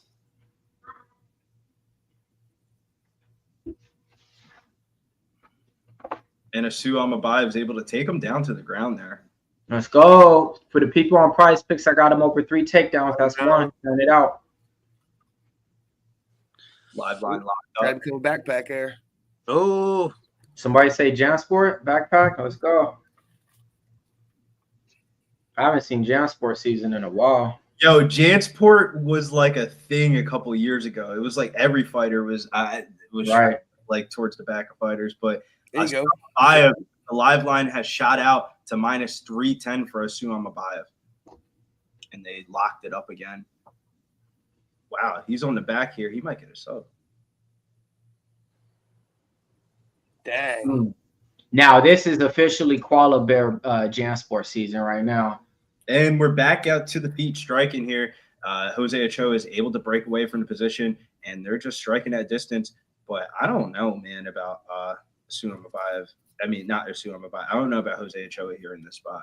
Does not look No, good. you just gotta wait, bro. You just gotta wait. Like the second round, everything changes. Trust me, man. Nah, but the way that Abayev is getting Oh, body. See, he kicked to the body, caught it. Like a What do you leech, do? man. Like a leech. What'd he do? Grabbed onto it and it took him right after that. Grabbing for the neck. Grabbing for the neck. Grabbing for the neck. But he ain't got it. It's all the way on the head. 2 minutes and 15 seconds to go. Nice little ground and pound. Soften him up. Now the arm is going. The arm is on the face. The arm is on the face. Can you crank? Can you crank? Hey, don't crank too much, bro. Damon Blackshear lost like that. Chill out. Asu Almabayev just dangling from the back of Jose Ochoa right now. And they're right in front of Ochoa's corner. And that one guy, Jose, who is, I forgot who it is trying to give him directions right now. Yeah, but he's too high on this. He's got the body lock where if he is able to be too high, he might be able to still get him to the ground. Got the underhook laid in though, so that might save him if he's smart. But he's got to take that left leg out if he. He's got to take the left leg out if he's going to get out of this position. And that was the scary part about Jose Ochoa here, was how good was his takedown defense going to be? Because it's not like you're going to face one or two takedowns from fucking Asu Almabayev. Asu Almabayev's going to. Bro, he's holding him right now. That's 35 pounds to 45-pound man just on your back, bro. And he's just holding that weight right now. Oh, he's just holding that weight. That's like a trash bag in my kitchen. Hey, big shot. Jose Ochoa 5 ducks down immediately. Oh. The neck, I see what you were talking about, Mills. Almabayev kind of looking a little disgruntled now. Doesn't know what to do. Stopped going forward. Now he's retreating, man. And he throws a spinning back kick that lands not shit. And now Jose Ochoa's on the neck of Asu Almabayev. He's got rear naked. He's got the RNC position here, and he's trying to run out the clock. RNC. He was like, oh, fuck it. I'm not saying rear naked choke. It just didn't sound right off the tip of my tongue. Sound like you about to call me a name or something. What, ER? He's got a seatbelt. That's what the jiu-jitsu guys. So I get this round up by it don't matter that Ochoa was on the back for the last 20 seconds. Yeah, I got the first round. Asu Almabayev, he kind of looked like he was gassed now. Who knows which way that one goes, man. Shout out to the chat. We got Thomas in there. We got Nunya in there. Let me scroll up. Let you guys know. We got Ron Lofton, my man from the other members. Let's go. Random Gamer, Just My 2 Cents. Swig Beats, Kevin. Who else? We got Andrew G. We got Iron Eagle. We got Pit Auto Parts. And we got Gabriel. What's up, my man? ATL Wake and Bake 2. I see you. Like Wine Time say, hit the like. We still got some hours to go here. Main event is scheduled for 4:45, I think, sometime like that. Yeah, main event scheduled for 5:15, so we still got some time here. We still got an hour and a half of fights left here as we're into the second fight of the main card and the second round of the second fight of the main card here. Jesse Nunes says he's got a 1-1. I don't know if he's foreshadowing. Big low leg kick there from Asu Almabayev. He's going to need the low leg kicks here. And Jose Ochoa is trying to attack the neck, but he needs to attack the fucking legs because. And they're offering me $460 on my parlay right now, cash. Ooh. What's the second leg again? De Ridder at Guskov and De Ridder. I had 2 separate bets. I ended up doubling it up. About $105 a piece to win, or $500 a pop. De Ridder, get it. Plus 460. And then plus 482. But if you have 2 bets, one as a parlay and one as a straight bet, I don't know. I'll take the money. No, it was just a followed up parlay. I doubled up on it. Okay. I was gonna say, because I don't know. Sometimes in the UFC, the cash out sounds good, but there'd be a lot of times that I wish I can go back in history. Almabayev just using the wrestling that he needs, having him down on the ground right now. You only got 3 minutes and 58 seconds to go in the second round. Asu Almabayev is doing everything that we thought he would in here, man. After he wasn't able to get those takedowns, none against Cape, I thought in here he was just going to sell out for it, like by any means necessary. Looked like he's doing it, winning minutes right now with time control. Landing some strikes as well. Both these guys are throwing strikes, though. It looks like Ocho's a little bit more active from the bottom with the strikes right now, doing a good job to get back up. active, and Asu Almabayev is getting way too fucking high, and Jose Ochoa is able to reverse the position. Right. But Asu Almabayev sticking close towards the body and is able to get the hip and the body down. And this is a good position to be in for Asu Almabayev, but knee up the middle, Jose Ochoa up to the feet here, minus 192 live line, plus 150 on the Jose Ochoa side. Live odds have been fluctuating all around here. Jason Herzog, I don't know. Jason Herzog and that fucking Muhammad Guy fight. I got questions about Jason Herzog. Not the only question that he's done. You got Shavkat Rakhmonov in the corner. Man, I didn't even know. But that don't mean nothing, no, bro. I don't look at that. He's a fighter, not a coach. Who? Shavkat. I get it though, but no, I'm saying sometimes, like when you see American Top Team, it's a prime example. When you see Mike Brown, Matthias Gamrot, and company in the fucking quarter, that means they're gonna wrestle. Shoot for the takedown, gets it again. Over 3.5 takedowns. Cash that. That's easy money right there, man. He's looking pretty fire. I should have took that prop on Caesars. Him to win over 3.5 takedowns and him to win by decision. Fight goes the distance. Man, yeah, they were just handing out money with that one, eh? Yeah, it looked too good to be true in my opinion. It looked too good to be true. Yeah, I totally agree. I'm never the person to take the pre made odds. You know, on Bet365, I have that in Canada. Bet365. If you literally just faded every Bet365 boost, you would like literally play the exact opposite. You would make money like that. It'd be like this person to win under 1.5. Well, what happens if this person wins an over 1.5? And like, it's crazy. It's something that I got to look into. Hey, go get up. Jose Ochoa trying to throw that post arm to get up, but Asu Almabayev is just being greasy on top right now, just sliding side angles. And he's taking a rest himself. He looks a little bit tired. Oh, yeah. No, he is. He literally went like this. Like he did the deep breath in him to just keep holding him down like, oh, I got to get that. Five takedowns from Asu Almabayev. Takedown line was only 3.5 at money. Live line is up to minus 400 for Asu Almabayev. Asu Almabayev looking like a good pick as a pick 'em.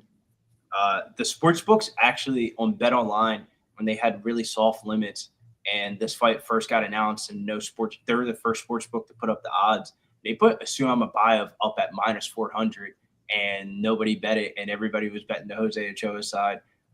And then once the rest of the sports books kind of saw the information, you just saw like a nationwide of a pick 'em. But Asu Almabayev looks like the minus 400 favorite. Jose Ochoa trying to throw up an arm triangle, not really that effective. Asu's just going to stack and pass and smash. Stack, pass, and smash. Looks like Ochoa's starting to gas a little bit. He's breathing heavy. Oh, yeah.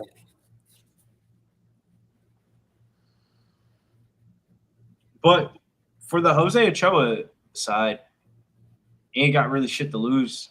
You lose this fight, people are probably forget about this in a year and a half from now. Oh, yeah, most definitely.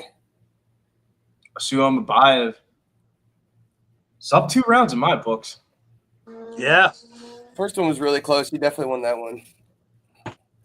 First round. But I'll see it being much different of a fight going into this third round. He was pretty complacent on being on the bottom, so.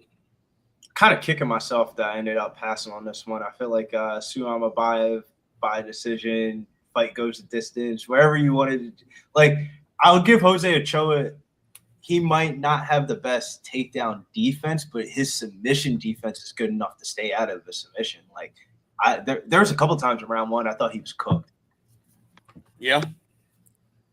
And yeah, I thought round 1 looked better than he did in round 2. Like the end of round 1, he looked good. And like so one of those type of things. Fishy, this last name, you got this. Yeah.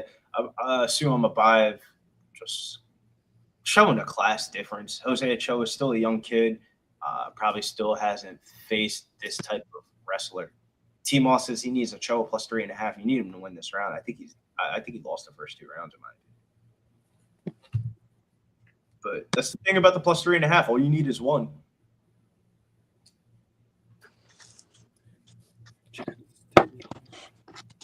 Big shots from Asu Almabayev, which is smart. I think he could throw a big overhand and just crash into a takedown. Yeah, I feel like Ochoa definitely has 2 takedown defense is really hard. We'll see where it can go from there. But if he goes to his back, he can just ride him out. Yep, turns the pipe, grinds him out, gets him to the ground. Jose Ochoa trying to get back up to the fence. Has the neck up Goes 5, but that's not going to do it. nice takedown. Yeah, but the way that he's defending that, he's not doing anything besides going. No.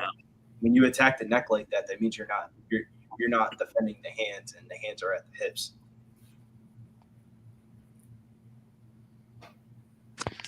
As you can tell, he's put in the underhook there, which is, I think that's the only way you're going to get out of that is the underhook. And Jason Herzog's had enough. He's like, knock it off. Whew. Bless you, I think. Thank you. Printed by this background, you can tell he had a Sega Genesis and could afford Super Nintendo. That's a funny comment. What kind of comment is that?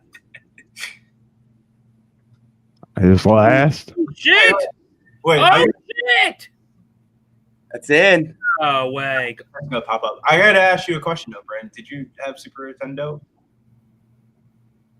What's up? Did you have Super Nintendo? Yes, sir. I did have Super Nintendo. You can't ban the guy, man. He was right on backer. Some dude in the comment section, I guess, was like, said that you didn't have a Sega Genesis based on your background. You had a Super Nintendo. Like a Super. I had a Sega too at one point. I had both growing up. I feel like everybody had both growing up. Yeah, dude. That was game changing. If you didn't live during then, you wouldn't understand. Don't talk. The Dreamcast was the work. If anybody knows, the Dreamcast was ahead of its time. Bro, earlier Everybody had Sega. Everybody had Prohaska Nintendo. versus who was it? Dominic Reyes on your 22nd birthday, man. On my 24th birthday, it was Conor McGregor against Nate Diaz. Oh, that was a fucking classic. That is a classic. I wish we could see Conor McGregor just put the bullshit aside and just fight for the fans, but That would be the White House fight. That would be Yeah. the one. no, the White House fight is Conor McGregor versus Michael Chandler in a future bout, but they would have to pay Conor McGregor. Man, fuck much- Michael Chandler. Fuck, we want Nate Diaz in that spot. No. You put Michael Chandler in there so Conor McGregor can win a fight, and it actually means something. Chandler would take an L for the team. He just did it for Patty.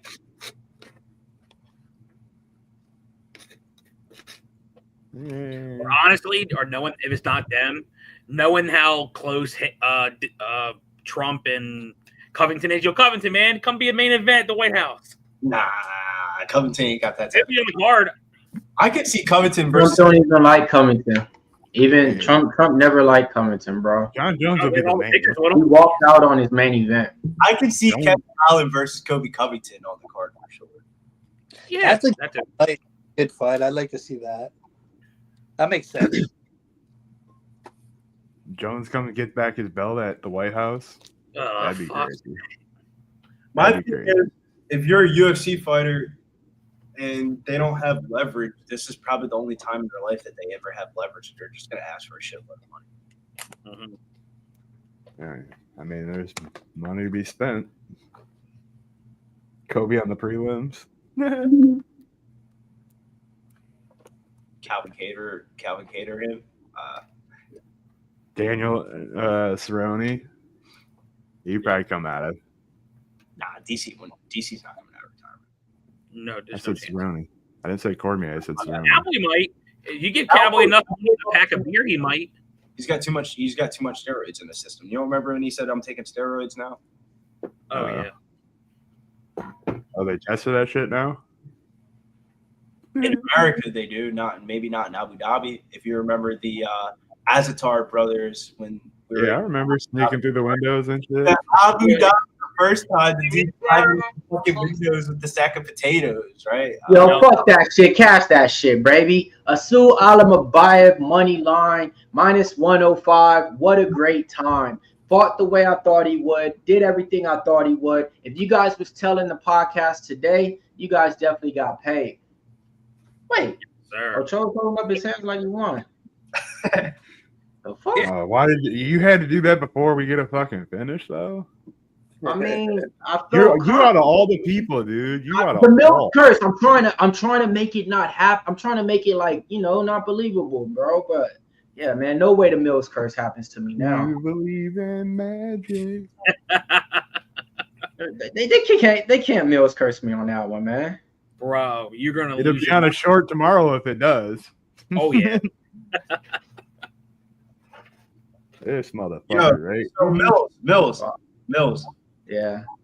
This is some shit that I need to. I know this is a different sport, but Leylah Fernandez, quote from after the match, tells fans to DM her on Instagram. She says, "I fully intend to go on a date, so go ahead and shoot a DM.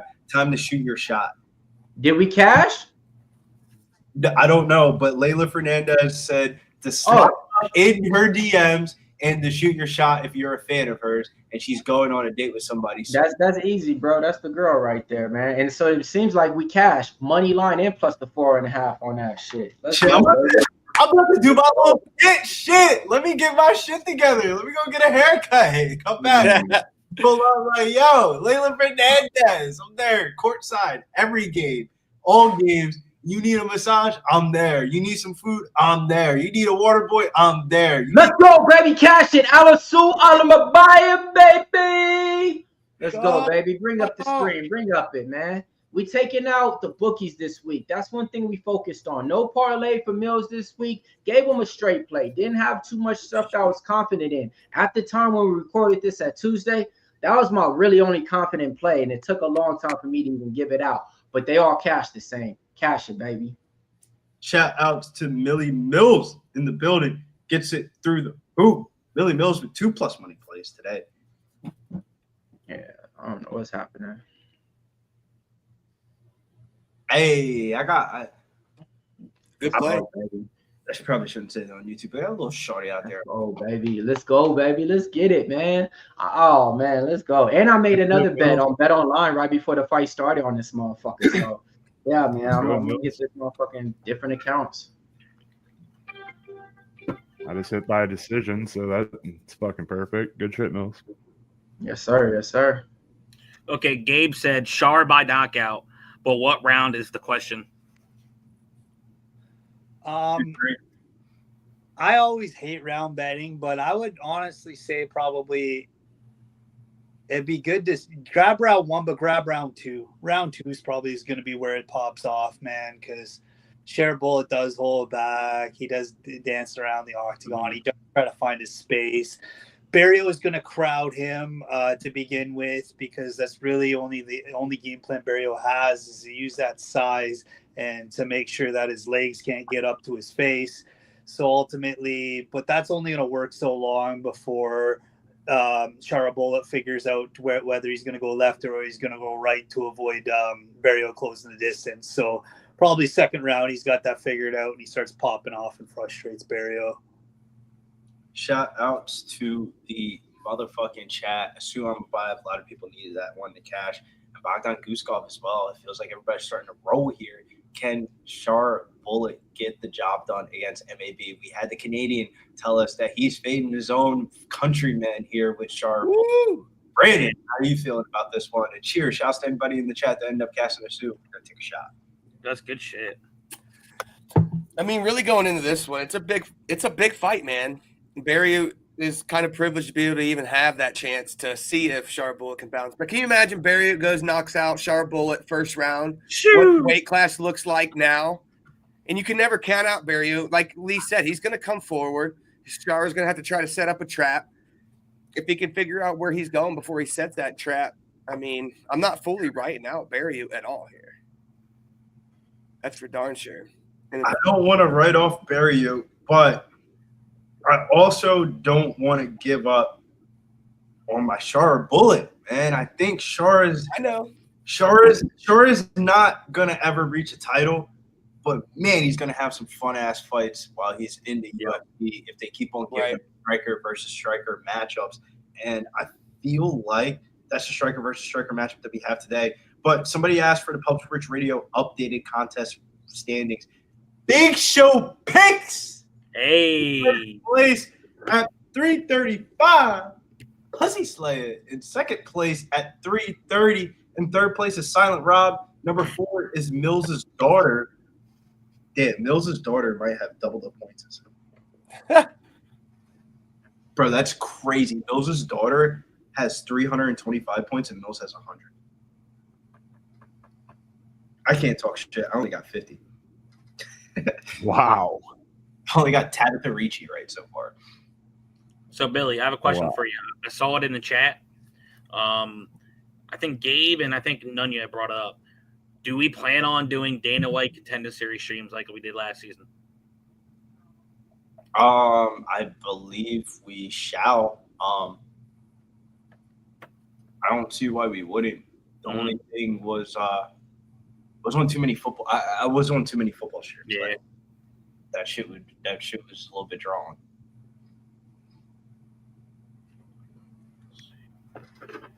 Yeah, as far I've been developing a database, getting ready for the Contender Series, man. I've been paying attention to like every regional card that I could. Cage Warriors, KSW, Octagon, LFA, pretty much every region, CFFFC, man. I've got about 1,500 into a database that I'm ready and raring for to whoever's name gets pulled to the Contender Series. So a lot of those dogs, those plus. My bad, y'all. Line movement. Sure, Magomedov is down to a minus 400. Damn, that's cat. I see -7 on mine. Shit. I got it minus 400 right now in my book, bro. Oh, wow. Minus 400. Oh, that's a discount from what it's at then. The ruler says, fuck Shara. Like, how does one of the biggest favorites just get bet down? He was a minus 700, minus 650 a couple of minutes ago. Y'all don't think them stuff? All right, cool. No, not true. That Montreal money's coming in, man. Shara by knockout alone is -140. That's not bad. I think if you're going for the knockout, I think you got to go 230 plus 210. Like that was like the only plus money angle I could like on this fight. Of like, it was hard to get plus money on this unless you were taking anything MAB related. MAB's takedown prop got fucking steamed. His takedown prop was plus 300 on the opener, went all the way down to plus 100. Then it went to minus 125, and now MAB's takedown prop is sitting at 1+ takedown at minus 185. Damn. Sports books know it. The rumor must be out. I think MAB, and it's common sense. How do you watch Sharabutdin's fucking tape for longer than 5 minutes and think, all right, I'm about to wrestle this guy? Yeah. Right. I think it was the Bruno Silva fight, his UFC debut. He ends up like reversing the position. He's like in a submissive position, and he like looks at his corner and he goes, "What do I do?" I guess that's what he would say to Russian, but he looks at his corner and he says something. And they're like, "Stand up," and he stands up. And I was like, "Oh, yeah, Sharabutdin is definitely not trying to be submitted on the ground." I've always wish I could know like what they're translating, because like you just hear a bunch of like Russian words like and then like you see the fighter like react immediately, so like they must know what the fuck he's saying.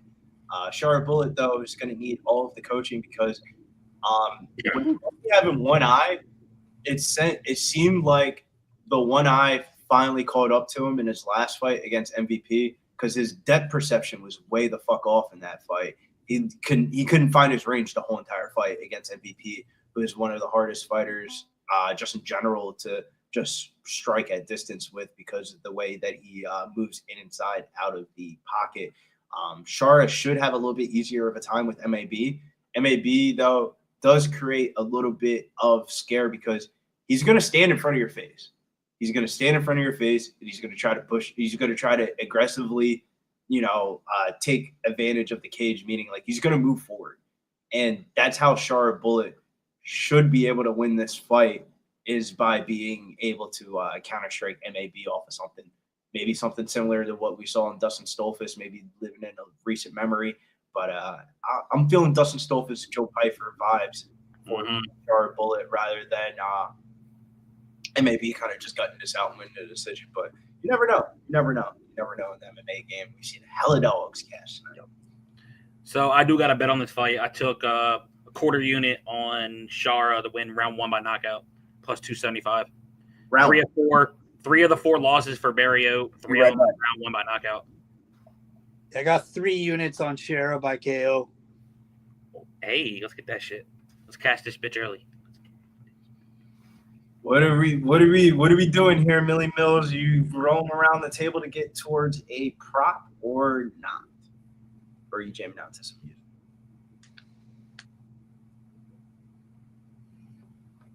Yeah, Money Mills. Music.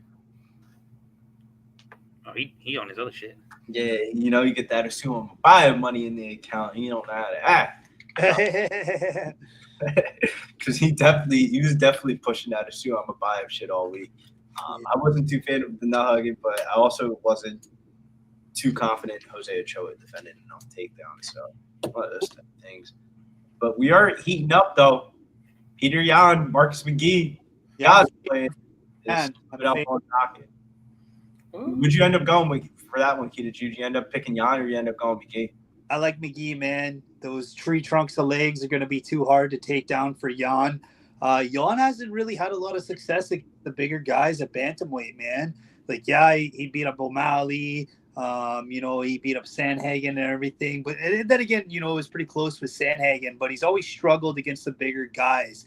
You know, he beat up Aljo when Aljo was injured with that neck thing. But then when Aljo came back and was healed, he struggled with Aljo, and Aljo had some weight to him. So McGee's a lot bigger than Yan, so I think he's going to struggle to get the takedown. I think the ability for McGhee to rock him is there.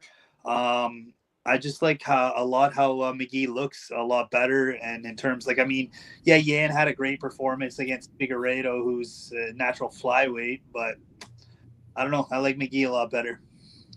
I can dig it. I really need Sharp Bullet here, but I have Sharp Bullet and Petr Yan to win fight to start round 2. Just ended up having to basically reload my 2-leg parlay from the 3-leg parlay that I had. But honestly, I don't beat myself up too much for a 3-leg parlay because the other options that I was going to go with instead was going to beat the mom Blackshear, so that shit wasn't going to work out. That shit wasn't going to work out anyway. I really beat myself up. That shit was just going to lose regardless. But it's crazy because I thought Ladybug hello is Jacqueline. I don't know who Ladybug is.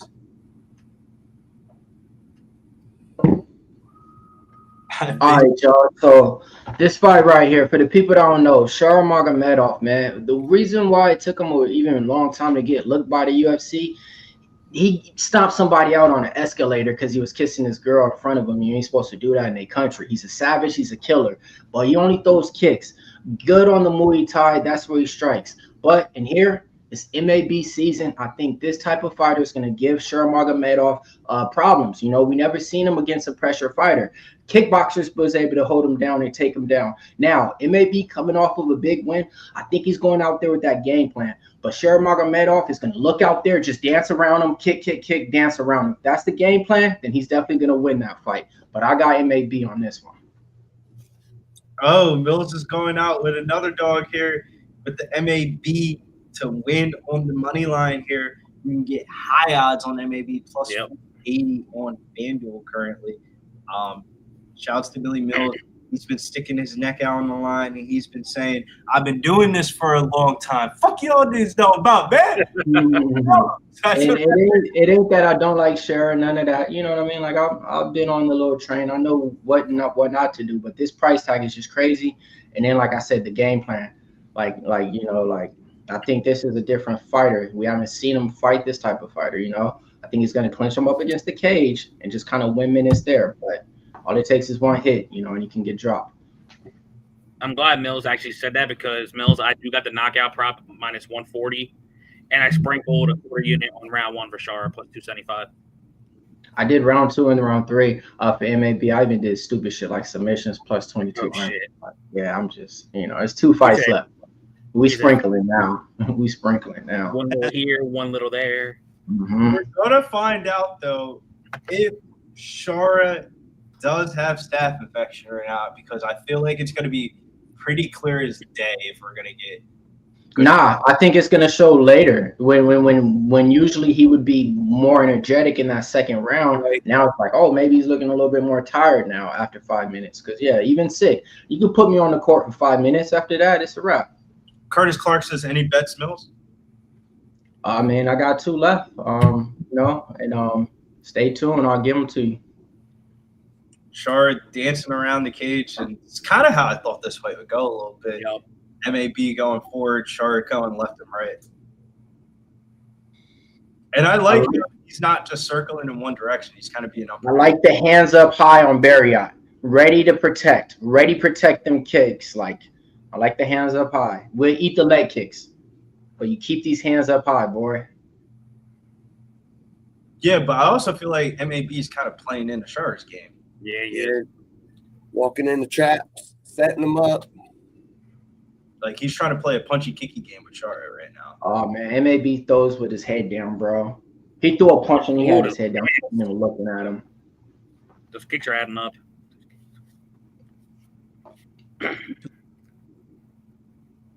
Ooh.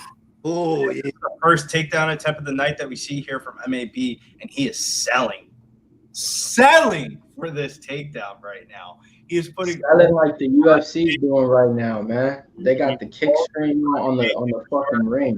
Sharabutdin has the underhook in, but the underhook is not going to be enough, and he jumps up, and that was not the right thing to do. He puts his hand right into the cage as he tries to get up, and that's one takedown. Damn, he's gotta hold the cage. Shit. That is one takedown, minus 185 for for MAB to land a takedown, ends up cashing in the first round here. Wow. My odds have dropped. I'm a little delayed here. He grabbed the fence bad. It was something that we talked about on the podcast. Remember, only 2 takedowns. I thought he would clinch him up against the cage a little bit, and Yeah, but then I started watching a little bit more MAB interviews, and the word in the street is that he was going to wrestle. I mean, if you listen to the podcast that we actually do, you might learn something. So. Goes left and right. Oh, big knee up the middle, but that was not the right decision again from Sharabutdin. Even though it looked cool, that's going to get really good position here for MAB to try to get this trip takedown. If MAB is smart, he would judo toss this, and he would be able to get Sharabutdin down pretty easily.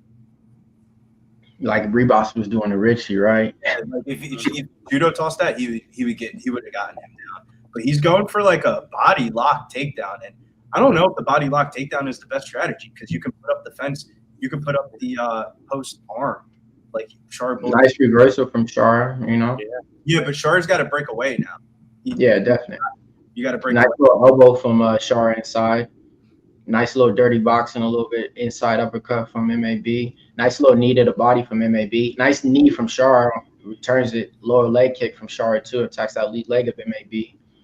Now we got these guys fighting now. You got 1 minute and 40 seconds to go right now. Oh, nice combo from Shar. A 1-2 and then a lower leg kick. All 3 connected. Flush. Out of I like the way that he's made in the space, because MAB is trying to crash a pocket on those kicks. And now he's throwing that body kick that he always was known for and throwing, and it's connecting. Shar is kind of in his rhythm now. He did get connected with the 1-2 by MAB, but he's in his rhythm now. And if you guys want to ask me, Shar's body was dry starting off this fight, and it looked pale a little bit. So like he might be sick, bro. I don't know. He's been looking pretty strong in the clinch positions, though, because MAB could have easily gotten all these. MAB got him clinched up against the cage again. 1 minute to go right now. Little dirty boxing inside from MAB. Short uppercut. Both these guys are in there. Yeah, Shar's not doing a good enough of getting a hand under there. In the training room, because this takedown defense looks 10 times better. The short elbows from Shar is good. They separate in here. Body kick from Shar connects partially. Lower leg kick to the thigh connects for Shar. That's going to pay dividends, trust me. Just throwing that jab kick out there like a jab. He throws it to the body. That's what he's known for. But, yeah, MAB is doing a good thing of closing the distance, though. But those leg kicks are definitely going to pay up. They're saying he got 12 on him. You know what I mean? And trust me, they were all flush. And when he's throwing with power. That's where his power guys. the leg kicks are crucial because that makes MAB. He tries to throw a jump scissor kick like Anthony Pettis, doesn't work. Attacks the lower leg again and connects. Throws a double swing kick and connects, partially blocked. Attacks that lead leg again. Trust me, bro. When he sits down, it's going to be hard to get up. What y'all think on the panel? Yeah, that league leg getting eaten alive, and is just going to keep slowly messing up the footwork of Marc-André and maybe potentially leading to a potential kill shot for Shara, maybe later in round 2, maybe early round 3. Yeah, hopefully he goes right back to it right to start, man. That's got to be right jacked up. Like, good on him for staying on his feet. Yeah, big difference in what he learned from camp this time around. Great takedown defense. He was deep in on a couple of them. That's a game changer for him. As if he can keep anything on the feet, his way better plays into his style. Those leg kicks, he's going to get very thinking about that now. That's going to start to hurt coming out in the second round. If he goes to the body a couple more times, might lower those hands, maybe get a question mark kick coming soon from old Bullet, something fancy. Barriault ain't playing too hard yet. He's still light on his feet. Going into round 2 is kind of a slower pace than I expected. I really thought he would commit to the takedowns a little bit more, Barriault, just because he knows he doesn't want to stay in a tray with Sharabutdin now that he's got his groove on. But we'll see going in the second. I like the commentary in between rounds. That was spot on. We get the second round going away here, and MAB is trying to crowd the space, and Sharabutdin throws a big flying knee to try to separate the space. And Sharabutdin, I think the farther there are away, the better Shara probably is. But he does have some nasty knees up the middle when he's inside the clinch.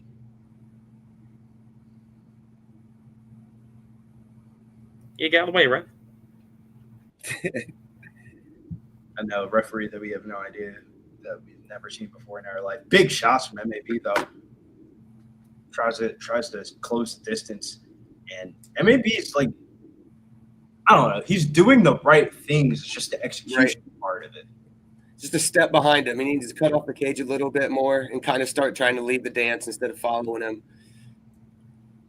He's playing. I think he's playing a fine line tune game, playing this kicky strikey game with Sharabutdin. That's how fucking Armin Petrosian got knocked out. See how I read this too is like this, man. And I'll be honest, this is kind of like a lot of fights. Footwork will win a lot. If you know how to get back, dodge a punch, slip to the side, and everything, you're technically going to win because you can strike him when he's not expecting it. Any footwork, a great boxer, that's the first thing they teach you before you strike. Footwork. And Shara just has great footwork to where, he sets up traps for fighters. Good fucking chopping elbow from Shara. The elbow may rock him a little bit. That chopping elbow rocked MAB, and he's bleeding. Oh, yeah, he's bleeding. He's bleeding. He's bleeding from the side of his head. And MAB has seen fucking daylight. Another elbow. Whoa! Sharabutdin smells blood. He kicks the same spot. Oh! He kicks the spot, and Sharabutdin sees blood. He is going for it. I think Shara's going to try to go for the finish here as MAB. He ain't moving us forward like he was in the first round.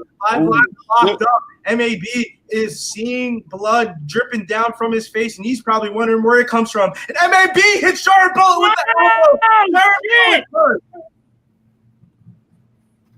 If you thought this fight, he busted his nose, bro. His nose is destroyed from that hit. Oh my god, dude. Dude, shattered. Oh my god, it is.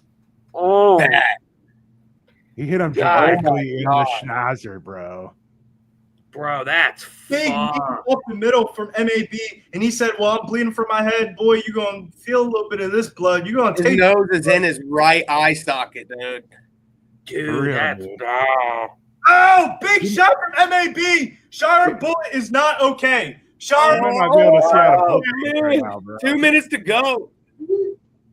Sharabutdin is not okay. He is bleeding off the nose. He is bleeding from the mouth, and he is starting. This is a bloodbath. They're both bleeding in there, man. This is potential fight of the night, man. If this goes the distance, it will be.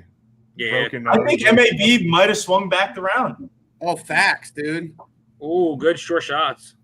Oh, man. Whoa. The pocket work's brilliant. -182 live line on Sharabutdin. Ooh. for a minus 700 favorite, you would definitely think MAB is going to Come on, Mills. Come on. Magomedov is just not wanting none of this right now. I mean, his nose is fucked up. He might not be able to see out of both eyes, legitly. Facts. He's already down. He's already down one. Like busted nose and blind. There's blood dripping everywhere in this fight. Minus 124, minus 104. Pick him. Wow. as it should be. Yeah, it's probably 1-1 going into 3, right? I'm a little behind. Oh, big elbows from Shara now. Oh, good elbow, yeah. The elbow was his best puncher. Back. Shara's face is fucked up, though, man.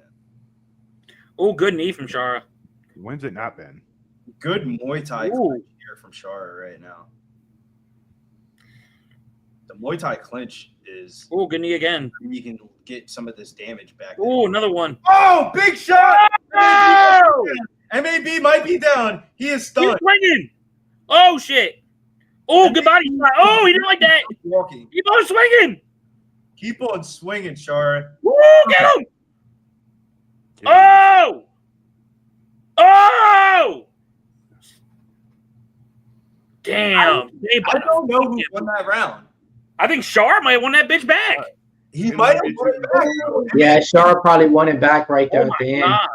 Yeah. Maybe literally just you can see his nose. What a round, dude. Yeah. Let's go. Big Show. He literally just drunk walked across the cage. Have you ever seen a drunk person leave a bar and he literally just went like, oh, I'm sorry, I got to say it like this. Oh, shit. And he started walking. And he looked like he was going to fall off of him walking, bro. What? Shara is making a comeback. And if Shara's smart, I'll go for a finish because he might have last 5 minutes. In MAB's defense, Shara started out breathing fine in that round. Now he's breathing out his ear. So, bro, I literally just saw MAB drunk. Bro, drunk walking like he literally at the end of the round. He's tired, dude. He just put a whooping on and got whooped. No. You did not see the punch. Like his head was down, looking like, oh shit. Bro, his head was down. He gets zipped up, and then Shara hit him with a 1-2 combination, and his first reaction was like drunkenly walking against the cage. Maybe he comes out and tries to take him down. Let him come out here and try to take him down. That's just close from tripping over. He better, or he's gonna get knocked the hell out. And we got the third round started. Who knows? Third round is started and underway. Sharabutdin up at minus 700 live line. You can take a shot at MAB if you think that he won that round, because that would be 1-1. Shar's. I bet you there's still a judge's card with MAB having that round though. Sharabutdin's once ginger beard has turned completely red. Eee. Oh, the knee up the middle is stupid, man. He's going for a takedown. If MAB went for the hips and not the body, he would probably get one of these. Yeah. Going too high up on the body for a takedown.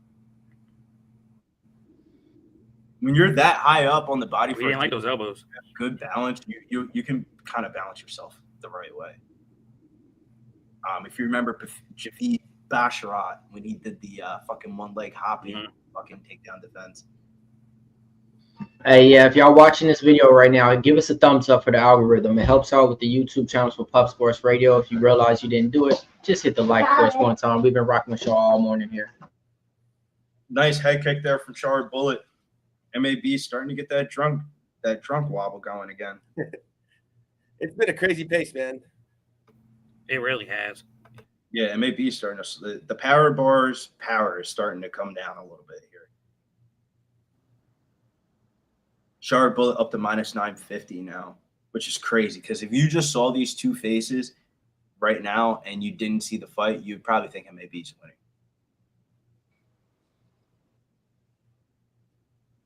I mean, it's just fact. This goes to the decision. No way they ain't giving it to Shara. I was saying, Mills, if you just saw both of their faces and you didn't see the fight, you'd think Shara would be losing. His face is jacked the fuck up.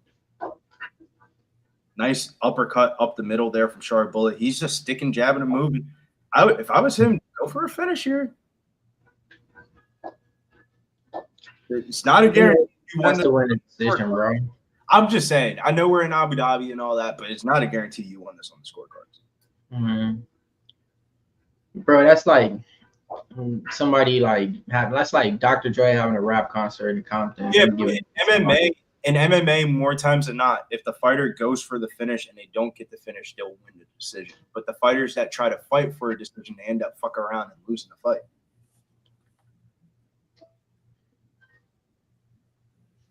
Man, what a fight though! The first 10 minutes was for us. He loves nice to Shar is minus 1450. I don't think this knockout prop's gonna hit, and I think I'm like, yeah. A lot of people was on that knockout prop. I seen. I mean, that's pretty good about Shar Bullet. It wasn't really a lot. Bro, and that line is decentable.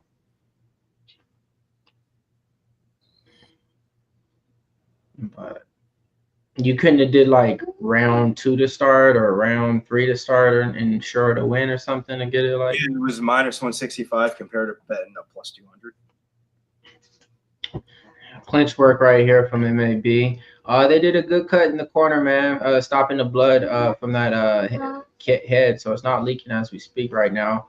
Both the corners did good jobs, actually. Char's, got his nose cleaned up and everything. So, nice elbow from Char right there. Got MAB running around a little bit, like, oh, let me reset. Oh, MAB just walked right into that. Oh, MAB just walked right into that again. Oh my God, dude, he's walking into every punch right now. He's like backing up before Char even throws.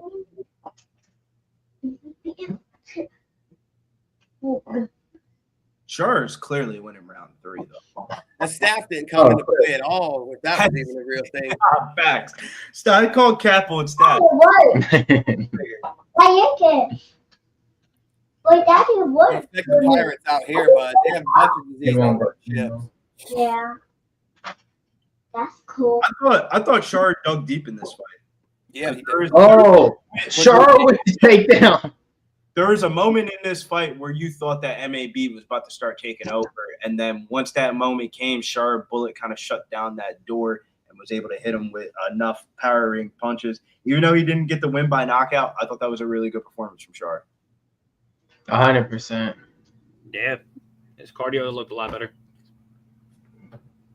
Got ripped. Did you see he almost stomped him at the end? Yep, he was like, bitch. He almost stomped him. He had his foot up as if it was going to be a stomp to the face at the end of the round, and then he pulled it back. He's been known for that. That's why.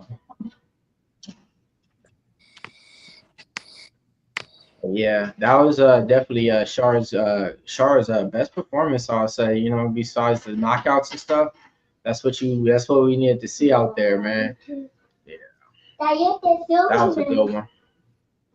That was a performance, dope fight. We move on to the next fight, because that's a clear unanimous decision for Char, in my opinion.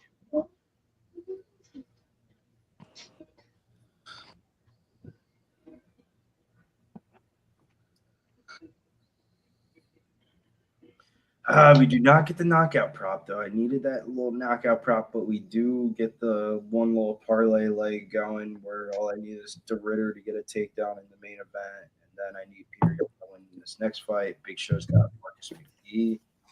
Then no news comes up in 4 hours. What a fight, though. We say fight of the night so far, possibly? Yeah, definitely, man. Because it was back and forth. Both guys was bleeding so far, and it went the distance. And it came down to pretty much like the last 3-4 minutes, before anybody really knew what was really going to happen. This means strides for the Pirate, man. He could dig deep, get his nose literally put into his right eye socket. Yeah, I was a little bit scared when there was a moment in this fight where I thought Shout out. Let's get this question answered real quick. Shout out to the sponsor, Marcus, out there. All right, man. He has a question for the panel. Which losing fighter on this card is the biggest disappointment? Let us know, chat. So which fighter who lost on this card is the biggest disappointment? Well, let's honestly think about it, because like I said, all right, let me look. Oh, I got my answer. Jamal Blackshear. Yeah, that's what I was gonna say. I think it's I'm gonna go Marcus Picheka. They were talking about he was 13-time BJJ champion. Bro, he has no fights, bro. Nobody cares. Like Jamal Blackshear for sure. For sure. Over Krylov for sure. You know what I mean? So Definitely I'd say Jamal Blackshear. Leal says none yet, 100%. Leal, not bad, but he got slept, so that was kind of different. These are dudes that only have like 2 fights in the UFC. Got slept for sure. I can't rate him. You know what I mean? I'm looking at Jamal Blackshear. He got at least 7 fights. So, you know, the way that he looked in that fight, nah, definitely Jamal Blackshear. You know what I mean? Amanda Ribas just got hit. So, like, damn, that knockout, you know, her losing that way, it's not bad. So you wouldn't say anything too much about that. But Jamal Blackshear, 100%. I think it's a tie between Ibo Aslan and Said Nurmagomedov, man. Aslan that hype going into his past. Oh my god! To lose to Ian Cotabella by submission and then go and put a performance like that to drop a fight to Alikine where they don't even know who won or lost or can't even score a point. I think that's a big disappointment. And then just Said, man, just because Bryce Mitchell wasn't setting up a lot in terms of grappling. He was holding them tight. There was lots of ways out of it, and Nurmagomedov even figured it out a couple of times where he reversed Bryce's position. So I mean, they both could have like Nurmagomedov could have done a lot more in that fight, and Bryce Mitchell could have done a lot more in that fight. I think that was a big disappointment. Yeah, that's a good one right there. Yeah. Blackshear. Yes, Said just had to go and messed up my parlay. I would have hit everything else, but no. That would have been a fat one too. Just took all the odds. Even don't ruin it for me. I thought Bryce Mitchell just wasn't a bear hug and hold, bud, because he really didn't even commit to that Kimura. He held it just to gain an advantage, gain a position, and then held him there. He didn't really try to advance too much and actually push a finish at all. It was lackluster performance. And it was a beautiful thing. Beautiful casher. Yeah. Give you that. It was obvious that Mitchell wanted none of that striking either, man. Like he tried to hold his own in the first round, ended up getting knocked down, and then immediately off the hop, man, he's going to grab. So it makes me wonder how he's going to do at 135 against guys like Sandhagen, even guys like Yan that are much better at that than Said is and are not going to gas out. Now, this is a bet that I've been sitting on all week, and I know you guys are going to boo me for it. You guys are going to call me whack. But I like Petr Yan by knockout in rounds 2 or 3 at plus 1,000 here. I think Petr Yan's going to get a title shot after beating Marcus McGhee.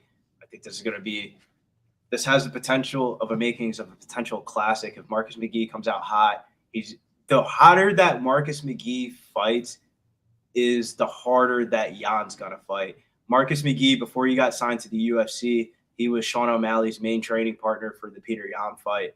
So he knows what is going on. Like he isn't all. This isn't too big of a step up in competition. He's going to try to come out hot, the same exact way Sean O'Malley did. And when you make Petr Yan fight, he'll fight. But when you try to do the shit at distance, Petr Yan kind of gets drawn into these slower, boring type of fights. But if you get in Petr Yan's face and you get gritty and you make him pressure box, I think that's the best Petr Yan is when he has to mix in all 3 levels. And that's how I see Petr Yan win this fight. I think he's going to mix in all 3 levels. I think his takedown props minus 650 for a reason. I think Petr Yan's going to wrestle enough to get advantageous positions. Marcus McGhee's going to try to get back up. That's going to test his gas tank. I think Petr Yan's going to get a knockout in round 2 or 3 plus 1,000. Yeah, I could see the argument for that certainly because, like, I mean, you got Marcus McGhee, who's a 10-1 fighter, And you've seen a lot of the mentality going in with the guys in the past with that type of record and in the wins that he's gotten. Ultimately, if his game plan doesn't go his way, he's liable to throw the baby out with the bathwater, show that frustration, and ultimately lead 4 chances for a more experienced guy like Yan to finish him. So the possibility is very, very much there of that. I do like that bet. However, I'm hammering on Marcus McGhee. I think Yan, like I touched on earlier, I think Yan's going to have a lot of problems with the size, and I think McGee's game plan is going to go the way he plans. But I could certainly see your end of it, where ultimately it doesn't go his way, and McGee's, not too many fights deep enough to learn how to adapt like that, and that could definitely lead to that outcome. This is like the people's main event, and there wouldn't be anybody else in the building. The Fight Time Network. What's the pick? Got the high on the views this week for UFC Abu Dhabi, as I like to say. Yeah. Kita Jew on the dog. Are you taking Yan or are you taking McGhee? Oh boy, I'm going against Lee here. I really think Jan's going to mix in the wrestling really nice, kind of just fake him out. Truthfully, it is what it is. Sometimes me and him do not agree on different things. I just think like Marcus McGhee is going to be really outclassed with the veteran Petr Yan, and Marcus McGhee is going to try to lead the dance, but Petr Yan's just not going to affect him. He's going to change up the game, go for those trips, bring him to the ground if he needs to, get him back up to his feet, kind of change the pace again, and kind of just work Marcus McGee's style against himself. That's how I see it going. I got Petr Yan by finish, so we shall see. And he may even, might go to the ground, catch him in a rear naked choke. Marcus McGhee will be gassed after round 2, I feel like, because Petr Yan's not going to sit in one spot, and Marcus McGhee is going to have to chase after him. That's how I'm going. Yan by finish. I like it because when Big Show sends out a text message every week, and the text message is, what's the plus 800 prop that's going to hit this week? And it's usually like right before I start doing like my typing stuff. And I always try to see like what's the plus 800 prop of the week. And I thought it was Yan knockout 2-3. Like there's been times where he's fought 3-round fights and that prop has been way lower than that. And the way Marcus McGhee fights, I think this is just a car crash. Infinite Hippos is McGhee plus 3.5 on the spread. I really like the plus 3.5 on the spread. I was potentially looking at that as a hedge bet before the night went south. But if I needed a hedge bet in this spot, I think Marcus McGhee could definitely, if this goes all 15, I definitely think the plus 3.5 at minus 110 is definitely straight bettable, bro. What? All he has to do is win one of the 3 rounds and not get finished. I arguably think that this might sound like dumb psychology, but if you're gonna put big money on an underdog in the year 2025, you might as well take the plus 3.5. Like if you're gonna put like 5 units on something, I take the plus 3.5 over the money line if you're gonna give it close to even odds. Like Marcus McGee's plus 3.5 was plus 100. His money plus 280. Granted, those are 2 different bets, but like a percentage of me would go half unit, quarter unit on that. But Joey, are you playing anything here on this co-main event? I'm not, but I am on the side of Yan, and I believe the lyrics are from my boy DMX. Y'all must have forgot. Yan ain't no bum. And it would not shock me if Yan does finish him inside the distance. Like I said, if you push Yan and Yan knows that he really has to bite down on the mouthpiece and swing, have fun. Because he is going to come back like a bulldog and he is going to swing until you drop. So I'm tempted to play Yan by knockout. I'm tempting. What's that sitting right now, Billy? Yan by knockout is, I got FanDuel right here. Just give me 5 seconds. Yan by knockout. I thought I was going to be tricky and go Yan by decision with McGhee by knockout. That was minus 210. But Yan by knockout is plus 490. God damn. I might sprinkle Yan by knockout. I got plus 4. I would arguably say if you think that Yan's gonna knock out Marcus McGhee, I don't think it's gonna be a round 1. Like I'm going round 1. I'm just thinking knockout. Fuck the rest of that shit. You can be rich, but if you're without God, what do you have? Nice. And that was from Mr. Big Show himself. I mean, if you're taking Marcus McGhee here, do you really taking him just on a plus 310 money line to think he's going to finish Yan? I mean, do you really think he outclasses Petr Yan for 3 rounds? You can be rich, but if you're without God, what do you have? Good stuff. How the hell did you double down on it, Billy? I didn't double down on shit. I got my phone in my hand. Oh, somebody doubled down on it. It wasn't me. Wasn't me. It could only be Billy. Nah, it's not me because I have a vape in my hand and my cell phone was in my other hand and I was replying to. Oh, fucker, you're the only one that could hit it besides me, so. Nah, it was you. You would like Big Show has made it to the second leg of his 2-leg parlay of Bryce Mitchell and Marcus McGhee, aka God's plans, aka we outside without the third leg because we inside making bets. Big Show's got a 2-legger that he's looking to cash. Yan by sub, very tempting, says Gabriel. Ballers. Ooh. Yan by sub is 10-1 odds itself outright. Yeah. Does Yan even have any subs? I can't remember him subbing somebody. Hey, this is on regular television too, right? Yeah, on ABC, You ESPN. gotta keep an eye on this time, boys. Remember that. Yan has 1 sub in his career. Yeah, which is crazy. His 1 sub though was an ACA, his 3rd fight of his pro career, and it wasn't against a complete bum. I know that last fight. Jack, boy. This dude's losses were to Kyle Reyes, Petr Yan, and Shamil Abdulaziz in Eagle FC. So basically, a fight that he was not about to win. I don't know though, man. I remember watching Petr Yan versus what's that dude's name that's in Bellator or was in Bellator? They fought in ACA. Magomedov. Those are some of the craziest fucking fights you'll ever watch in your life. I think Magomedov lost a little bit of himself from those 2 Yan fights because when he fought Yan, those 2 fights, it looked like Magomedov was like damn near one of the best bantamweights that was not in the UFC, and then Picheka fought that ass back to earth and finished him in the fucking Grand Prix tournament. And then ran it back. Andrew G says, I think the bookie is right here. The bookie is saying Yan decision at -165. You get Yan decision at -135 at FanDuel here. Yeah. Man, how old is Marcus McGhee? 35. Yeah. Oh shit. This is now or never. Yep. Big fan of the channel, or big fan of the channel. Been on the channel multiple times too. Nice. So this is greasy, but I'm going to smoke though, Billy. Marcus, willing this one with some smoke.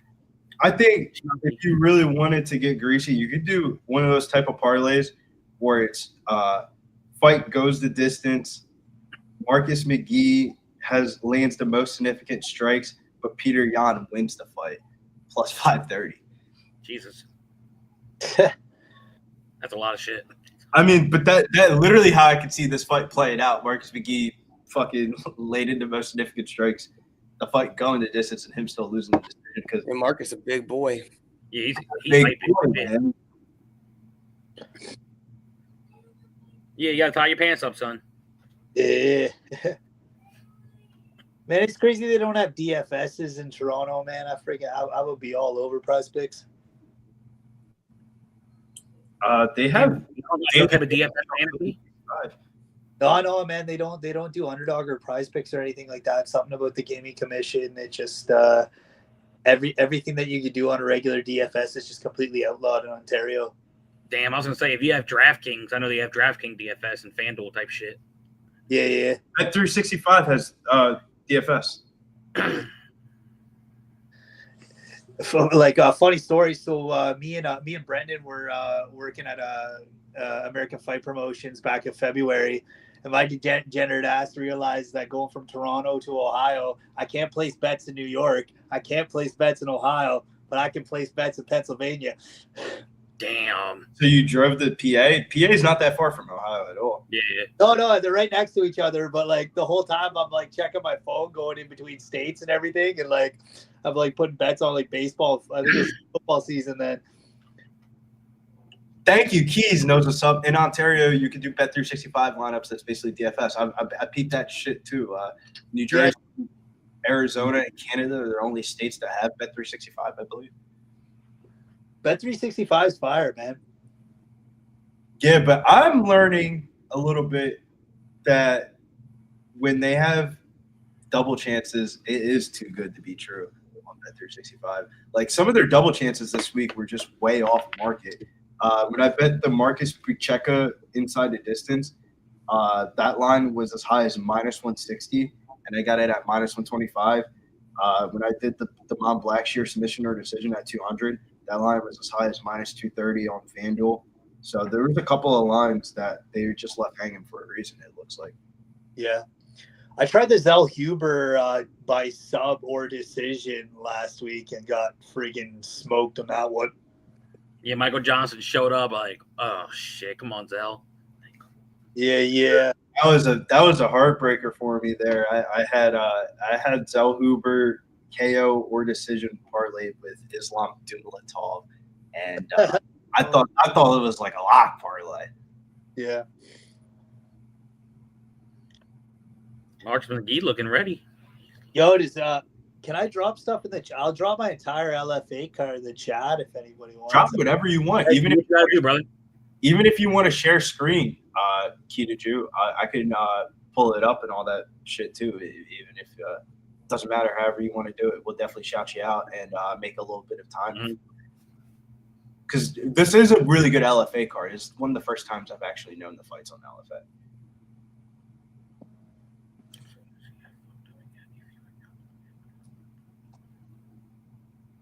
I like Fanatics too, Thomas shoots out. But the one thing I don't like about Fanatics is like they're one of those sports books that they make mistakes. And when you make a mistake, like on FanDuel back in the day, FanDuel would always pay out. You always pay out. It's the operator's fault. It's the person that's putting in the whatever fault. It's the computer's fault. Fanatics makes it feel like it's your fault for finding the line and shit.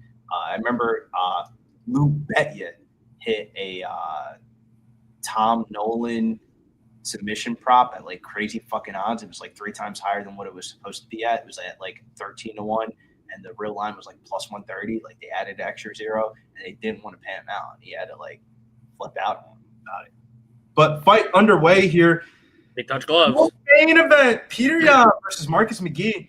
Don't let the public fool you. This could be who. If Marcus McGhee wins this fight, he could be next in line for a title. If Petr Yan wins this fight in impressive fashion, him and Merab too could be in line.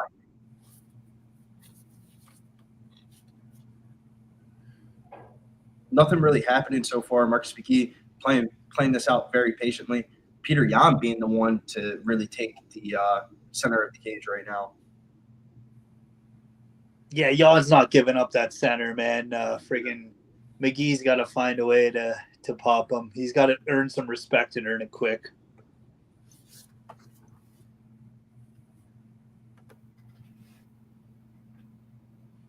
Nice little leg kick there from Marcus McGhee.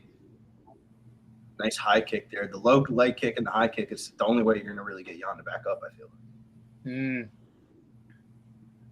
Yan trying to set up. Jan's being – the reason why people say Jan's a slow starter is because he sets up a lot of traps with feints and stuff like that. And when you set up feints, you're not throwing yet. Like, he is setting up hella feints, and Marcus is, like, biting at every feint. It's just that Yan hasn't even really committed on any of these punches. I mean, Marcus McGhee's coming forward and messing up his rhythm a little bit. You can see him trying to cut him off and see where he's going to go from where he comes from a certain angle. And Marcus McGhee's reacted totally different than what Petr Yan is expecting right now, I feel. I could see what you mean. Marcus McGhee looks game. Don't let the number 12 Oh, fool you. Big low leg kick there from Petr Yan. Petr Yan is really utilizing the leg kicks, which could probably help out the wrestling deeper in this fight. Oh, my goodness. Oh, big shot there from Petr Yan with the low leg Oh, kick. But Marcus McGhee lands back. Marcus McGhee did land back, though. Don't let Marcus McGhee fool you. He definitely cracked him on that one. That's why you see Yan moving back right now. What a lot of people don't realize is that you throw your feints to essentially not get hit, man. I find all the time, like when I'm getting clipped, it's usually I'm not throwing fucking feints and shit out there. Like I'm just walking into shit or somebody keeps on finding somebody. So like that could be a good telltale sign of, you know, there's power he's trying to avoid. Yeah, I could definitely understand that. Sean O'Malley is one of my favorite fighters, and like literally, if he can't throw feints in a fight, he's not going to win a fight.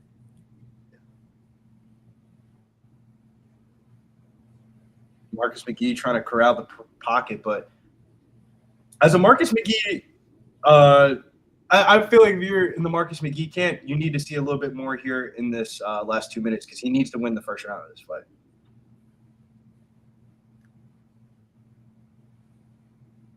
There was like a little headbutt clash. But, man, Petr Yan looks locked the fuck in, bro. It literally looks like they're moving on a tightrope. Every time he is moving back, Yan is, like, moving synchronically, like, right behind him, like, and just evading the space. First uppercut of the night there lands there for Marcus McGhee. Switches stances. Yan lands the left hand, and they're inside the clinch.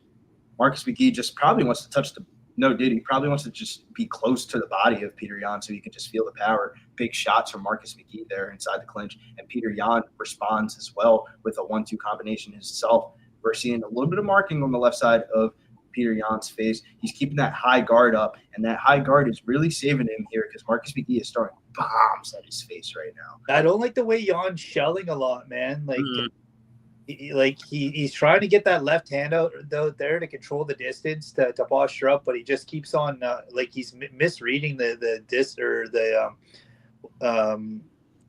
of where McGhee's throwing from him. The one thing I do like from Petr Yan, he is switching stances like every other second. Big shot there outside the clinch from Petr Yan. Got Marcus McGhee backing up a little bit. Marcus McGhee goes in forward. Petr Yan makes him pay for it. A couple shots to the body, a couple shots to the face. Striking numbers almost dead even. Marcus McGhee throwing a little bit more volume with 20 and 55, and Petr Yan 16 or 33. This is going to come down to damage. Big shots there from Marcus McGhee. Marcus McGhee is turning up here at the end of the first round.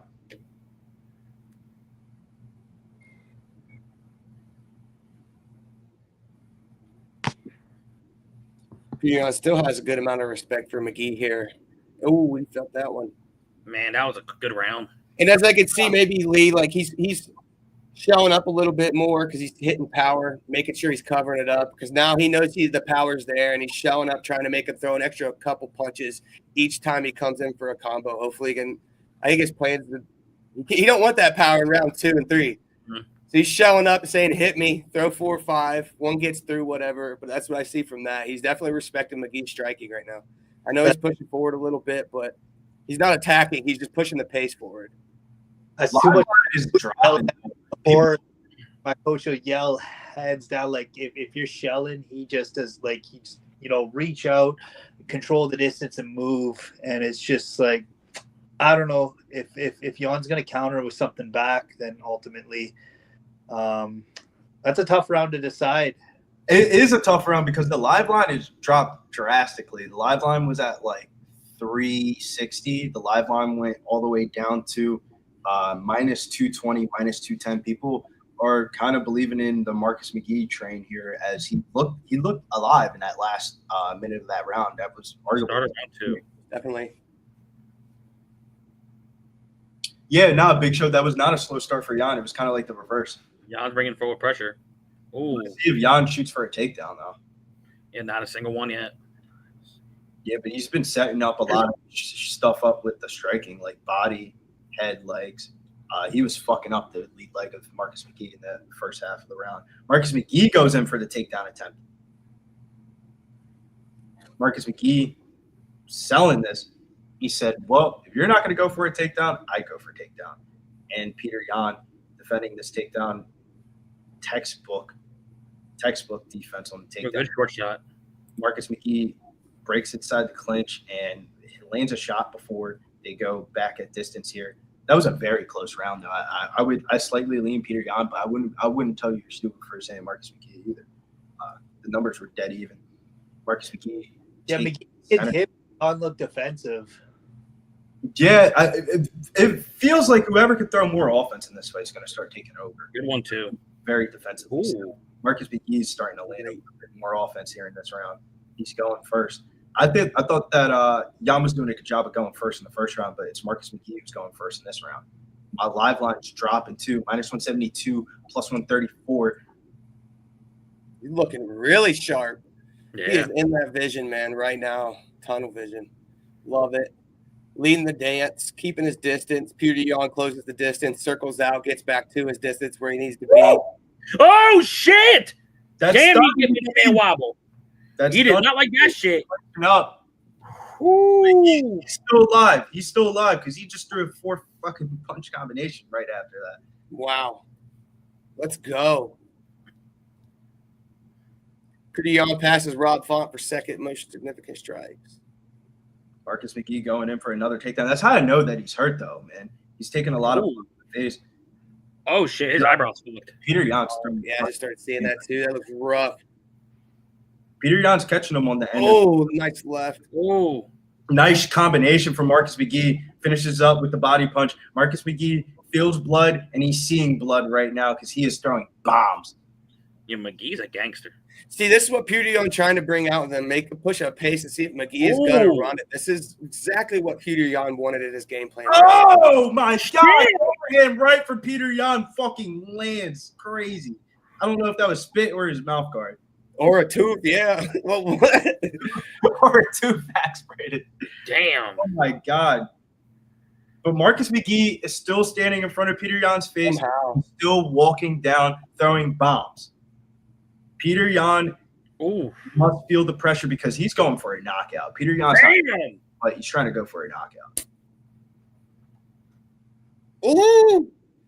Big low leg kick there from Marcus McGhee. Marcus McGee's throwing a bunch of volume now. He must feel a little bit of pressure here in the second round because he's a lot more volume than what he was previously. And Petr Yan is seeing that desperation in his eyes and the blood on his face. And Petr Yan is trying. I should have played that same game parlay. Marcus McGhee to throw the most significant strikes. Petr Yan to win. Fight goes the distance, man. You got to tap into more of that type of shit. McGee's money a lot, though, man. McGhee money line or Yan split was the plays. Nah, this is a good fight. I think Yan's up 2 rounds. He's -850. I thought the second round was. I don't know. I thought round 2 should have been close. I thought round 2 has been more convincing than the first, but he fucking clocked him, bro. Mm-hmm. Multiple times. Like if Marcus McGhee wasn't Marcus McGhee, he would have dropped. But man, he is game though. He's throwing all volume still. Petr Yan up to a -1100 favorite though. Dang, that's one bit quick.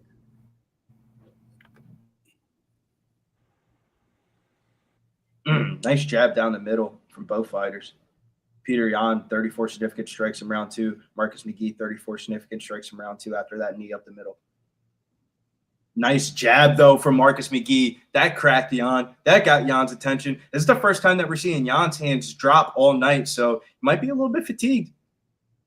Marcus McGhee thinking about going for a takedown, and Yan saying, get the fuck up off me. And throws a big strike. 10 seconds left here.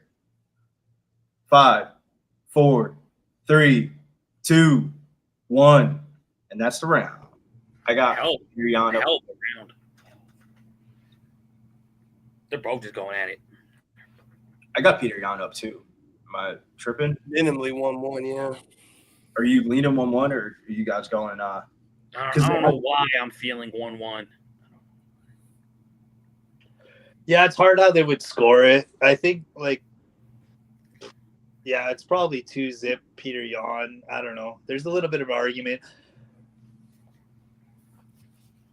I think the argument goes back to round one because round one was not a clear cigar for Petr Yan. He was minus 400 pre-flop, and before the round started, he was basically minus 200. So like, there is a chance that this could be 1-1 with Marcus McGhee winning the first round because Marcus McGhee came alive in that last minute of the first round.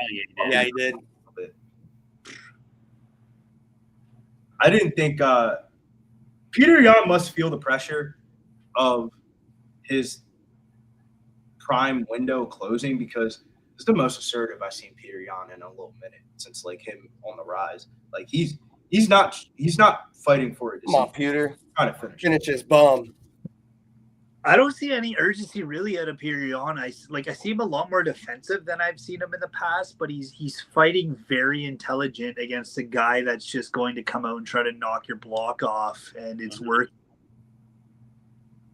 Yeah, it's like one of those ones where like Marcus McGhee is trying to fight exactly like Sean O'Malley, and he's not Sean O'Malley. Like, but he's throwing his good leg kicks. If you remember, bro, Sean got a takedown on Yan that fight. Yeah. After Yan was trying to spam takedowns after he got fucked up, and it's just that the ending of the combinations for Petr Yan are just is where he's winning this fight. Like every time he's ending his combinations, the hair of Marcus McGhee is like going up and like flits.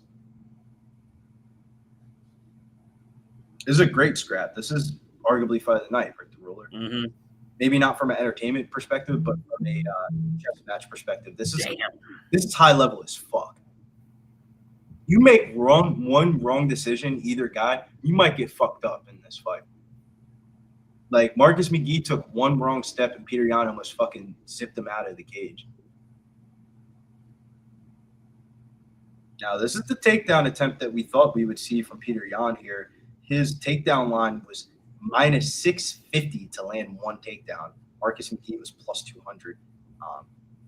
I was shocked. I thought that the sports books were looking more off of the historical numbers for Petr Yan, the way that he's been fighting. But I'm a chalk donkey, but minus 650 for a takedown for Petr Yan was not fun. Yeah. And he's struggling to get this takedown. I think Kitaju was talking about Marcus McGhee's a big boy for Bantamweight. Mm-hmm. Look at those big old legs, man. That freaking it's Yan played a good game here. He played a smart game, but does the smart game get you the title shot? It gets you your win and your win. He's gonna coast out. This bum. He's gonna coast. He's gonna coast out, and he's probably gonna need another fight again to get a title shot. I don't think this performance is good enough to say, all right, we're gonna put you in there against Murat Part 2. Like this is the type of performance where y'all might want to try to search the lands of who can he beat next, because momentum's high right now for him. I would say because that was the hottest. That's the fastest I've seen Yan start in a minute.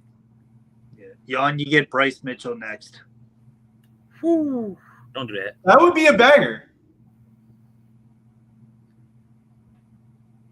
Who else was I thinking of? You don't think that would be a banger, Joey? No, I was like, dang. Like, I think maybe if Bryce Mitchell gets one more win, maybe. But actually, that would make sense though. Like, because even if a future matchup I can see though. Yan and Mitchell after Yan gets his hand raised after this kind of makes sense though. Both of them kind of had. I think their styles are contrasting enough where like one guy's going to want to try to fucking wrestle the whole entire time. One guy knows how to wrestle, but I'm right there with you. Now that you say it and I'm thinking it out loud, yeah, bro, that might be the fight to make is Petr Yan versus Bryce Mitchell, because everybody else at the top of the division is either inactive or already booked.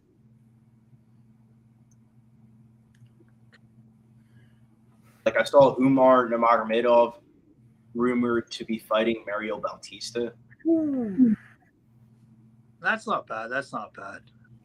Yeah, but it makes sense in the rankings where like, all of Yan's fights don't make sense. Like if I'm Petr Yan,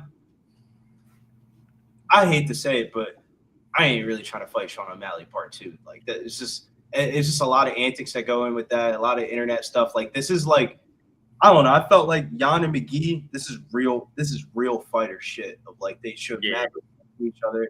They're game opponents all the time. It felt like O'Malley was kind of like,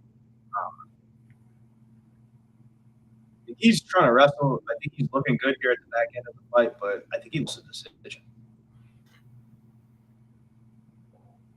Oh, Petr Yan. I don't know if that's a drop. Petr Yan going for a sub here with 15 seconds left. Kimura position. Marcus McGhee's able to get out of it. Maybe a little bit too much too soon here for Marcus McGhee.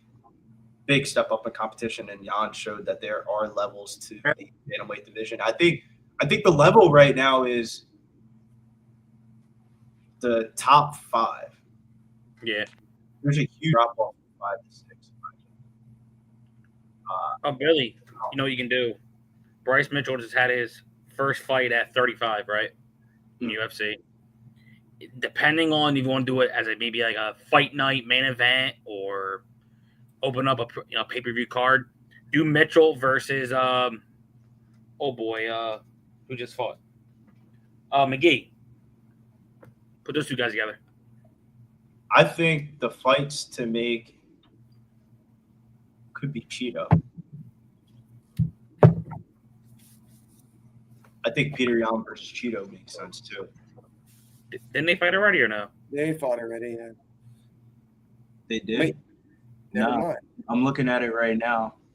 Uh-huh. It feels like Cheeto's fought everybody in the top 5. I'm telling you, bro. I think that might be the fight, though. It's Petr Yan versus. That might be the fight. No, That's the fight. Yeah, Petr Yan probably be a big ass favorite again, though. Oh yeah, more than likely. Probably like what? Where would you line that? Minus 250. Yeah, Petr Yan versus Vera. minimally 200. Yeah. Yeah. I can't believe he coached that out. He faced a top 10, fought down. I understand he needs to stay active, this and that, and the weight division's a little messed up right now for him and how he's lost and kept his ranks. But, man, you're going to fight, get some finishes here. I mean, how many times did McGhee have Yan hurt in that fight? A couple of times. Like, Yan had McGhee hurt like 3 to 4 times in that fight. I'm talking about the opposite. Like, Yan just kind of coached because he knew he had him beaten out class. The 3rd round, he definitely coasted. Yeah. But you gotta get that paycheck, boy. And if it's guaranteed, it's guaranteed. Why risk it? Yeah, TC building. made Sterling shit for Yan. You're not fucking around with the guaranteed paychecks no more. Yeah. Comprehensive says just my 2 cents. Shout out to just my 2 cents in the building. TC, you got one more leg, brother. TC's got the main event. Robert Knuckles. Yep. I need Ritter to win. Well, at least I Brady. I feel good when I know one of the homies are going to cash tonight. Somebody's going to make some money. Someone's making dough. It makes you feel better. The worst bets are like, damn, you lose on like even a favorite or a dog. You'd be like, man, who the fuck had that? And like you find out like some of your friends had it, and you're like, well, it makes you feel a little bit better about somebody in the world made money, and it's not only the sports book. Yeah, because I had the Ritter 2-man parlayed with Guskov. I need the Ritter to get the 1+ takedowns to close that 3 leg that I had put in there. Shouts to walk-off wagers, wine time, and spoon bets going live Sunday morning. It's the Sesh Medicate Monday. You can find me on Medicate Monday as well. Actually, Locker Room Talk podcast in San Antone is the studio, but me and Joey going live. Yes, you heard that right. Live for PFL. We're going to be live and direct in person. Not only are we breaking down the fights, we are going to be at the fights. So I'm super stoked. Fuck yeah. And if you're local, show up. Let's get some drinks. Turn up. Yeah, you know I'm locked in. When bitches be asking me for money, I'm telling them no. Hell no, give me some money. Fuck no. Fuck no. I don't know how much money we're gonna get.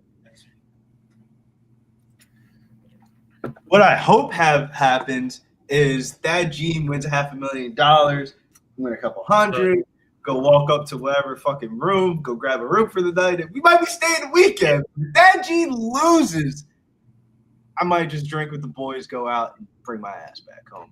Action Jackson. Yes, sir. Let's go, brother.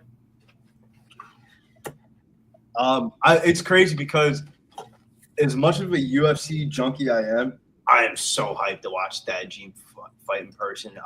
To follow him since basically like his fourth. I'm taking DDP, baby. I'll tell you what. I'm taking DDP against Chimaev. So am I. You gentlemen are making the wrong decision. Oh my night. Well, you think he's gonna be able to throw him down and all that jazz like he did to Whittaker and stuff? DDP's massive boy, man. The biggest scare for me, I haven't made any bets or anything like that, but the biggest scare for me is really if Khamzat Chimaev can fight for 25 fucking minutes. Exactly. That's really the question. If Khamzat Chimaev can fight for 25 minutes, he's fucking DDP up. But that's not a guarantee. But Joey, do you know anything about cameras? Does anybody know anything about cameras? If you do, can you slide in my DMs? Because I'm trying to get this camera hooked up for next weekend. And I'm a phone guy, but I'm not a camera guy. I have everything that the camera came with right here. I just don't know shit about cameras enough to like this is a little bit past. But it's Wi-Fi available, so I would imagine I'd be able to IRL it or at least get some film. But if you guys know anything about cameras, slide up in my DMs, please, because I really don't know shit about cameras. I'm not really a camera guy. The most cameras we used to do as kids were on the iPhone on Snapchat, if you know what I mean. I may know somebody I can tell to hit you up. Let me know, bro, because I want the camera. If we can get the camera working for PFL and we can get some great clips and stuff like that, I can try to load up the clips to the thing and we can try to make a video out of it, get some content, make sure that people feel like they were there or some shit. I always feel like whenever we do the vacations, why are we not recording these vacations together and stuff like that? But yeah, if you go to Twitter, or I'll just text him to Ryan Furness. I know because he works for a news company, so he might know how to handle some cameras. So the way this camera works, there's a USB and a mic thing. So like, I think we're about to go into the main event, bro. Come on. People are watching this shit. I know people are watching. That's why I'm asking. Does anybody know how to fucking work camera? Right. Main events. Got the build up coming on. Hey, is that my camera, boy? You know how to work. I just watched 15 people leave. What the fuck? Say something about a bet. I'm sorry. I'm sorry for being selfish. Brandon. And it's 2025 and you're saying camera. Like, come on, bro. Like, We're all linking up in person next week. So I was trying to main event. That means we got this build up rocking back to work. The Ritter coming in, y'all. First place in the championship. Proved himself. Kept a couple people down in the weight class. Ched Frocked. What the fuck? Check fraud. I know he meant. This is a big deal. It's a big fight right here. Yeah. It really is nice for the middleweight division, right? I think if DDP wins this fight, I hate to say it, you got to put him in title shot conversations. Oh, most definitely. I mean, who else we got? How do you even charge this? He's big. He's just a different style. Even when you look at each program and each promotion, there's just different styles too with different champions. So I mean, when you mix them up, it's really exciting, especially with someone on the caliber of one championship. Mm-hmm.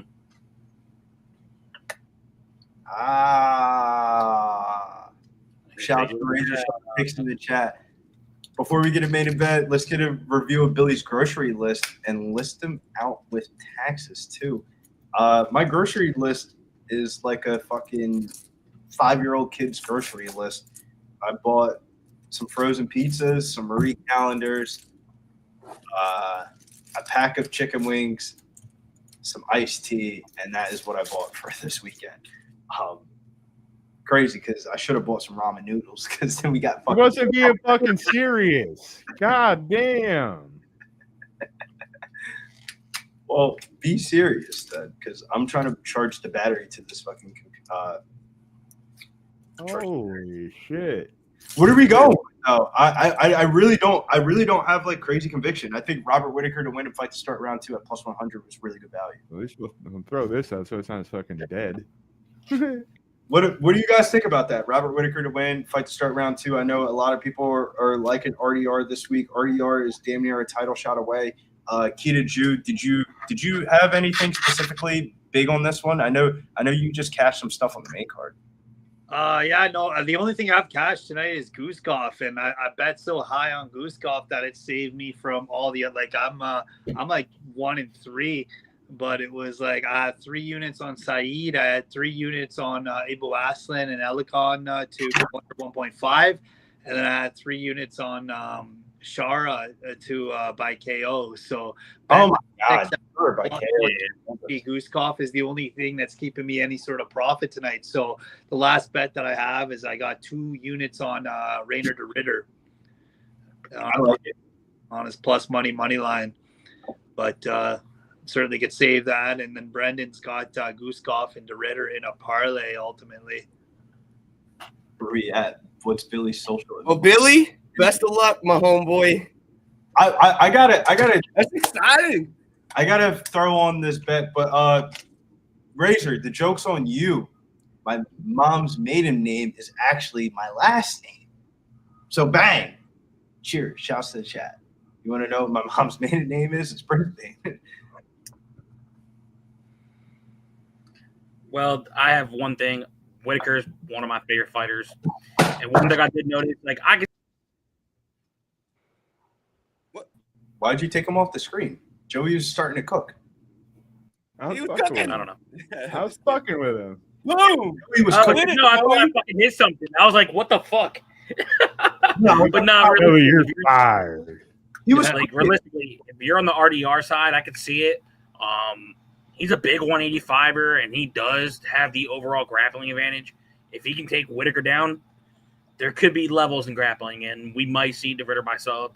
But if he can't get the takedown, Whittaker might piece him the fuck up. Could go 5 for a piece up, but I think either way, I think from either side point, fight doesn't go to decision. But I'm going Whittaker. I think within under like 3.5, he's going to knock out DeRitter. Razor asked if Kita Ju was thrown to a corner. Now, he just rushed onto the stream. He said he was getting through that Toronto traffic to make it for his Pub Sports Radio debut. And not only did he come in for the Pub Sports Radio debut, he came in and cashed first bet of the night, Goosecoff. And it actually, in hindsight, he really needed it. So hopefully we can bring out some good vibes because Big Show invited you guys on, and I'm fucking with the vibes, Brandon and Kita Ju. Let's go, baby. Super great for the stream tonight, bringing in good energy, good vibes, and it feels like we've been friends for years, and I've only talked to you guys for about an hour. Right, dude? Click. And now that you guys have a little bit of prior past experience together working at the same company is pretty dope as well. Yeah. Absolutely. The It's been great beautiful. working with Lee. We both have a passion for the sport. We watch it every week. I think I missed maybe 1 card in 2 years. You know what I mean? Like, it's definitely a passion and a lifestyle, especially if you start getting into your 30s and 40s. Like, it's just, you really got to love it to keep watching it. And like, but right now, shit, we got this parlay rolling. We got Billy Briz against me. My heart's pumping. Got $1,000 on the line right now if I hit right here. So it's like, let's go. I'm rooting for you. I'm rooting for you because I got DeRitter to score 1 takedown. It's only 39 days for me, motherfucker. Yeah. Starting today. You know what's crazy though? NFL is back next week. Hall of Fame game, baby. Hall of Fame game. Well, they come in Ohio, baby. That's like an hour from me. Hour and a half. We've been clamoring. I don't know if you guys been doing it, but I've been licking my chops, bro. I haven't. You put football on a slate, motherfucker. I'm gonna find out who's gonna score a touchdown. Somebody's got to score, unless it's the Jets game or some shit. But man, I'm locked in. Whittaker looking really locked in. Got that. So I will say this. I said it on the show Tuesday. Whittaker is 4-0 when he main events UFC fight nights. Whittaker is fucking delusional because I was watching his thing and he thinks that if he wins this fight, that he should be in the title shot conversation and he's next shot. If he does it, if you tell me he knocks him out, then yeah, you can definitely. I think sometimes you have to bet on fighters with a little bit of delusion. Like if they don't believe it, why should I believe them? Right. Where like Sean O'Malley, I used to always say, when Sean O'Malley fights for that title, I don't give a fuck what the line is. I'm gonna bet him. I believe in it. And like when he beat Aljo that night, that shit was lit. Like that was one of not one of my biggest bets, but one of my favorite bets to cash in my life. That shit was crazy. So I always think about that when I think of like fights and stuff now. It's like, man, it's a hard take. They're offering me $500 right now. My question is, it makes me go even today if I just take that cash out, dude. Do you want the money or do you want the glory? Yeah, I've lost enough. Because it's always the money. If you need the money, yeah, just take the $500 and fucking run. But if you want a little bit of glory and say you hit a nice little crazy ticket on them and shit, you can post it and it has the little FanDuel thing. You know, sometimes that does play a monumental factor. You know. Yeah, I've been on a roll late. I've hit 2,000 parlays 2 weeks straight going into last week, and then I end up hitting Steve Garcia by decision, won $600. That wasn't a bad rip. On the run, I was at a country concert for 4 days and still bet on it. This is what I mean by like, I need somebody to help me out. Of like, why is this sliding? This is sliding. Hey, you're gonna have the boss back in here. Yep, see, told you. Dang on that, Billy. You guys are laughing and shit, but when we get some dope ass content with some PFL fighters next Friday, you guys are asking the camera question. Here we go. 6'4" versus 6 foot, coming in with an almost 6-inch differentiation and reach also. Hey, Joey, you got a graphic for the PFL event? Let's go, ladies and gentlemen. Main event of the evening. Let's go. Billy, you got a graphic for your PFL event you wanted the thumbnail for?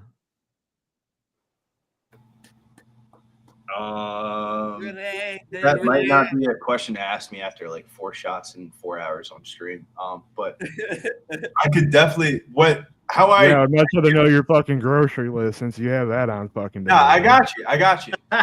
What I want to do was have the Monopoly board, but instead of the Monopoly guy, I just need the PFL graphic you want with names. I got everything else.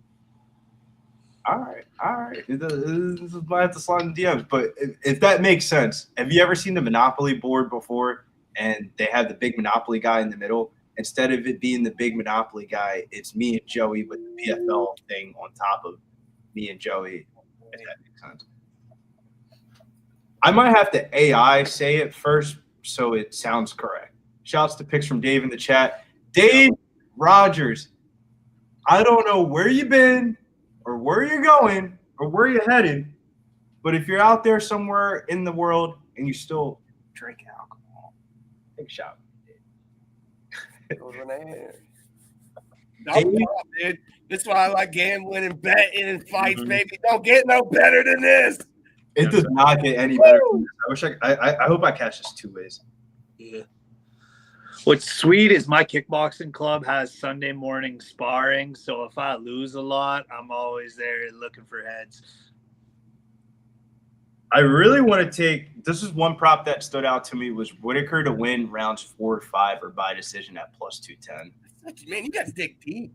I'm proud of y'all. Y'all dig deep in those freaking books, boy. Yeah, motherfuckers try to make a little something out of something, right? It's like we dug, and then we dug some more, and this is what you got, ladies and gentlemen. Oh, here we go.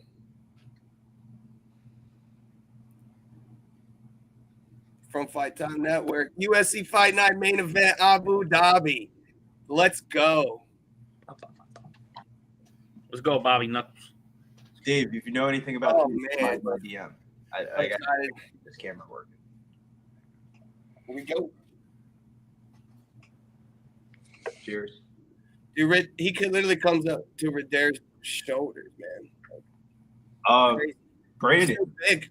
do you? I know you're very excited, but do you want to take the honors of calling this fight? Ooh. I'll give it away. All right. I mean, you got the most money on it, so I feel like you should call it. Let's go. Let's go. You're in the middle of a parlay too, big dog. This is a one-way street. You know, Ritter with the leg. Yeah, Ritter's kind of coming in, changing the pace. Whittaker pushing back, trying to get that angle, using a maybe pushable arm drag. It's kind of a weird grappling position here, actually, in the middle of the octagon. Like super weird. I feel like we're in like one championship again. Yeah, it's like both guys are posted up like they're on the fence. I mean, you got the Ritter trying to advance a little bit, but that's my really favorite cool. thing is that Watch arm. Separate. Whittaker comes up high with a leg kick. You know, I mean, I'm a little delayed here, probably to you guys too, by like 10 seconds. So, is what it is. I'm at 354. I mean, we're still in this. Yep, there we go. We breaking. Whittaker keeping up with their good style, bouncing in and out. The karate good mixed in there.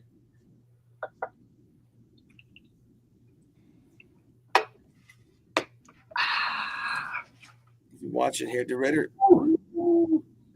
Whittaker pushing him up against the fence there a little bit, but DeRitter is circling right into that high kick of Whittaker. So that's interesting.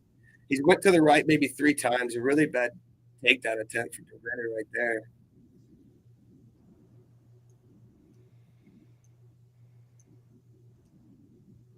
Starting to catch DeRitter. He is not like getting touched by the jab. No.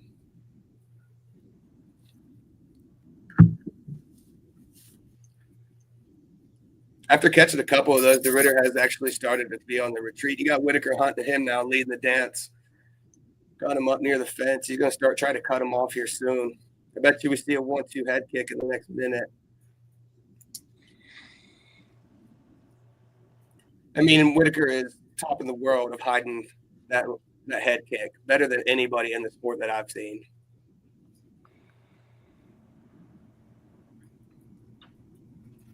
Whittaker's very fast tonight. He's looking sharp. Hard looks fucking jacked though for light heavy. I mean for middleweight. Oh yeah, he's massive. So that same exact thing, Big Show. But can we get Thad Gene, Logan Storley's face in there, and can we actually get the real PFL logo? You got Reinier split above the eye and failing in takedowns now. This is not looking very hot for Reinier. That's like perfect. Him struggling with the takedown, that's a game changer. Ooh, came in with a nice knee to the body. Ooh. Timeout.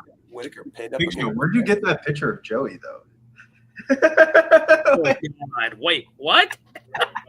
Whittaker not able to use his size. I just Keep pulled it from Whittaker the up line. against the fence. We're back scrambling in the middle, baby.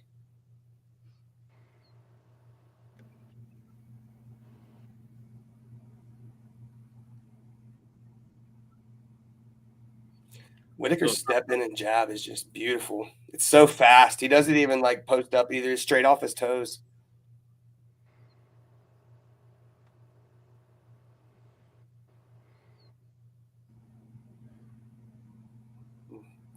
Whittaker's just so fast. I love it though, Big Show, that you're seeing the idea though. let me pull up this live lines though. Live lines minus 370 for Robert Whittaker, plus 260 for RDR. That's crazy though. What? Ooh, that knee again, right into the rib cage. Yeah, he's better watch Whittaker out. does not need to walk into any more of those because really his speed right now and his cardio is what is winning him this fight. Scoop Whittaker bleeding out of the nose. Yep. Scoopable pitches tonight, fresh off the having a kid.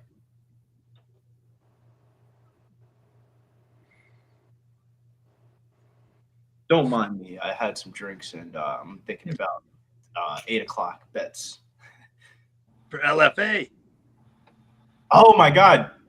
In between rounds, can you go through the End of LF end of round right now, Joey? Can we Billy, pull it's in the chat. a card? Can we start the comment in the chat? And I kind of want to pull up the LFA card so people can kind of get an idea of what we're talking about and what we're looking at. Today's date still July 20th. Oh, we're looking at Whittaker take round 1 right there. I thought Whittaker took round 1. Controlled the pace, controlled the octagon way better than DeRitter did. It's interesting. DeRitter did not commit to a takedown yet fully, though. So that's going to be interesting goes into round 2 and 3 to see if he pulls that trigger. I thought that he would try to go for more of a takedown, but he was kind of just going for like clinch work here. Right. Shout outs to Kita Ju here. He said he has some LFA picks for us tonight. He dropped it in the chat, but if you guys want to see exactly what he was talking about, the only fight that I'm really accustomed to is Chris Gonzalez versus Jacob Rosales. That fight's going to be a banger. Round 2 coming in.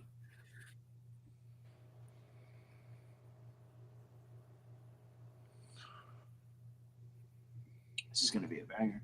Is this like his sister or something? I think that was a slip, but maybe not. It kind of looked like he came across. Oh, nice jab. Whittaker's jab is just looking so beautiful tonight, ladies and gentlemen. World class, in and out. You just got DeRitter guessing. It kind of feels like DeRitter's striking is kind of getting exposed in this fight, even though he exposed Bo Nickel in this last one. It feels like he's getting exposed in the striking range here. Because DeRitter has 23 total strikes. Whittaker has 50. Well, I would say there's a giant step up in fucking striking between Bo Nickel and Robert Whittaker. Oh, tenfold.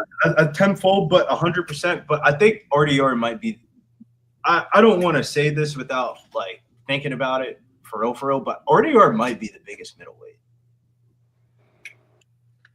Well, I mean, it was the one heavyweight champion.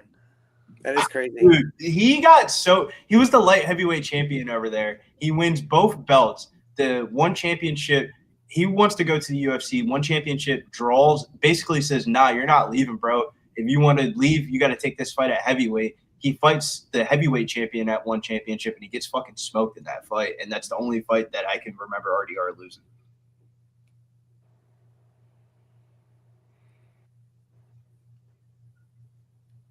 DeRitter's starting to reach into his punches. I don't know if you're noticing that.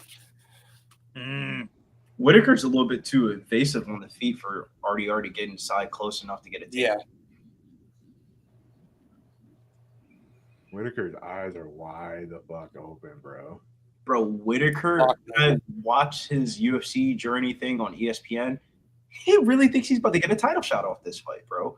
I don't agree with it, but like, hey, if you're that delusional where you think you're about to win, fuck it, I got to back it. He just can't get a hold of him. This is huge for Whittaker. I think RDR's got to land some strikes to base of his hell right now. He's just seeing everything. That jab's getting there now. That jab's starting to get there. That right-hand jab, if he can land a right-hand jab, push Whittaker up against the fence, he's going to be able to get a takedown. He just has to – once he grips him up, he's going to be able to take him down. Ooh. Grip him up first. That knee. Oh, is that low, bro? Damn. That looked like it hit every part of the shit. Live line's locked up. Whittaker, RDR's coming alive here in this second round. He feels double jab, pumping that job out there. Oh, body again. Got him down, taking his back. Got full fucking guard. Oh, baby. Whittaker's bleeding like a motherfucker from his. That knee hurt, dude. He about crumbled. Hey, he's too big for him. We're only in second round, ladies and gentlemen. I need a third round KO to win this contest, I think. The Ritter needs to ride him out here for sure. Make him try to scramble. I was state caliber wrestler, 09, 135, 6 in the state in Ohio. Get it done. What's up? Getting too old now. But come on, dude. The Ritter be very smart here. You too. Play defensive on top. Let Whittaker get a little space. Think he could get up. Use some energy. Hold him back down. We're round 2 of a main event in Abu Dhabi. Live line -126, -102. Who? -120. Whittaker breathing through his mouth, very heavy. Maybe his nose is a little broke. He breathing heavy, yeah. But the Ritter just controlling Whittaker right now. He's Up too and big. out in open space in the cage.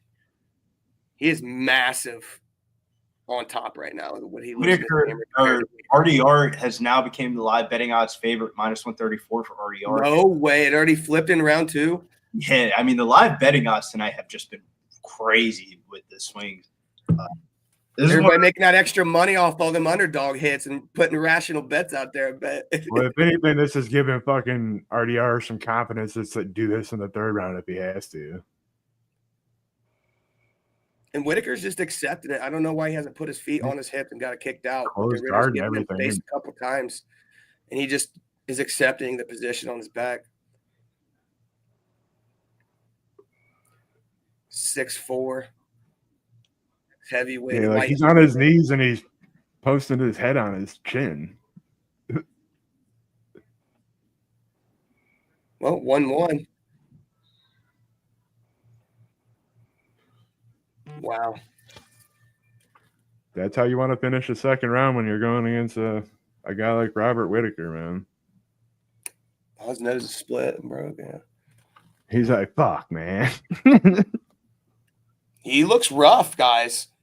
Yeah, he looks like he got he stepped out back and got smacked. Telling how the third round's gonna go. Yeah, literally the look on Whittaker's face right now is like, how am I even where I'm at right now? This is not how this shit was supposed to go, ladies and gents. What do I do now? This is what gatekeeping feels like. We have not seen that head kick. You know it's coming. That head kick, and he hasn't thrown it once. So DeRitter's gonna get. Are you kidding me? That shit's hilarious. That guy's funny as hell. Though. Are you kidding me, guy? The fucking Phillies fan dude on TikTok. That dude's hilarious. I've been trying to stay off of TikTok because they don't allow you to use the G word anymore on TikTok. What's G word? Gambling. If you say the word gambling, they don't shut down any of your. Probably why some of my videos only get 5 fucking views and some other gets 1,000. But that's why I stopped fucking with TikTok. If they're gonna not followers are followers, dog, and I got almost 1,000 on there or 500. TikTok during COVID or like right after COVID was like. Ooh, Whittaker connects. DeRitter on the pressure here. Does he smell blood? Dude, he's going for it. Knock him out in the third, baby. Win me this time. Oh, shit! No! No fucking way! Oh, my God. Oh, shit. I almost choked on my food. Oh, my God. The guy in second has third round submission by DeRitter, too. That's crazy. Oh, my God. No way. Change of the tides of the fight. Whittaker. This is crazy, y'all. Whittaker is dropping, bro. He is still just popping through on that ground and pound. DeRitter scrambling up here. Back to his feet. Let him back doesn't up. look like he knows where he's at still. Shouts to Whittaker bleeding out the nose. Bad. He knows what's up. Bo Nickel. Got clots coming out. Back on our feet. DeRitter goes in. Whittaker just looks tired. Backs up against the fence willingly. He had a giant blood clot come out of his nose. RDR is -142. Whittaker +112. Whittaker just. Oh, now we're back up. Here comes that. Give us that head kick, Whittaker. See what he's got. RDR has slowed down tremendously. Yeah. Oh, he just fucking went through a fucking gauntlet, bro. T-Bot just died, yeah. Like, what do you mean? I'm not saying it's right or wrong. I'm just calling out what I'm seeing. playing a little color commentary. He is definitely showing what gatekeepers are supposed to do, bro. Facts. Come out here and fucking. Ritter's still working that jab, though.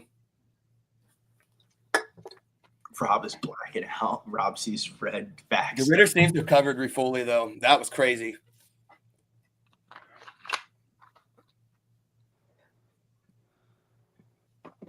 This is why I didn't want to bet under 4.5. Bro, RDR's got to be a little bit careful, though. He's kind of just walking into some of these punches.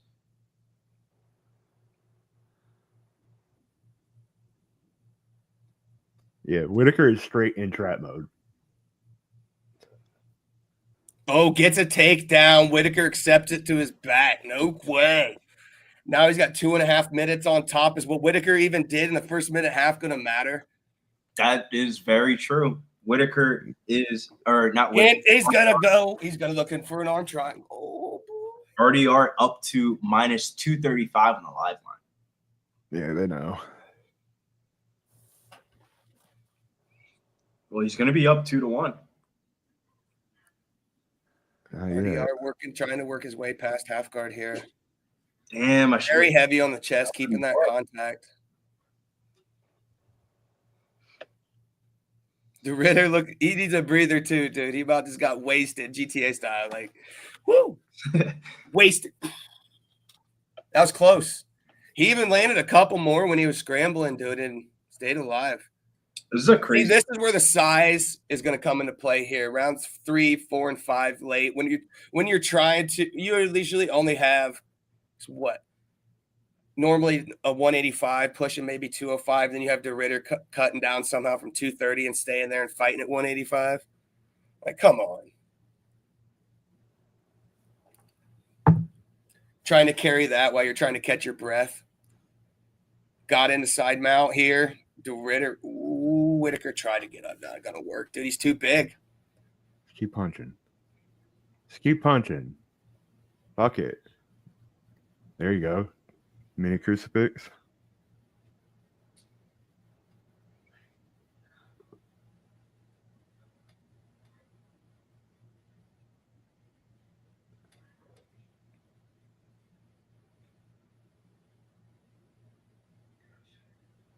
The Ritter really needs to do some damage here. I know he's been here for 2.5 minutes, but yeah, nothing really. Just not taking advantage of this opportunity at all.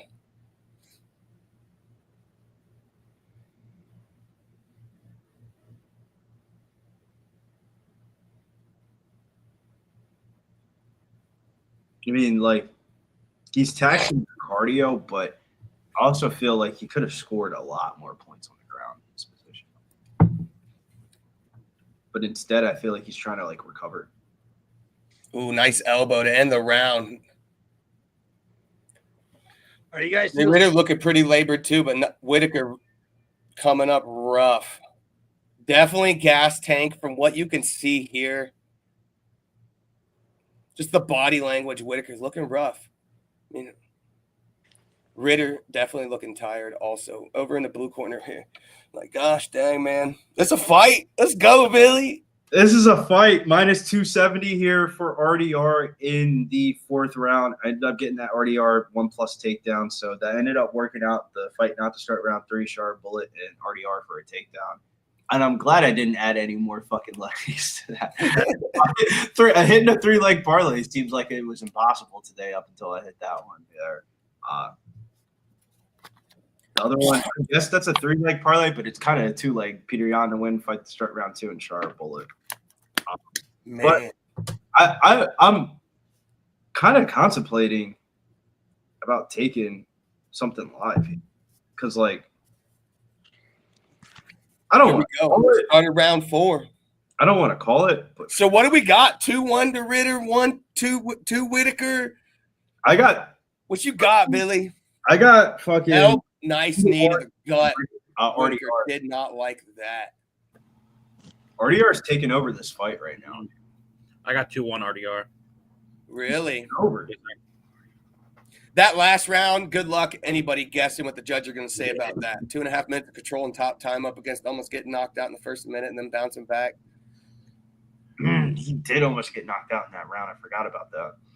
Yeah. See? You forgot about that. Even the judges might have forgot about that.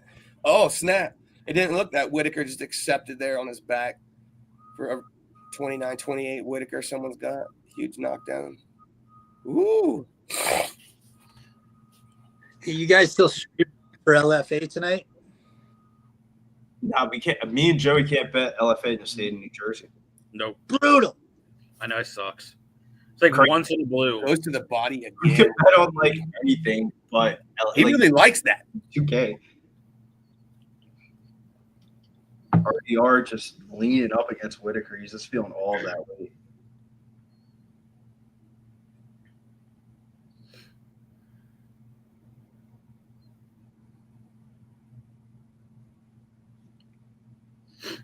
Nothing really. Caught with the left hook coming off the cage.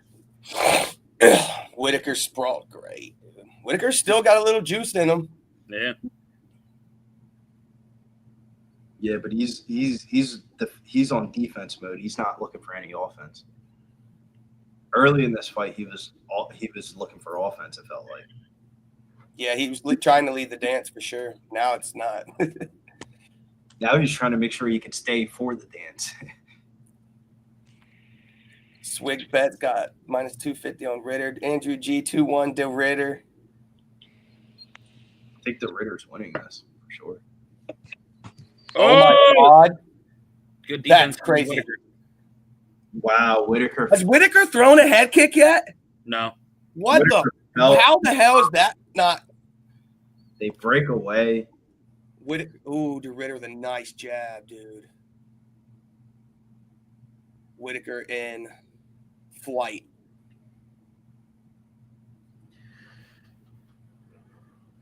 Now this is where, if you're a Robert Whittaker backer, you thought he would come alive in the round. This would be the moment.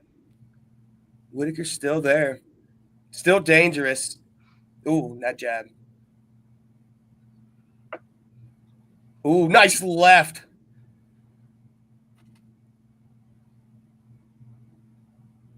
Whittaker accepting that control up against the cage again to Ritter. Less than 2 minutes to go, round 4 of this main event in Abu Dhabi, y'all. Hell of a main event. Whittaker landed an uppercut. This is fight of the night. Ooh, there we go. That head kick. Dang. RDR is huge, man. Right. That was just like a club, dude. Doesn't matter if it's just swung a dead meat club. 110 pounds coming at you. Any total hot babes in here? Come on. What do you think that the answer to that is, Leggy?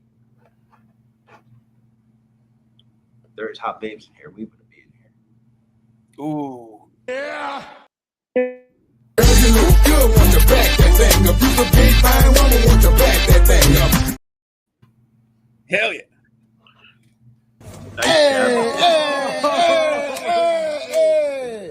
Cabra culo. Video has forever changed my opinion on Elaine Perez. Ooh, another nice knee to the gut. Dang, Whittaker's like that. face did not like that. Oh, Whittaker gets hit with the left, stumbles. I thought he was going.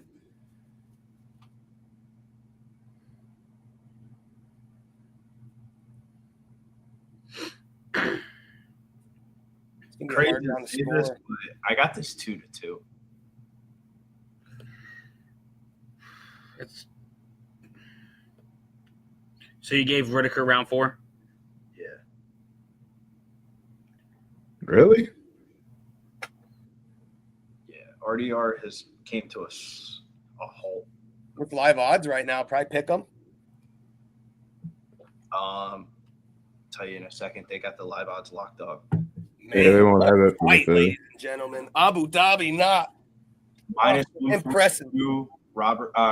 Minus 142 RDR or minus 134 RDR plus 104 Robert Whittaker. Yeah, pick them, boys. Damn. I think it's 2-2.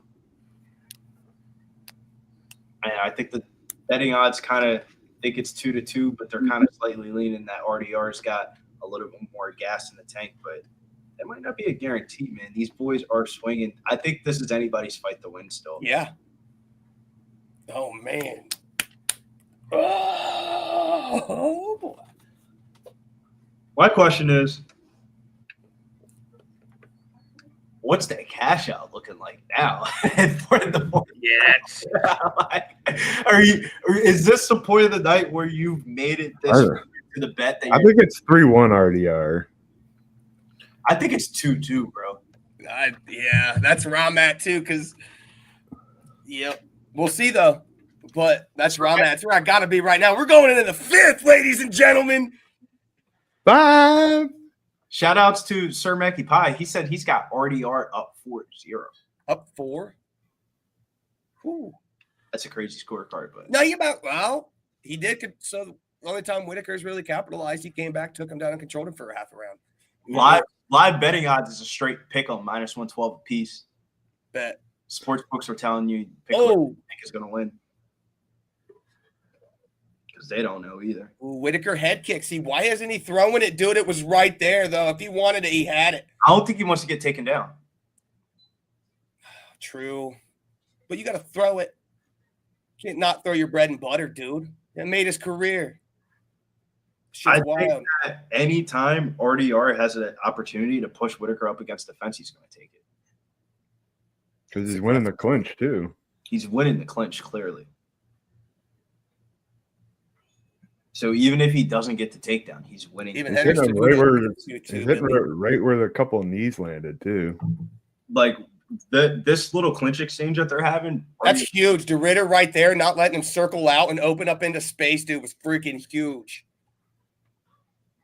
Yeah, but he's selling out for this takedown. RDR. No, he's not. He's just controlling. He's got a hand behind the shoulder. He's cool. You don't think he's selling out for this takedown a little bit? Nah, like you said, he's controlling the exit. So, oh, that was close. He almost caught Whittaker with a knee. He is selling for this takedown. Plumbles right inside the cage again, pushes him up. The Ritter 0-for-4 in his last takedown attempts, or 1-for-4 for his last 5. If you call underhooks a takedown attempt, I'll believe you. The way he pummeled into the cage, he was trying to take him down. And he gets takes his back. Good defense, Whittaker. Wow. Whittaker is trying to stay alive. I'll give that one some takedown defense accolades right there, but the fucking underhook. I'm betting here at -118. They basically still have this at a pick 'em. This is definitely a judge's type decision. More like I wouldn't. We're in Abu Dhabi too. I think the UFC would want RDR to win. Yeah. They spent a lot of money to get him over from one championship. Yeah. They're probably paying Robert Whittaker a boatload, right, for this fight, too. You know what I'm saying? If you pay what Robert Whittaker makes for this fight is probably what RDR would make with the win bonus. It's probably what the rest of the fucking card makes, bro. Robert Whittaker's got to be the most expensive fighter on this card. 1,000%. Easily hands down. 1,000%. He's definitely the. Plus, Salikhov might be up there. Nah, you ain't got the same amount of fights fucking Whittaker's got in there. I'm just saying, like, if I could think of anybody else that would even be like Petr Yan. Petr Yan's probably gets. Yeah, he's probably second. Yeah. I think Petr Yan might get paid more than Whittaker. He's a former champion. That's why they put him on the undercard, huh? They were Whittaker, right? I mean, when do they usually don't put bantamweights in main events? I don't agree with the live line at -182 RDR. Ooh, nice jab. He's winning round 5. Yeah. Ooh, nice left. Ooh, this is a close fight. See right there, Whittaker had to worry about the knee to the body. He didn't want no more of them, and now he's in control. Nick Jekyll, RDR's a bum. This is another takedown attempt, guys. Yep, big one right here. Overhook. Can you believe he's defending this? This is amazing. Yeah. I'm just He defends so well. Look at him. Just looking up like, God, save me. That was funny.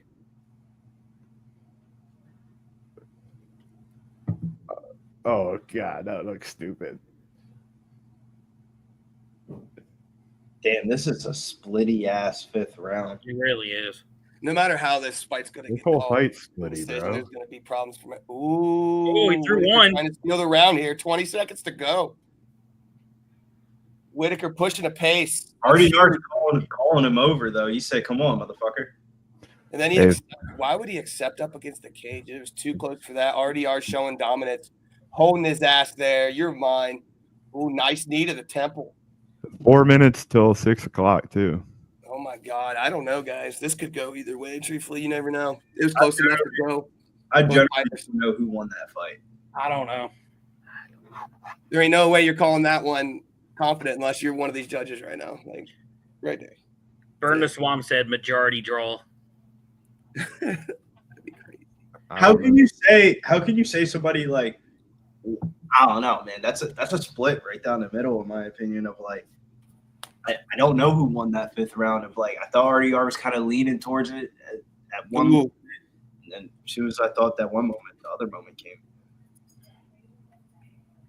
They're showing Whittaker highlights. I mean, they were show highlights. It might be his last ones.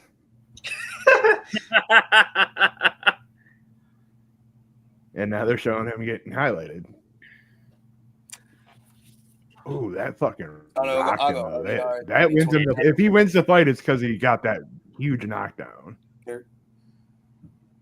What the fuck would that be? RDR came up spitting Big out. Scott makes a good point. He said dog switched to favorite on live odds. That tells a different story of who won. Has to be a 10-10 round for it to be a draw. RDR's trying to push his 48-47. Or a 10-8 round. It might even be a split. I think it is. I think this is It's definitely taking too long. This is a long decision. Whittaker probably won this, dude. Watch him get this dub. Nah, I think if it's up to the UFC, I think they would rather have RDR win. Here we go.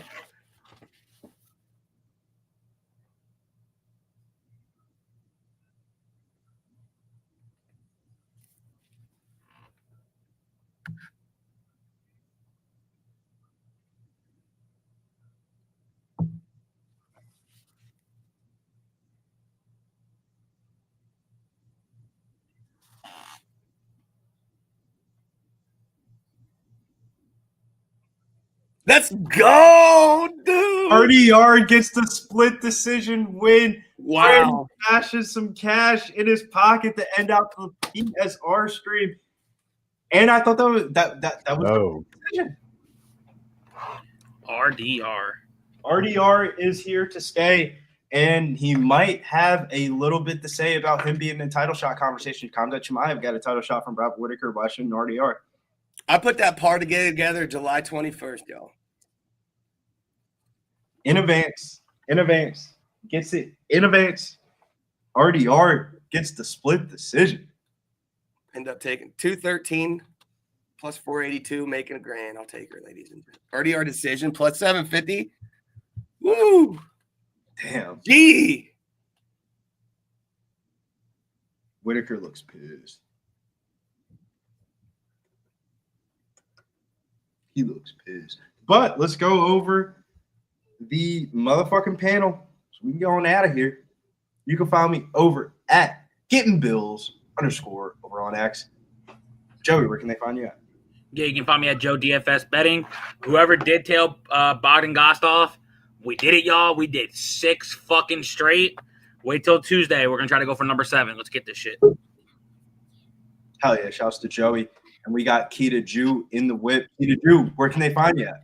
Boom, we got the win. You can find me on Fight Time Network, man. We've got caps out every day, and we are really true cappers. Sorry, guys, I had to watch the last little bit. I'm in Toronto suburb traffic now, but I had to go pick up my daughter, so I had to watch the last little bit of that fight in the car on the way here. Shout out, nobody wrapped me out for that, but hell yeah, bro. By split decision. But no, guys, we are true cappers at Fight Time Network, man. We're not gonna hit any fluff with all these wild parlays. We're trying to find ways every week for you guys to make money. And I lost 3 bets and won 2, and we still made mad profit. We're up like plus 4 units profit, which isn't a lot, but like, I mean, considering losing 3 bets and winning 2, man. 6 units on Guskov, 2 units on the Raider. It's been a good day. You can't complain with that day at all. Brandon, the man, the myth, the legend, hits the 2-legger. Yeah, check us out at Fight Time. I know a Kid Jew. Yeah, he runs the cards. He runs this and that. But sometimes I do post my bets. And if you were following us on all social media platforms, YouTube, Instagram, this and that, I had it in the story. And then I thought, hell, I'll actually post this stuff. Keep it up here for everybody. I mean, it's a plus 482, 2-man parlay. Good hit. Got hit. 2 underdogs cashed on the parlay. Good call. And everybody else tonight, if you ran to any underdogs, good for you. Proud of y'all tonight for having the balls to hit the underdogs. It was your night tonight. Good job, everybody. I mean, I lost like 3 or 4 bets tonight. Was down like 4 bills and then hit for $1,000. You know, that's how it rocks. Plus the money back. So, is what it is. Hell yeah! Check us out at Fight Time Network every week. We know we love fights just like everybody watching and everybody here on this panel. So, you know, we love breaking down fights and giving our true thoughts on it. We watch every single week. We try to not miss anything just in case so you guys can go out and have fun and then watch our videos real quick and, you know, get back into action. You ain't got to worry about it. We take care of it at Fight Time Network. Hell yeah. I'm excited to have came across you guys and, you know, cross paths. Hopefully we can do some more content and stuff in the future. We got Dana White Contender Series coming up. But tonight we got LFA. Kita Jew, can you let us with some LFA picks on the – Yeah, absolutely. Here, I'll pull these up there. Boom, just going in my notes. I did post them in the chat. I don't know if they're correct. Can you guys still hear me? Yes, great. Terrific. So, yeah, I got Sar Charles money line. That's at minus 115 at 2 units. We got Cars Greenwell money line. That's a women's bantamweight fight at plus 180. We're going Arnold Jimenez money line at plus 215. And Jacob Rosales, I got a fade, Chris, 2 units plus 180. Another one that I like was also Corbin Allen and Alandria Rosales. Those guys are a little bit juicy, so I want to put them together and give me a plus 132 double. And all these bets I'm putting 2 units on. But Visconti at minus 165. I know there's a little bit of juice on it, but I got 6 units of confidence on him. Hell yeah, I like the confidence on that. It's one of those type of cards. As long as they fucking win, who cares what the value is in winning? Yeah. Double the juice. Come on, DDP versus RDR has got to be the goofiest title fight if it ever happens. Hell yeah, that would definitely be goofy as fuck. But Pub Sports Radio, make sure you guys check us out on motherfucking Tuesday night. We got the Locker Room Talk podcast going live. Me and Joey going live probably more than likely Wednesday night. We're trying to hit you guys with an early edition. If you guys are in the tri-state area, so New Jersey, New York, PA, or if you guys want to fly in, come in. We got the PFL card next Friday. I mean, the tickets are dirt cheap for PFL. I mean, you can get like a legit good ticket for like $60, 45. Tickets start at 25. So, like, literally the thing with the PFL is getting there. You probably spend more money getting there than what you would do. Just letting the people know. I'm just letting the people know, bro. Sometimes people comment in the chat and they'd be like, yo, I'm in New Jersey. I'd be like, Brad, no idea. You've been in the chat for 3 years. Shouts to Teron Pulley. When I met him in person, I didn't even know he was from Canada. But until next time, make sure you guys check us out. We out.